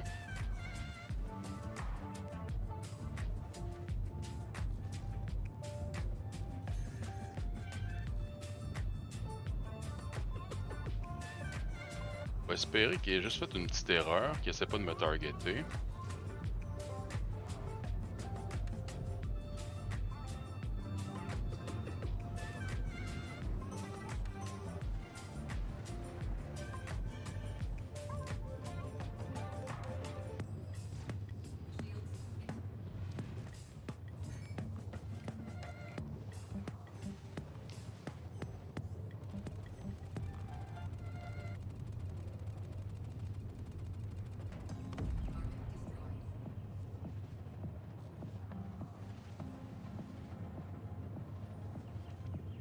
Parfait. Et maintenant, on essaie de se pousser avant que l'autre essaie de nous rattraper.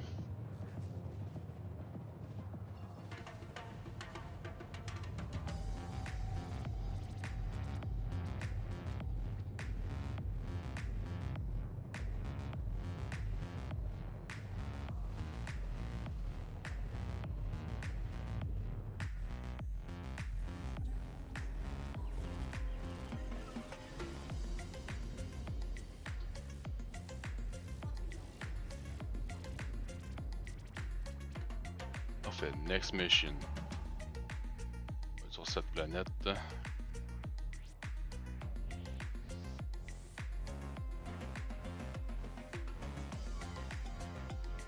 Petite mission facile, celle-là. On va espérer que la prochaine est tout aussi facile.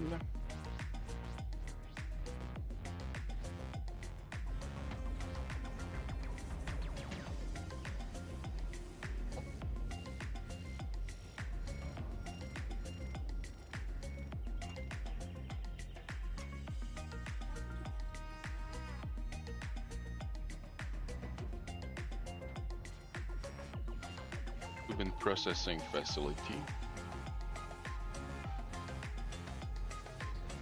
Si je me souviens bien, c'est pas une base agressive, on devrait être correct. Non, Scratch That Processing, ça devrait être agressif comme base. Me semble.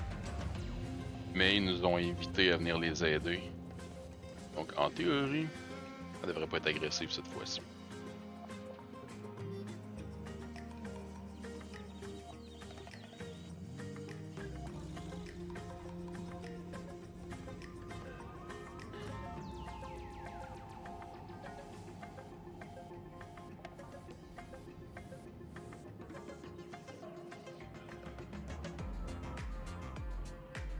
On va pratiquer notre atterrissage rapide pour la même occasion.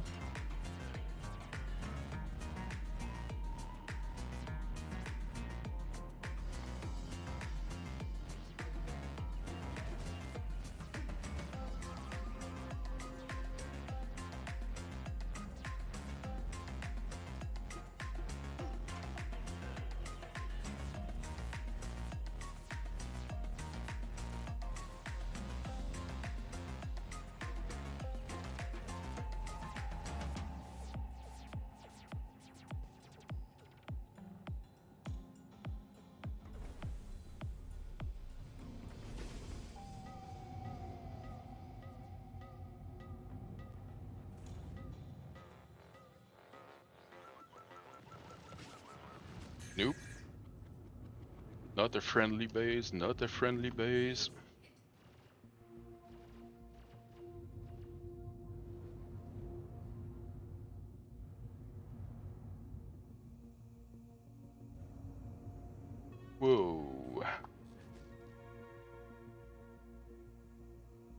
Ok, ok. On a repris le contrôle. C'est bon. Ouais. Not a friendly base.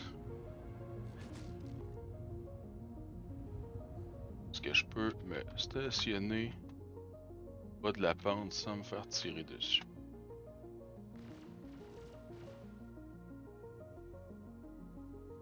C'est comme ça ici.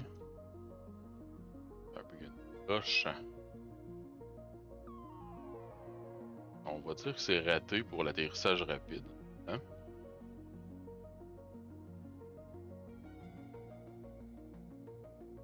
J'ai un petit peu fait prendre de court par cette attaque-là.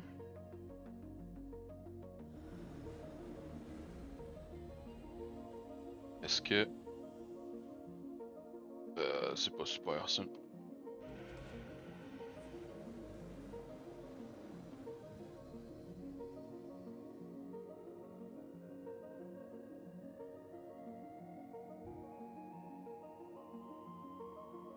Ça devrait être mieux. Mhm.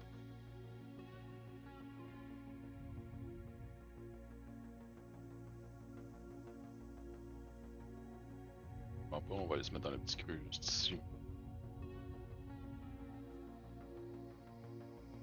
Eming.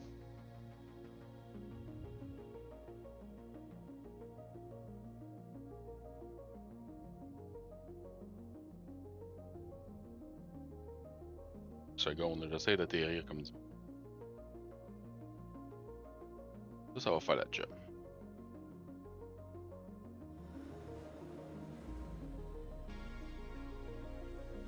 Good. Ah, c'est assez sec, c'est assez sec. Mais juste mon environnement, pas celui-là. Là-dedans, il y a de la neige pis tout, là, oublie ça. Très très humide.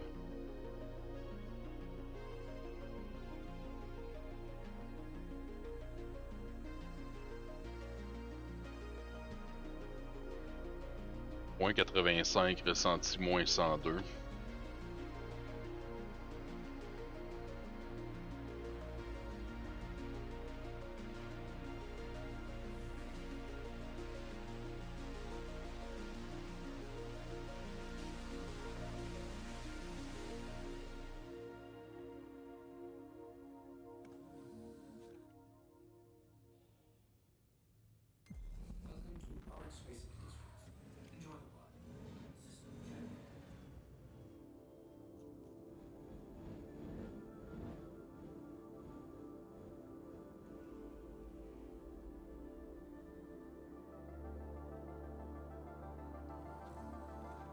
Oh ouais.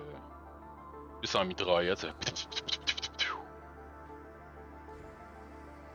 Je suis capable de fermer. On peut pas que j'ai pas besoin de sortir pour le fermer, non. Hein? Alright.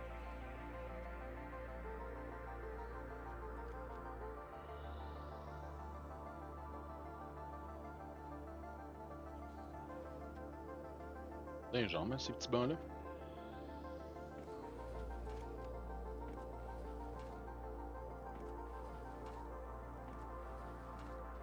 C'est pas beau ça. Avec la porte arrière, je suis pas capable de fermer par exemple.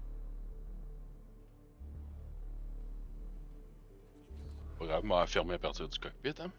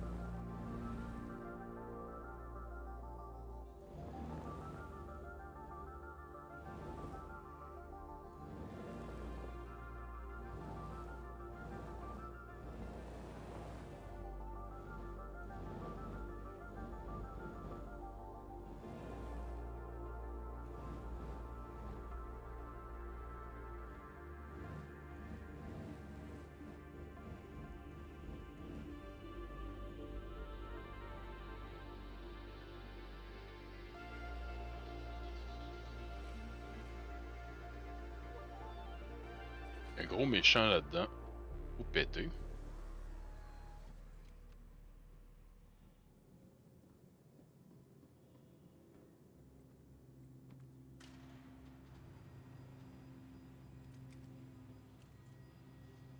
De 30 balles. Pas trop pire. Ça devrait être assez pour tuer au moins une dizaine de personnes, je pense bien.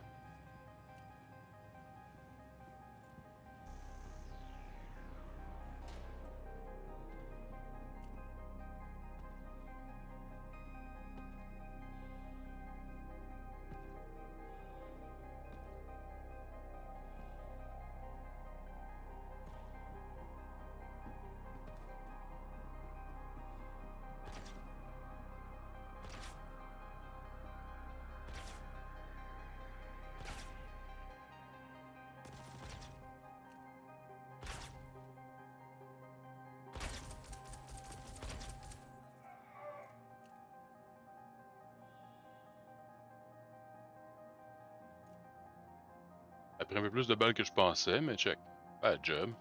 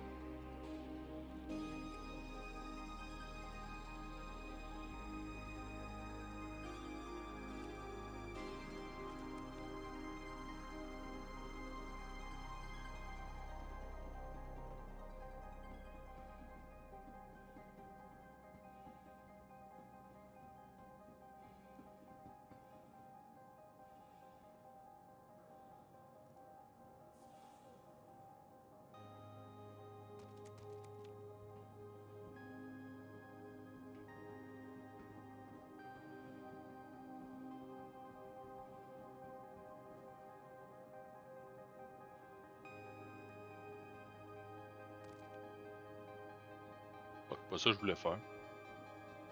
Whatever.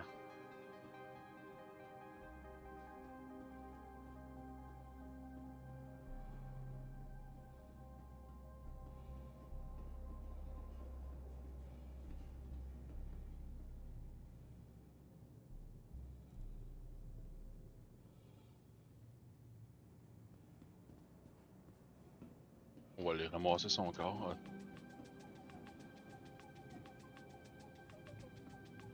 La musique me fuck un peu, par exemple.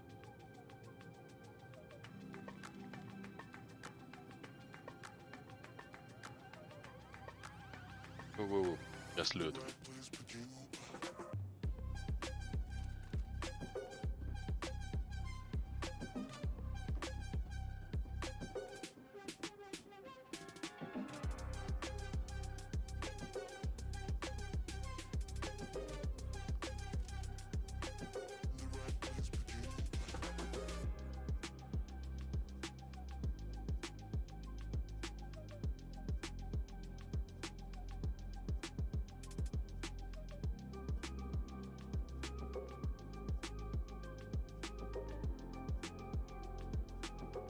Whatever pour le gun de merde.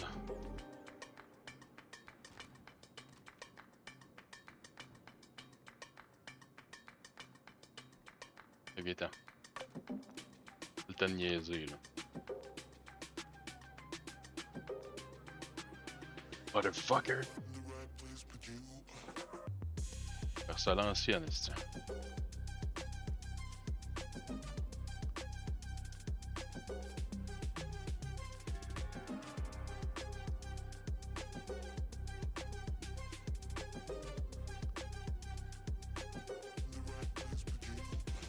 Lamont Corvus en plus.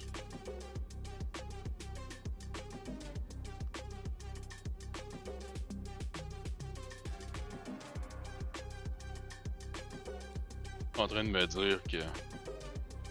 Ah, voilà.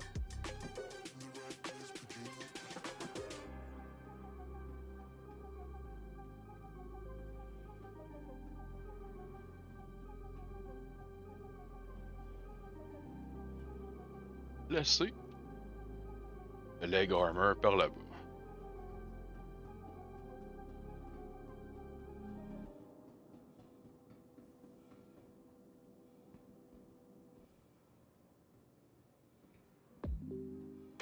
Voilà.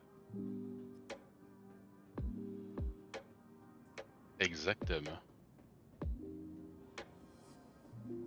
Ça passe mal un peu.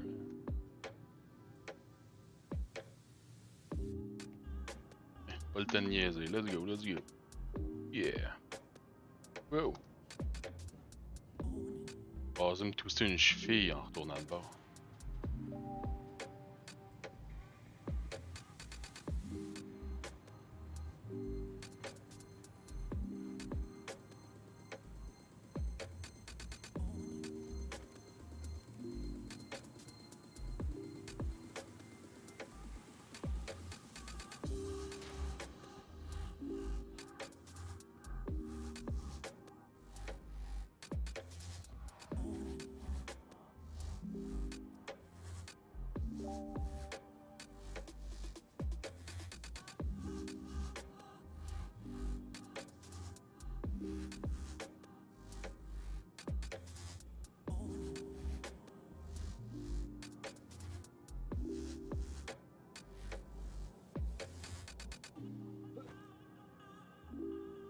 Pas pire, hein? Beau petit lancer pareil.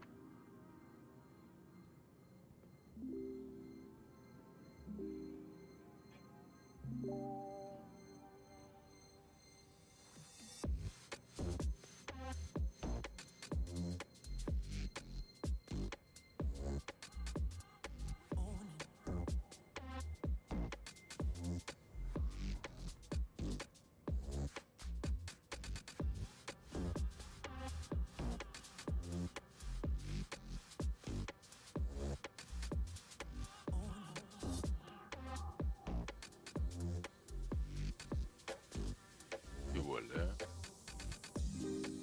Shotgun aussi. Merci, bonsoir.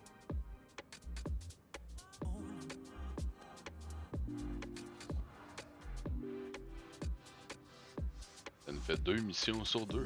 Yes, sir. Qu'est-ce qu'on va faire? Eh ben, on va retourner au vaisseau, hein? Quel meilleur moyen de retourner au vaisseau que de prendre un raccourci?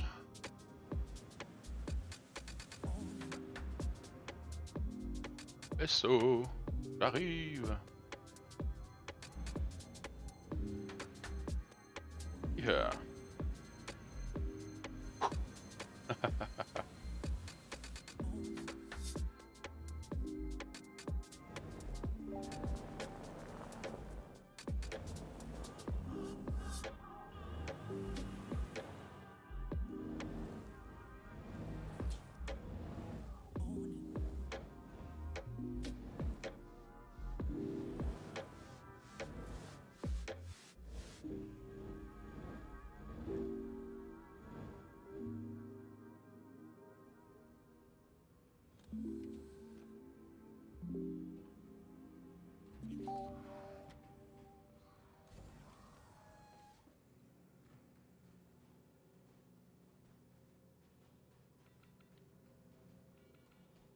Bon.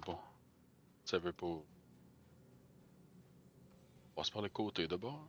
Pas le choix.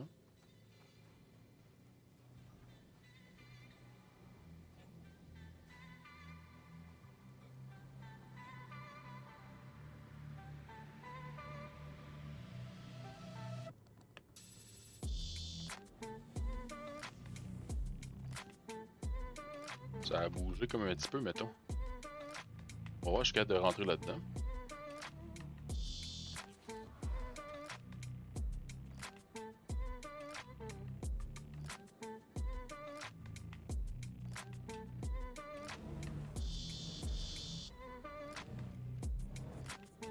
Sans problème.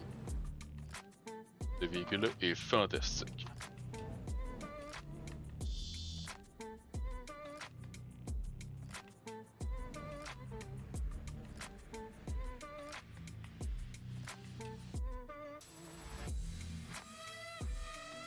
c'est vrai.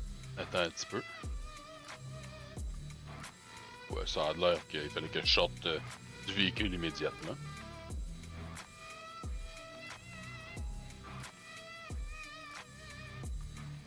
Ben important, on va fermer les moteurs. Hein.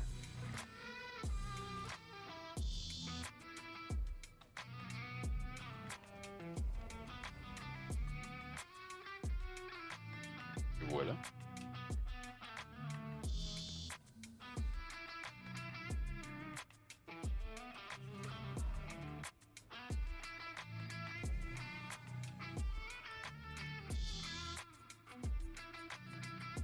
Également en profiter.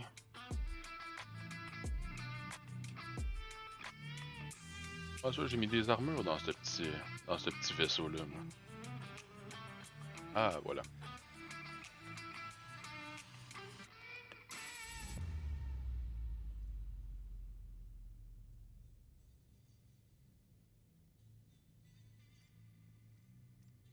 Ça. Ça comme ça.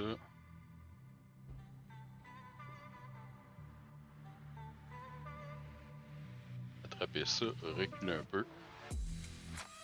Dans l'autre véhicule.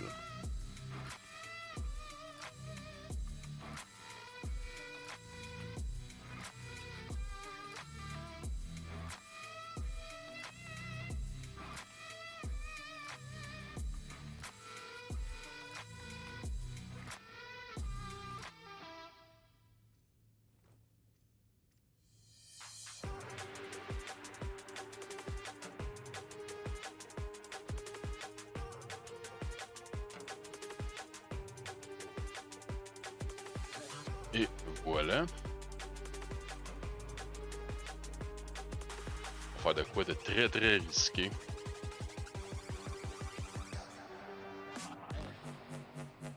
Faire un bedlog sur la planète.